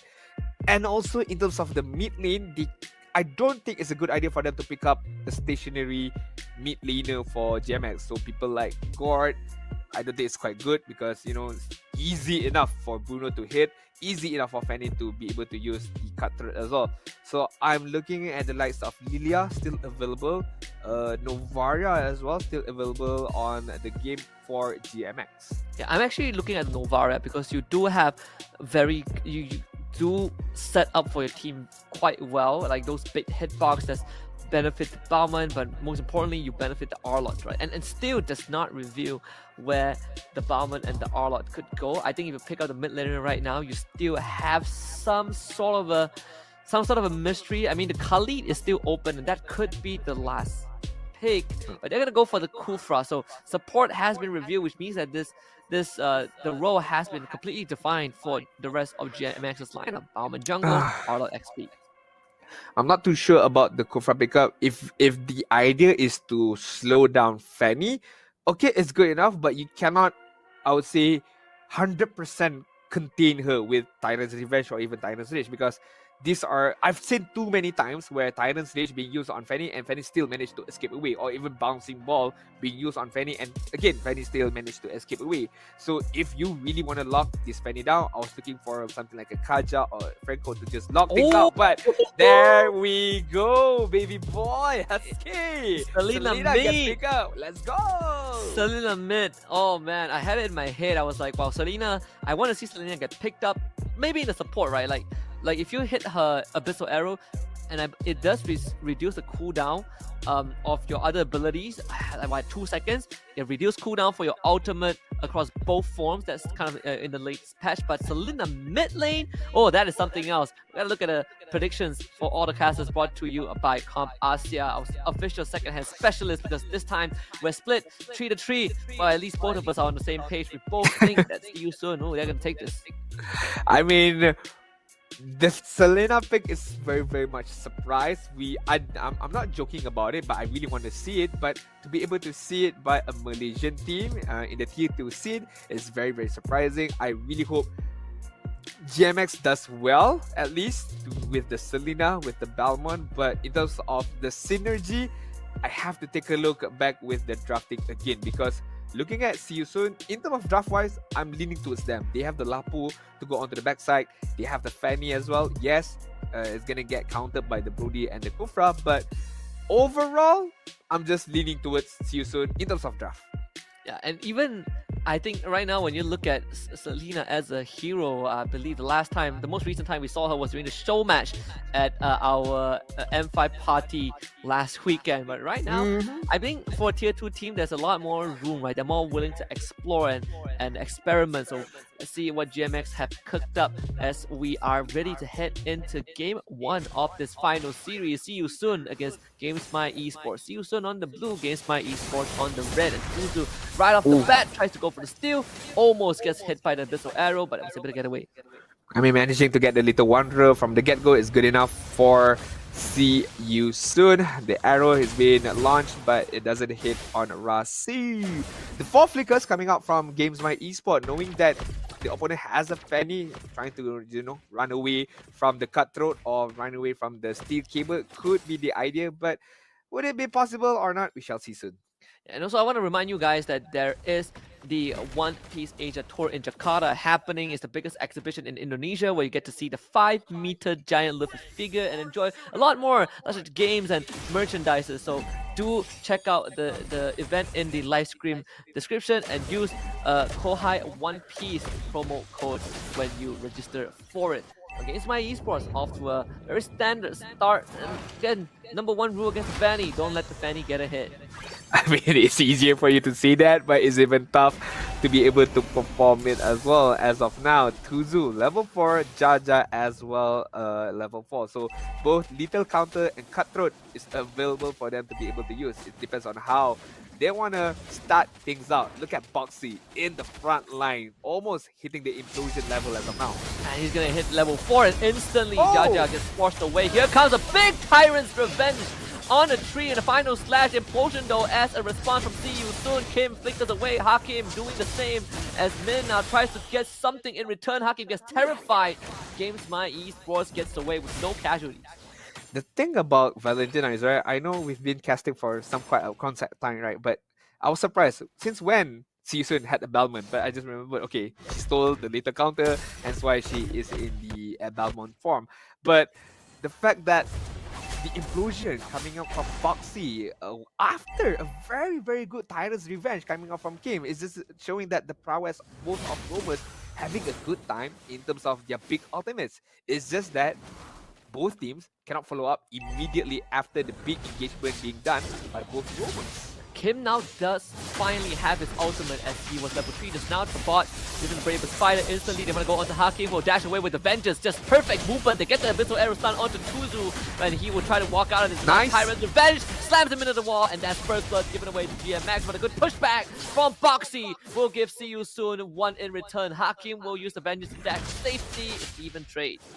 I mean, this turtle has not been taken as of yet by either of this team. Good arrow coming up from Min, good engagement coming up from Kim as well, being able to kill off Tuzu. But See You Soon still within this game, how they managed to, just retain their own position and get a kill back of their own. Again, this dance for the third time in this game, they are still dancing around Turtle, but this time GMX will not have the Tyrant's Revenge, unfortunately, and Min will be forced away. Terrified, ran down by Boxy. Min will have to flicker to safety, and See You Soon will get the turtle. Turtle slain by Com Asia. See You Soon managing to get the first engagement, the first benefit of the game. Boxy right now have the implosion, have the flicker, looks forward onto the bot side, but in QT and Kim, good map awareness from them, just run away out of that danger zone and to safety of their own base. I want to say, as much as Hakim has escaped death a few times, he is definitely behind in terms of experience. Now, two members of Fusion want to go on to him, but Charlotte's a bit durable, so he will survive that onslaught. Meanwhile, bottom lane, Boxy shows up as Rasu is also there. Boxy now out in the open, use the implosion on the tree, flickers to safety. There's no fight for him. I mean, that's a good defensive implosion as well as a defensive flicker coming out from Boxy, not allowing GamesMY Esports to get any particular kills, but Run, as of now, having a difficult time up against ImQT on the bot side. Countless of times, ImQT managing to land good amounts of damage in terms of the Tonopart memory. So he needs some help, he needs some assistance to be able to release the pressure from ImQT. Jaja will spot some members to get the Abyssal Arrow. Good flicker, Tyrant's Revenge. They're gonna power onto Rasu and take him out. But MQT will back away. The Corrosion Strike is dead. Tonopart memory is used, but not enough to get the kill. Boxy not able to follow up, and GamesMY Esports walks away with a kill. That's a very good combination of skills coming up from Kim as well as Min. Again, they did a similar thing against Tuzu, and again right now towards the Valentina. Good chains of stuns, good chains of skills, and also the follow-up to be able to get that kill. As of now, it's 2-4-2 in terms of kill. In terms of goal, there's not big of a difference between See You Soon as well as GamesMY Esports. All things considered, See You Soon will be able to get to bottom tier 1 just as the turtle spawns, and Run is now ahead in terms of experience as well. Kim able to find the knockup on to Rasu, forcing him to flicker to safety as Boxy uses the implosion on the tool. Here comes the bandit coming able to steal cables and just absolutely decimate the members of GMX. That will be 2 members down. That is the biggest advantage of implosion as well as flicker, right? I mean, not even flicker, just the skill set itself. What are you gonna do? You cannot stop it, and you just have to take it up on your chin. And GamesMY Esports, they need to be able to somewhat predict when the implosion is gonna come out, and they need to be able to take care of their positioning. If not, Boxy can do that all day long. 1-man implosion, 2-man implosion with a follow-up from Tuzu as well as Run. GamesMY Esports are quite in deep trouble if they don't change a bit of their habits. Especially when implosion right now just instantly stuns you, right? You do no longer have to wait for the vacuum buffer. But let's see GamesMY Esports trying to get Tuzu up top, but cannot get him in time. Well, thankfully they will get this top tier 1 at least. You see this camp, Rasu and Boxy inside that jungle. We'll see this purple buff being started by Jaja. Gonna hit level 10, so same level as Tuzu. Should be able to kill this support. Comes in with Brave Spider. Hakim now in a horrible spot, dashes away, able to dodge everything, and now sees the whole team of See You Soon. Here comes Kim in the midst of things, and that's gonna be the Brave Spider. Boxy again! Explosion! With a 4-man knockout follow-up, and GMX completely gets run down by See You Soon, and ImQT only getting Trabot in return. I mean, that is a heaven of a positioning from a roamer and the patience from Boxy, and just waiting and waiting and waiting.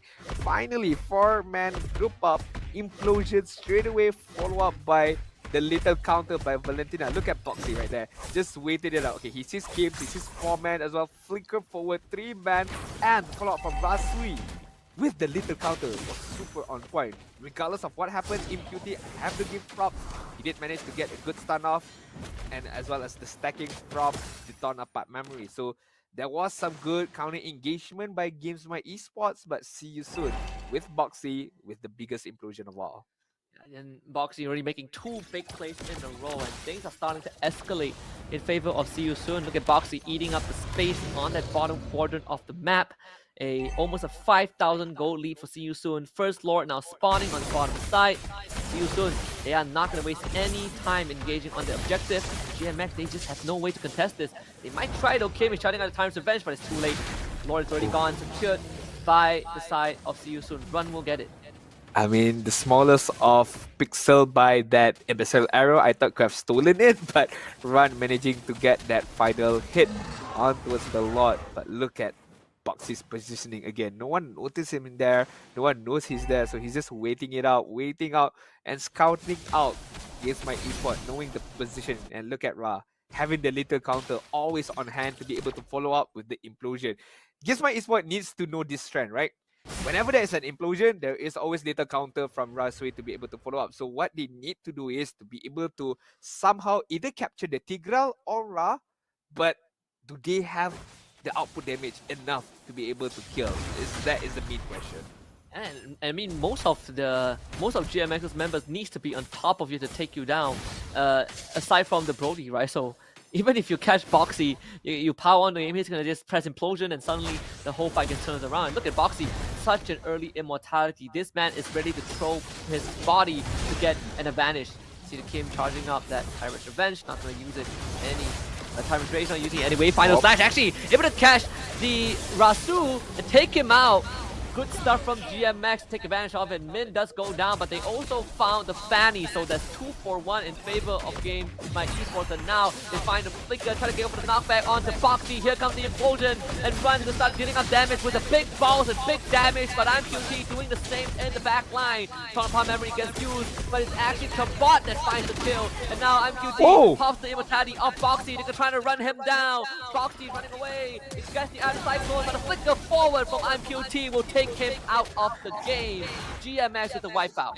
I mean, GMX with the wipeout, and it all started with MQT holding that back line, knowing that I do have the damage, I do have that torn apart memory, I do have the stacks, and he did really, really well. I felt like See You Soon over pressured that moment right there. It was just too much aggression showed by them, but MQT with the Wind of Nature just negating all the physical damage coming out from a Run that allows him to get that, wipe out up against him.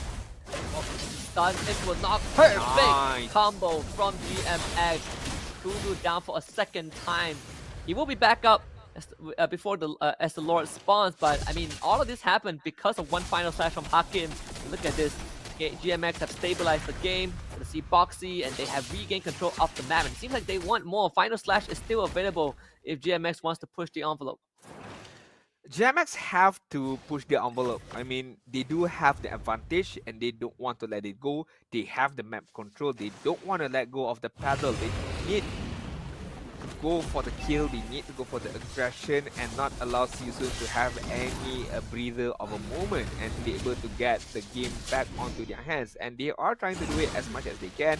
Good hit, knowing that Run is on that push on the bot side, but GamesMY Esports trying to take this slowly but surely. Lord is going to be worked on right now. And while that was happening, Tuzu will be shoving the top wave. You can see Hakim will go for the recall. GMX will let the Lord reset. That's going to allow him to get enhanced. 12 minutes into the game. This is where things start to get tense. Siusun will always have that first move because this Fanny was able to force some a response from Hakim. And now it's going to wait for the purple buff. And GamesMY would, see you soon, in fact, taking control of the Lord. I mean, with the position of GamesMY Esports, even if they hit the Abyssal Arrow, I'm not sure if they're close enough to follow up with it, right? I mean, it's quite far, and even if they follow up, there could be a moment of disaster where Siusun can just turn things around immediately. Meanwhile, Siusun with Boxy, with the flicker, with the implosion, can immediately at any given moment make the first move to be able to catch anybody out of GamesMY Esports. And look at the lot, it's gonna be quite free for season.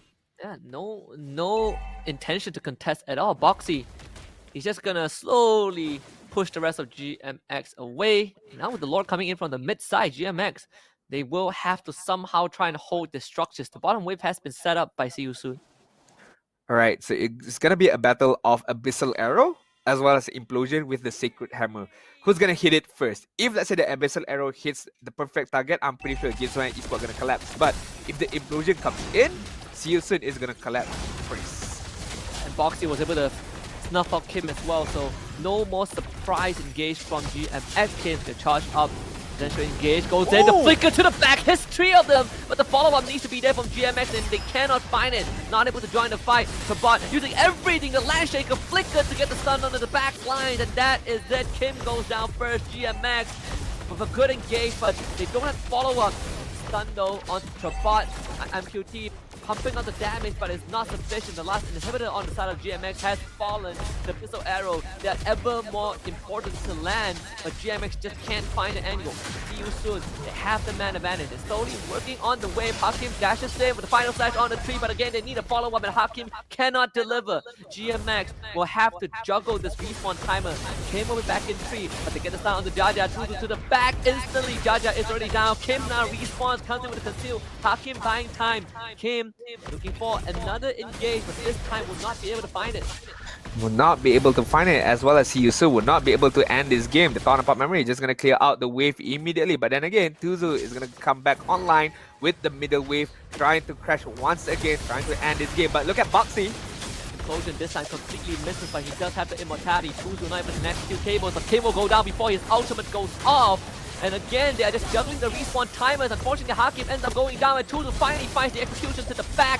And game 1 is done. See You Soon, in one fell swoop, takes the game. I mean, to be fair, GamesMY Esports did manage to put up a very valiant effort in terms of their own defensive gameplay. MQT on the back line, constantly clearing out the waves, constantly dishing out the damages, as well as using the Todak memory to both clear out the minions and dish a good amount of damage to the enemy. But then again, as you mentioned, See You Soon just juggling out the time, respawn time, going one by one and trying to get the win immediately after they know, okay, Hakim is not there anymore, Kim is out of skills, and that is the moment when they manage to get that kill. And I mean, this game has a lot of just big engage and even bigger counter engages. See You Soon and GMX just going toe to toe, but again, See You Soon at the very end, right? That Lord that was uncontested by GMX proved to be too much for GMX to handle. But even so, if all things considered, this is definitely a closer match than I anticipated when I came into the series. I definitely agree. Props to Kim. There was one big moment from him. Managed to getting 3 members of See You Soon, but just too bad that MQT could not follow up with Todak memory with a bit of stacking as well. We might be able to get to see that highlight brought to you by Comp Asia right now. It was all See You Soon, not from the get-go, but I would say the majority of the moments was from them. And nonetheless, GamesMY Esports had a brilliant moment where they managed to turn things around with their own wipeout coming up from MQT. Holding, again, that backline is his. He knows that he has the damages, he just needs to take good care of himself. Man had a almost perfect game, right? And you know, credits to Kim as well. And these single target pickoffs are unstoppable from GMX, but unfortunately towards the very end they just ran out of steam. And look at that again, the juggling of the respawn timers. And this is also kind of a crucial moment. Kim gets the engage, but unfortunately dies before he could even get his ult off. And See You Soon finally able to break through the bulwark that is GamesMY Esports, and MQT just has too much on his plate. See You Soon finally takes the game 15 minutes in. Look at this, even if you look at the kill score, it doesn't tell you the full story of what has transpired in this game 1. Even the goal, in fact, 49k up against 42k.7, a valiant effort again by GamesMY Esports. Jaja did try his best, but MQT, if I had to give an MVP to the losing team, it would be MQT. How he managed to juggle out his own damages as well as taking good care of his positioning. But our MVP has to be given to run 518 in terms of KDA, a goal 12k. But looking at the damaging item, looking at the emblem as well, he knows that I'm the true damage dealer. My EXP laner is more of a frontliner. My roamer is going to be the frontliner, so it's up to me to dish out damages up against the opponent. So I take on that role with pride. Yeah, and that is what he says to all his targets when he goes on them, right? Just asking them to run. Whenever they say his name, they realize that, I need to call an ambulance, but for myself and not for the Bruno. So what a game one showing from See You Soon. Again, this is not the full roster that we saw from M5, but nonetheless, right, the raw experience is still there. Boxy, the one of the greatest supports that we have in the world, showing us how it's done with the Tigreal. Correct. But before we take a break, we do have to give shout out to Kohai and Yudu. You know, there's interesting news for the gadget lovers out there, because you can get 100 ringgit voucher when you subscribe to Yudu. But again, make sure you download the app, make sure you register, and again, you have to be quick because it's only eligible for 200 first customers only.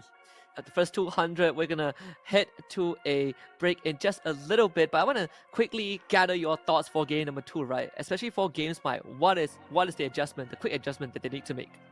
I think not much. It's just how they want to be able to gather themselves back up again, to be able to come back for game number 2. Maybe they need to get the Infinix phone as well to be able to get a better, smoother gameplay for themselves. We're gonna head for a short commercial break, but don't go anywhere. When we come back, it will be game number 2 between See You Soon and GamesMY Esports. So grab a seat, don't go anywhere. We'll be right back.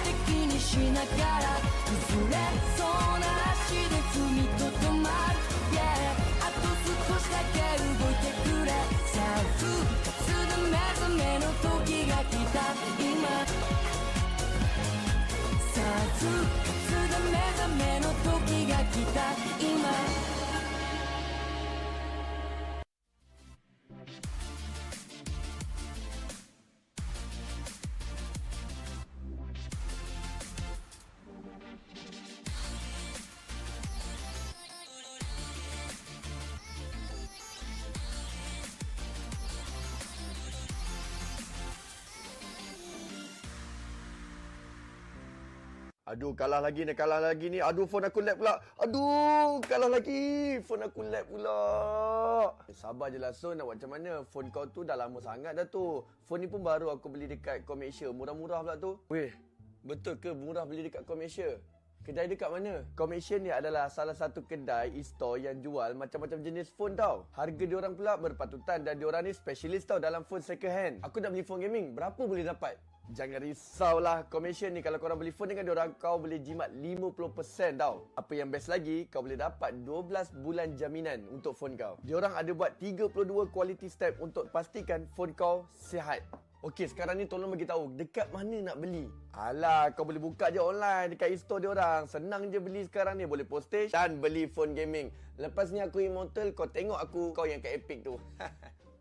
So guys, kalau korang pun nak beli phone second hand, beli dekat Komersia. Memang best.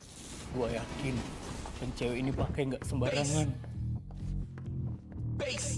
Gak bisa. Lo nggak bisa main sambil ngecas. Gak bisa. Jadiin maumu with Infinix Note 30.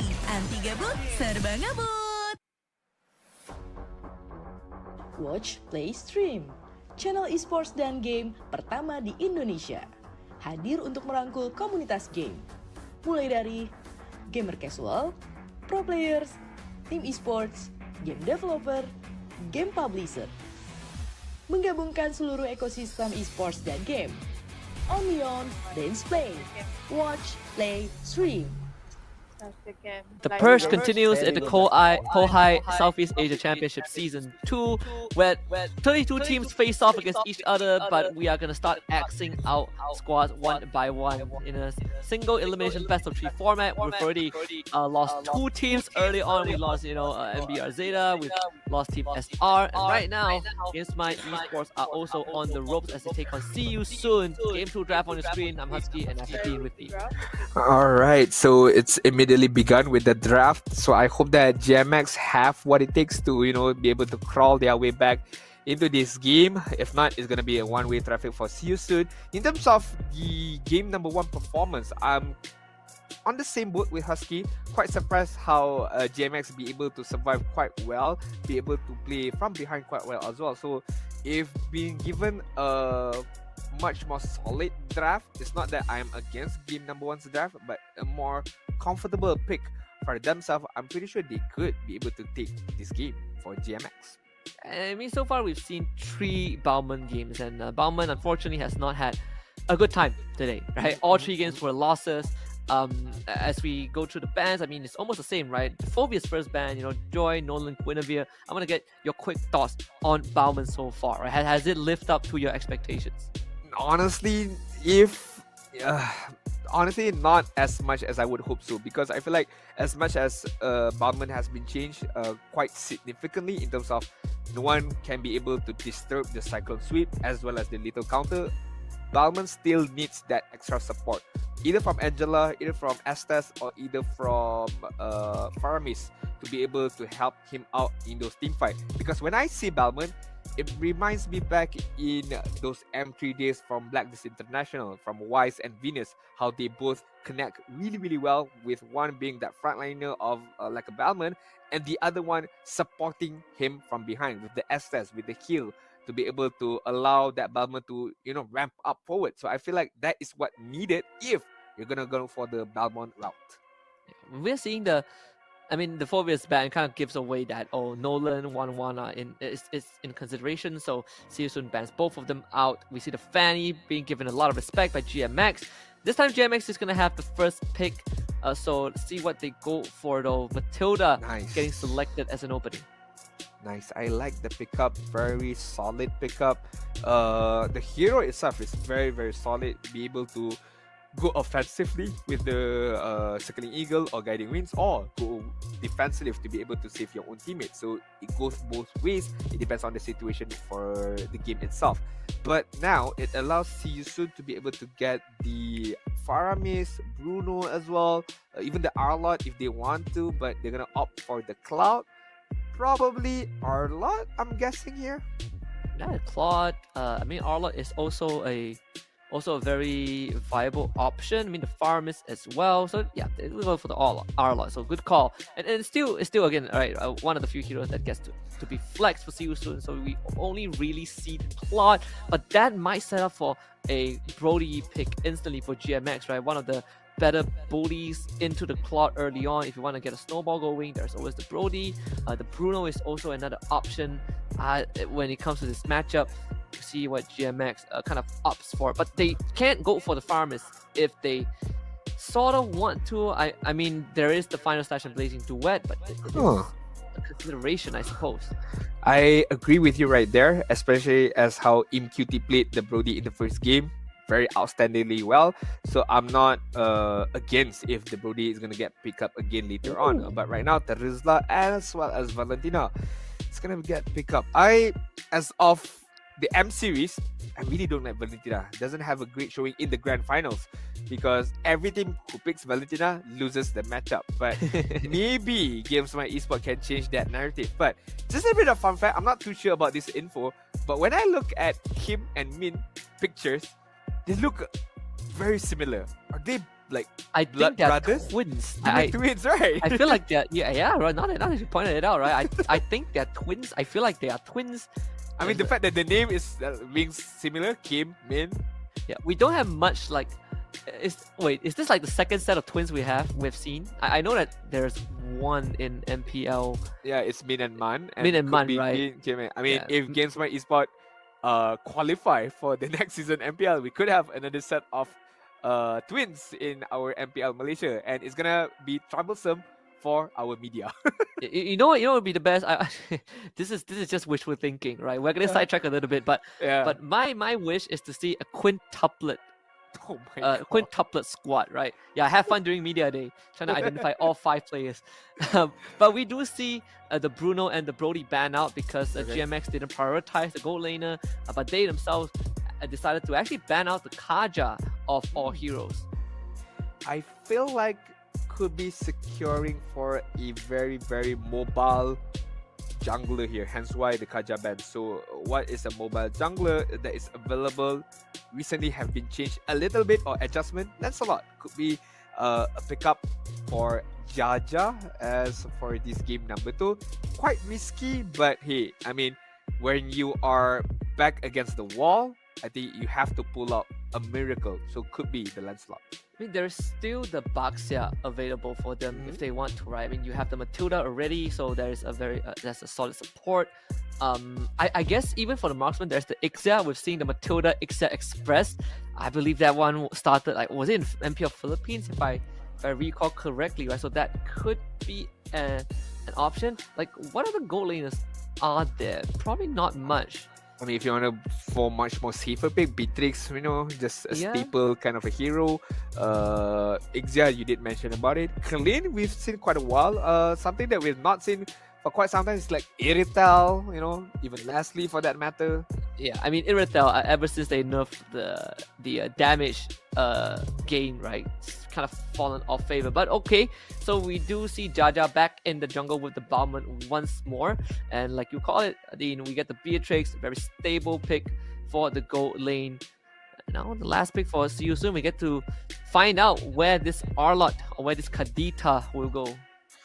If they want to go for a Roma tanky frontline, I like the Tigral or the Minotaur right here. But if they want to flex the Arlot and Kadita on the mid and Roma, so they need an EXP laner. Paquito is there, Khalid is there as well, to be able to use to flank or to get the Beatrix out of the equation. So there are multiple routes that See You Soon can go. So either Khalid, they're gonna go for the Chow. Oh, wow. None of them here, That I is a mentioned. Chow. That is okay. All right. I mean, how could we forget about this, right? Like, Boxy is playing on the team. One of his signature is the Cho, so we get to see the Boxy signature, right? It brings me a bit of a flashback. Like, it's like watching Zorn play and forgetting that he picks the Cho whenever he likes it. Of course, the caster prediction brought to you by Com Asia, our official second-hand specialist. At least for us on the desk, for both of us, we're on the same page. See You Soon is going to take it. You know, our Barca broadcast friends, they think that GMX is going to take it. They show some promises game 1. We'll have to see if game 2 is going to be different. All right, so that would be the prediction from the casters. But in terms of draft, I feel like, let me think here. I feel like GMX have a bit of mobility going on for them, especially with the Matilda. So you can, you know, Circling Eagle Terizla, you can Circling Eagle with Beatrix to be able to save her or to be able to be more aggressive. Meanwhile, on the side of See You Soon, they have the power of disengagement and also counter engage with the Chow. So if let's say they kite the team fight against GMX, they can use the Way of the Dragon to be able to counter engage back on to GMX. So it all depends on the positioning. It all depends on how things progress in game number 2. And especially when you have quite an amount of crowd control on the side of See You Soon, right? You have some single target crowd control like the Kadita combo, the Cho. You also have the Arla Final Slash as well. And wow, first blood already given over to MQT onto Boxy. The Beatrix off to a great start. Wow, I mean, with the flicker as well as the bayonet, I feel like that is the shotgun. That's the only weapon that has a very, very good initial damage up against the opponent. So Boxy, not too sure what happened right there, but a very, very good start by GamesMY Esports. Now Boxy coming back for round number 2. Kim, you gotta somehow get him out, but yeah, no problem. MQT clears out the wave with the bayonet, was able to get out as well. So yeah, things cooling down for a little bit as Tuzu gains some extra gold on the top side of Scavenger Crab.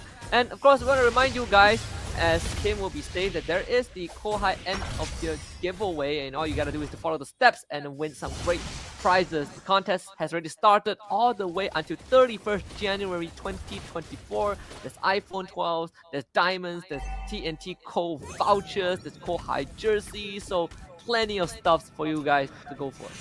As well as a long contest period for you guys to be able to win those amazing prizes. But the most important prize for both of these teams is the benefit of their turtle right now. Both are trying their best to secure this turtle, but Jaja has the upper hand as of now.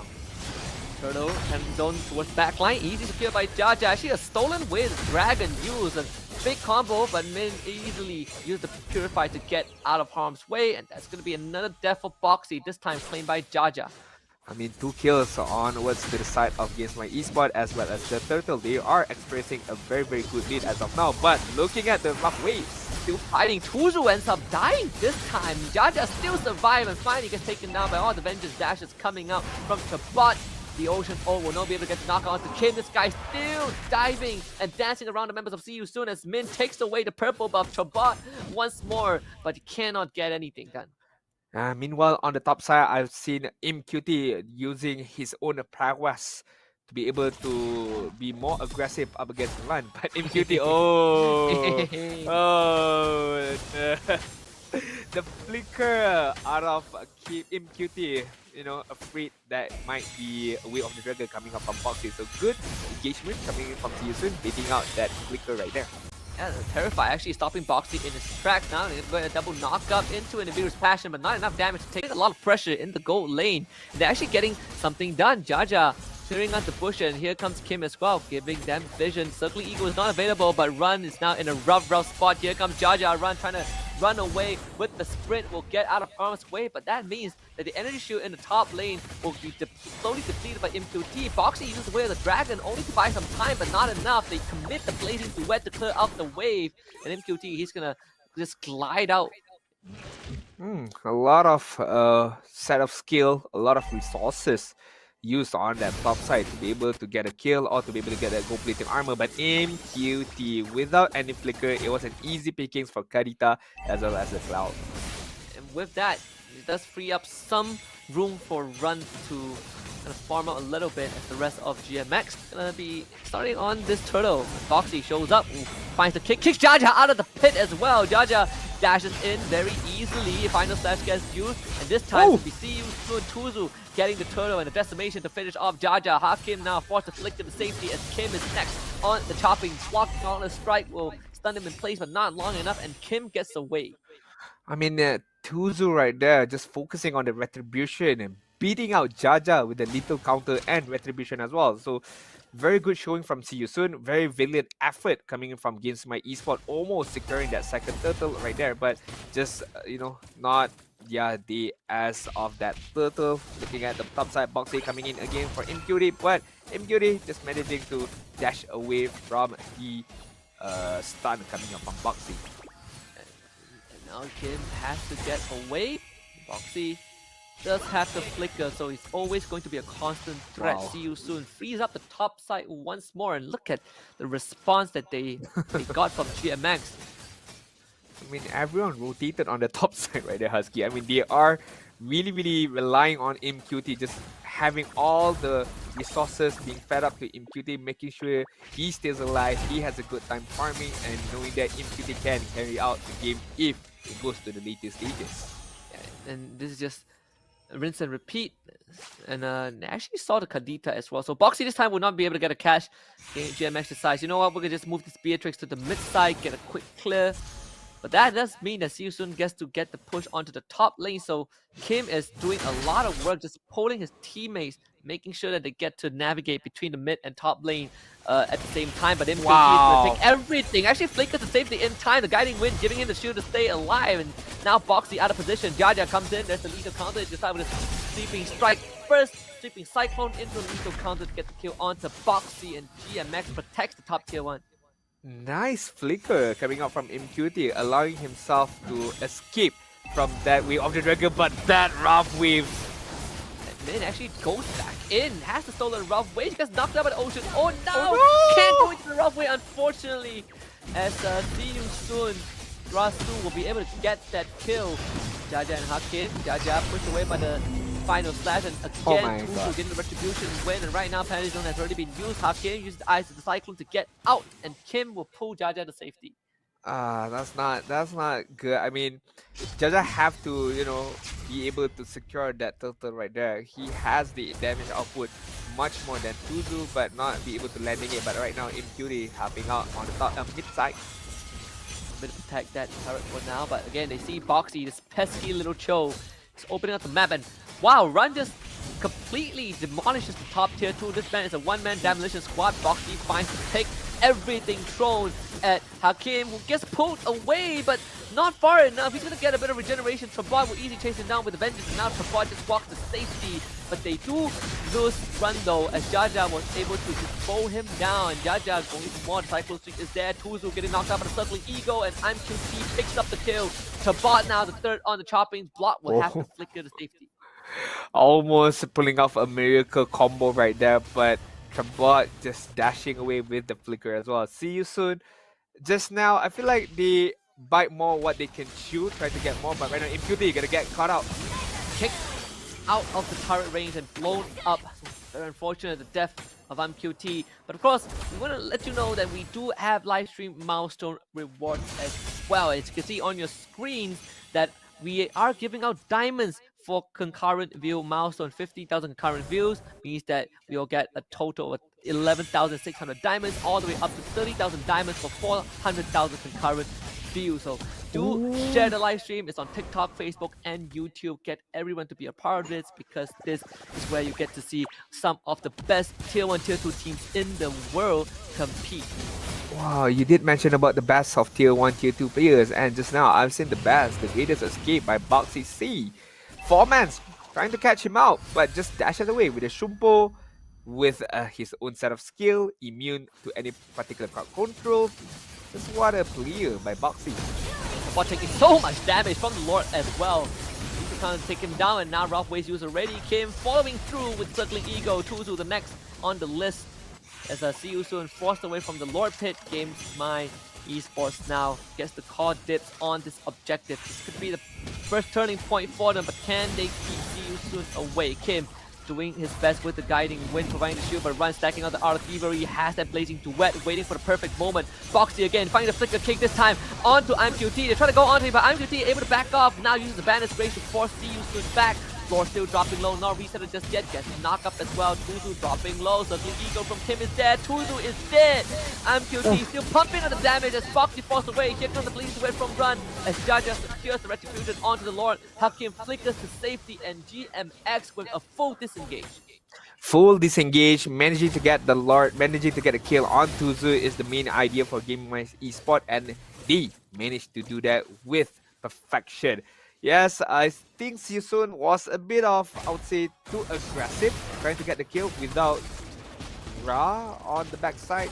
If they have waited just a bit for Ra, they could have gotten the kill much more cleaner, I would say. But then again, it is what it is. GamesMY Esports having the benefit of the lot on the spot side.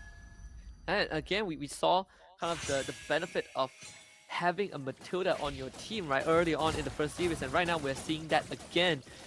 Kim just bailing his team, and especially the massive shield from the guiding wind, but Boxy this time finding Hakim that can go in for the full burst. Hakim cannot survive that. Jaja just dashes in and looks for some sort of a kill, but it's already a double on the side of Tuzu, and the Decimator coming in. Triple Maniac and a Savage coming out, I believe, for Tuzu, and this man has gone on an absolute killing spree. GMX, just like that, happened, wiped off the map. How did that happen, Husky? When? Why? How? It looked like it was good for GamesMY Esports. Yes, Teresa was getting taken care of. Hakim immediately died, but GamesMY Esports had the upper hand in terms of their own skill set, where Kim floated in with the guiding winds. But it's just like how Season kited it a bit with the final slash coming from Trabot, as well as the decimation on Tuzu was super on point. So GamesMY Esports, that was a big blunder. The fact that they have the lot on the bot side and they got wiped out immediately. Yeah, it's a wet dream for Martis when you get to just press one button. One button equals one kill, the decimation. Perfect scenario. And I mean, what a day one. What an honor of a day one that we get to commentate, Adine. The first day, we get to see a Savage already. We don't even get to see a Savage on the world stage. And here we are in the Kohai SCA Championship Season 2. Savage on the side of Tuzu. Morale is high right now for the boys. And the entire Lord for GMX nullified and is see you soon with a 4K gold lead.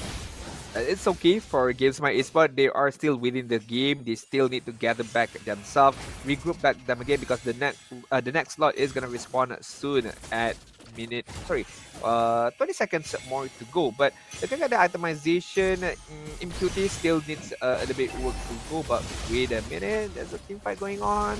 That's the ego. Got a little bit. Kim able to find an angle to engage.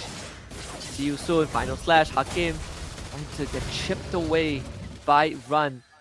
Just in time for the Lord to spawn. See you soon. Beelines towards the objective. Alright, this is where the battle begins. This is where the dance begins for the contest of this Lord. Kim as well as Jaja, the mid-liners. But Shrubot, gotta be careful with the final slash. In combination with Rough Wave as well as Sacrifice. Who's gonna get the Lord? Who's gonna get the advantage as well? Hakim starting to take so much damage. And again, Boxy finding the kick straight to the back, and that's going to be MQT instantly decimated. The execution coming through for Tuzu as he now charges in to look for more kills. Tuzu, is he going to get another Savage? Maybe not this time. Came with a circling ego just to buy a bit of time for his team. Penalty zone even used as well. See you soon. Now they're going to turn to the Lord. MQT was in a good position, to be fair, but Boxy is just 2 steps ahead. Finding him, allowing himself to use the Way of the Dragon and the follow-up as well was on point to be able to get a kill, and Lot has been taken by See You Soon. They could look to end the game, but looking at the turrets that is still available for them to be taken care of, GamesMY Esports should be able to defend this. I mean, it all happened so fast, right? The Beatrix didn't even get to use her own flicker. Rocky now checks the bush again. Can they get rid of this man? It seems like that is not possible. They threw everything at Boxy, and Boxy shrugs it off. It doesn't even matter, right? I mean, they don't have a reliable stun to be able to lock Boxy out, hence why Boxy can just run away immediately. Final slash on Hakim. Hakim can respond with a penalty zone pull away by Kim, and that's a big utility already out. Boxy filling it with the recall spams again. Tutu working on the last inhibitor on the bottom lane. See you soon. Can they defend it? Circling ego used already. Tutu is going to be the target, and Kim not able to get the knock up onto Run. See you soon. They're going to continue the siege on that last inhibitor for GMX. This minion wave crashes in. Run will take care of the structure. Boxy again looking for a catch to get the knockout. The Ocean Old Kim uses the Purify just to get out of harm's way. But See You Soon will now have the entire map crashing into the base of GMX. Are they gonna go for it? I mean, without probably with the next minion wave, Boxy used the conceal, not managing to get anyone. But right now could be the moment for See You Soon. Waiting for Flicker to be backed up in 3 seconds. Boxy is looking for an angle, but See You Soon will engage right now. Trapol is already dead. Boxy again. Flicker this time finds a kick onto IMQT, but the angle is not quite there, and he will be executed by Jaja's lethal counter. GMX will survive for a couple minutes more and take down 2 members from See You Soon. I mean, See You Soon tried to end the game, trying to get the kills onto GamesMY Esports, but GamesMY Esports positioned themselves really, really well, especially MQT, knowing where's the positioning of Boxy and be able to kite away from the Shumpo as well as the Way of the Dragon. So props to MQT for that amazing gameplay in terms of positioning. Not only that, GamesMY Esports managing to hold or withstand their own crystal right there, not be able to allow See You Soon to end the game immediately. And of course, if you guys are looking for some great apparels, do check out TNT Co. We do have a website voucher. Do scan this QR code and you'll be eligible for a 10 ringgit voucher with minimum purchase up to 100 ringgit. Check it out whenever you have time. They have good quality merch. Adine can vouch for it, and I can too. We definitely can vouch for it. I mean, very much comfortable, very stylish as well. You cannot get anywhere else except from a TNT Co. But going back to the game, the 16-minute mark, Lord is gonna respond at less than 10 seconds. See you soon is in prime position to do whatever it takes to be able to get this Lord. Look at the position of Foxy. One conceal, he can wrap around behind and try to either find Kim or Impunity. I do will be spotted out, at least for bot will be. Rasu also kind of flushed out as well. The question is, where is Box? This guy is very well hidden. And now the moment Seiyusun sees MQT, they are gonna start setting up for it, and the top wave is pushing in, so Seiyusun, they're not in a rush to finish this Lord. GMX, what is gonna be the response? And that wave, the top side is already crashing in. Hakim getting displaced by the final slash, and now GamesMY commits to a fire. Penny is always going to be there. They actually finish off run as well. Tuzu ends up going down. GamesMY, they're going to take this fight, but the base is in danger. No one is taking care of the crystal. They will get the shutdown on the 4 members of CU Sundo, so somehow GMX manages to stay alive in this game. And they do have Jaja left alive, but Jaja is in the base, and Boxy, he's just gonna proxy the wave somehow, but GMX, they will be able to secure the Lord. They will be able to secure that Lord. They will be able to defend this base with a Jaja Cyclone Sweep. But what a turn of things of events by GamesMY Esports right there. Be able to just kite away. And right now, Boxy is in great danger. Yeah, finally, they're gonna find Boxy, steal the way of the dragon, takes him down. That's Immortality number 1 going off. Boxy trying to Jit Kundo to safety, but not this time. GMX is finding themselves a lifeline, but it all started when Run got completely deleted from that fight. Yeah, I'm not too sure what happened. We do need a instant replay of what happened right there. But props to GamesMY Esports. They maintained their focus, they knew their target prioritization, and they executed their own game plan well to be able to catch Seiyusun off guard. Check the bush. Kim will be there to build him up. Never needed. Now, first time in a long time. Final slash used though. Kim getting away with the circling ego. GamesMY Esports wants this mid tier 1, but Seiyusun, it's a solid defense. Will take care of the minion wave, and they turn their attention to the Lord on the top side. Jaja will proxy the mid wave. Hakim will be on the top side as well, but this Lord might not be even have the chance to crash unless GamesMY forces and engage Hakim again with the Predator Zone to the back, and now Seiyusun will take the fight. Final slash use as well. Again, they take care of Run. GamesMY Esports finding the necessary target, but Tuzu will find the execution on Jaja. It's a 1-for-1 trade. Kim with a circling ego hits the back line as the top inhibitor now goes down. See you soon in a 4v4 situation without the squad for 30 seconds. I mean, they are forcing the issue right now against GamesMY Esports. They are pushing the pedal, but they need to back off as of now. Final flash use as well. The mid inhibitor does go down. Tuzu again a decimation to take care of Kim. They get terrified onto Boxy. Boxy tried to get away but executed. But MQT, he will go down and also loses slide. Rasu taking him out. And see you soon. This time, their turn to mount a base defense.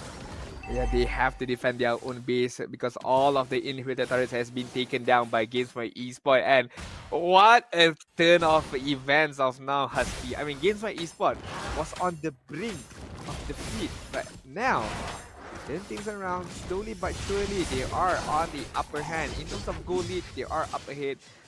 Plus minus between 1k goal, but the execution again coming up from them. Run needs to be really careful. If not, he's gonna get caught out again and immediately decimated.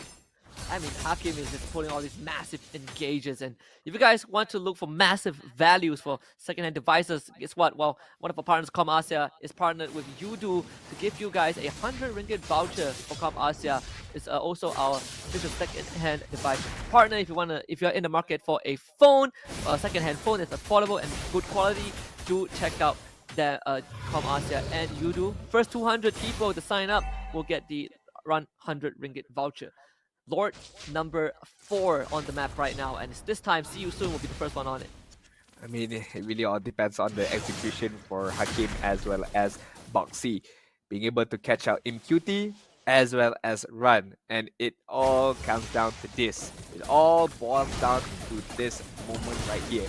21-minute mark, See You Soon have the advantage in terms of who's holding the Lord, but look at Boxy just eyeing out where is MQT for him to be able to immediately go and capture MQT out. But looks like both of the teams are playing a yo-yo of a game.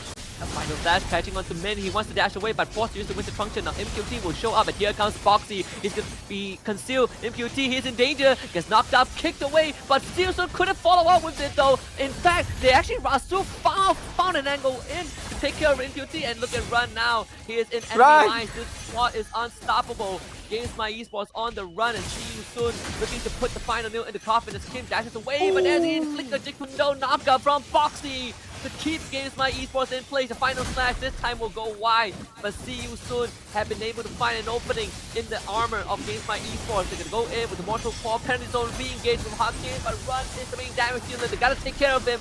And Su will get out as well. Run with the Blazing Duet will not do enough damage even with the Winds of Nature. And after all of that, it's just a 1-for-1 trade, but See You Soon does have the advantage. Do they have the advantage? Are they able enough to get this far? I don't think so, because GamesMY Esports are gonna immediately try their best to contest this slot. Look at Jaja already at the Lord Pit, and look at Hakim having the penalty zone on hand, but he's gonna get immediately shredded. Oh, final slash to be there. Min forced out of position. Tutu needs to get out as well. He's losing health as Boxy doing his best to buy time, but MQT, he has just respawned. Hakim against penalty zone onto Trabot. Main target is Run, who does have the immortality, and he's gonna stack out the Art of Thievery right now. Hakim pulled to safety by Kim. They're gonna look for MQT, who's gonna be flickering to safety. Boxy cannot reach him, and here comes the Blazing Duet from Run. They actually get the burst onto Min. Min now falls. Jaja executed by the decimation. Immortality will pop, but Run is dealing as much damage as he could to stand his ground. The execute damage is not gonna pop. Run still stays alive, and Boxy is still in the back line, finds a kick onto MQT and get the burst. Finally, Rasu with the execution, and 4 dead for GMX. See you soon in an extended Lord Dance and team fight have finally found the ingredients to win this game. GMX put up a good fight, but the comeback is not gonna happen. Not this time. See you soon with a 2-0 victory over GamesMY Esports in the series. I do feel bad for GamesMY Esports just now. I mean, they did everything, Husky. They did everything in their power, in their own hands, in their own capability, but it was just the better execution, the better micro gameplay from Boxy, being able to kite, go in, use his Shumpo, use his Jikundo as well to knock few people up, especially the wrap around at that last, very last moment. He manages to catch out MQT, knock him up, kick him back for Rasui to be able to use the Ocean Oddity, Wrath of the Ocean to get that kill. But yes, See You Soon got the overall win, but GamesMY Esports won my heart, man. I mean, what a gameplay, what a valiant effort coming up from this Legion team. Oh yeah, I mean, this is definitely so much closer than I would have anticipated, right, when we first saw the matchup. Sure, like you said, See You Soon might have won, but GMX, they were so close to pushing us to a game 3, and I mean, they had some pretty great moments. Hakim in particular, these big penalty zones, they catching a run when they needed it. That's what gave GMX kind of the comeback moment, right, to take all inhibitors for See You Soon and force us into that 50-50 to challenge to see which team has the better micro. But at the end of the day, See You Soon, like you mentioned, Foxy finding these amazing catches, and of course Rasu on this Kadita, the follow-up to first crucial targets for GMX was just too much to bear. Too much to bear, too much to handle. Nonetheless, See You Soon, I would say the much more experienced team. They know what they need to do in these critical and crucial moments. They know their target prioritization, they know their own job desk, especially as Boxy look at time and time again, trying to find MQT on the back line, and the follow-up from Rasui is super on point. The only time See You Soon is weak if, let's say, Boxy gets a good pick-off towards MQT, but there's no follow-up. That is when they are at their lowest, and that is when GamesMY Esports managed to turn things around a little bit and managed to get all the inhibitor turrets out of See You Soon's hand.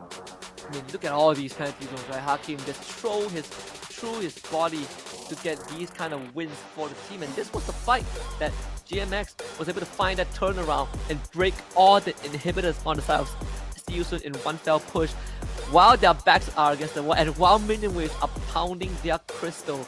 And he could not have gotten any closer than that, but at the very end, man, See you soon, just holding it back from the brink. Just great base defense, great juggling.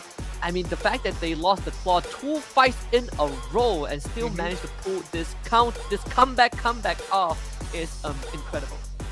Yeah, I mean, this was the biggest moment for GamesMy Esports to end the game, but Siusun put up a very good defensive wall. They managed to clear out the waves. They managed to, just disengage upon team fight, and hence why I gave them the opportunity to just, I would say, prolong those team fights yet again. And this is the moment where only one casualty, which is in QT, but other than that, nobody seems to have a good mood in terms of who wants to die today. And again, this one, right? The catch onto MQT, they do everything. And we thought MQT was out of range, but members of GamesMY started falling. And look at Boxy, this man is fearless. Just walks through the entire team of GMX, goes for the wrap around just so he could reach this DH. I mean, can you blame this man? I mean, we can. Look at the way that he plays. It's impressive of what Boxy did to show his IQ, to be able to just walk to the backside. But I kind of blame GamesMy Esports in that moment. Why did you not just zone out Boxy, right? Why did you let him be? Why everyone just, oh, okay, Chow is just gonna walk around us. We're just gonna leave him be. Yeah, he can't do anything, right? I mean, it's in the heat of the moment, you start to lose tracks of the thing that's happening around you. But man, Boxy with literal guts of steel to just walk through the enemy lines to get to the back is impressive. But of course, our MVP of the game is Rasul on this Kadita 9-1 and 13. Just an overall incredible game. With the help of Boxy, with the help of Tuzu, with the help of Trabot, setting up these massive crowd control for Rasul to just show up and burst them with the drop wave. I have no complaints for that MVP, but if I had the opportunity to nominate my own MVP, it's gonna be Boxy, man. The fact that no one else. I mean, the fact that he managed to get a good pickoff, especially on MQT, because if he doesn't get that pickoff on MQT, I feel like GamesMy Esports can, secure the game. I would say even things out. So without Boxy, Siusun could have lost that game. And just again, another incredible series. It is unfortunate that we would have to wave goodbye to GamesMy Esports. That could have been one of the greatest runs, one of the greatest games. And this is just day number 1, right? This is just day number 1. Top 32. We've seen comebacks on top of comebacks. We've seen anti-comebacks. We've seen Savage. That's probably the biggest thing of the day. Some notable mentions: Bauman, Barat, Selena. We've gotten the shebang of what's to come in the coming days. Yeah, correct. But before we take a bow, we do have to give shout out to Kohai Esports for our organizer, our official second-hand specialist, Comp Asia, Infinix, TNT Co, Udo, both the MPL Malaysia, MPL Singapore, KBS Pelakan Muda, as well as GamesMy Esports. And of course, if you guys want to share this live stream, to do so, because we do have milestone rewards. We're live streaming on Facebook, YouTube, and TikTok. And every time you want to engage on social media with us, use the hashtag #ChallengeTitans, hashtag BornToBePro, and hashtag Kohai SEA Championship Season 2. My name is Husky. This is Adin. We're going to sign off for the night. But same time, tomorrow will be day 2 of the top 32 for the Kohai Season 2 Championship. We'll be back tomorrow. See you. Good night and goodbye.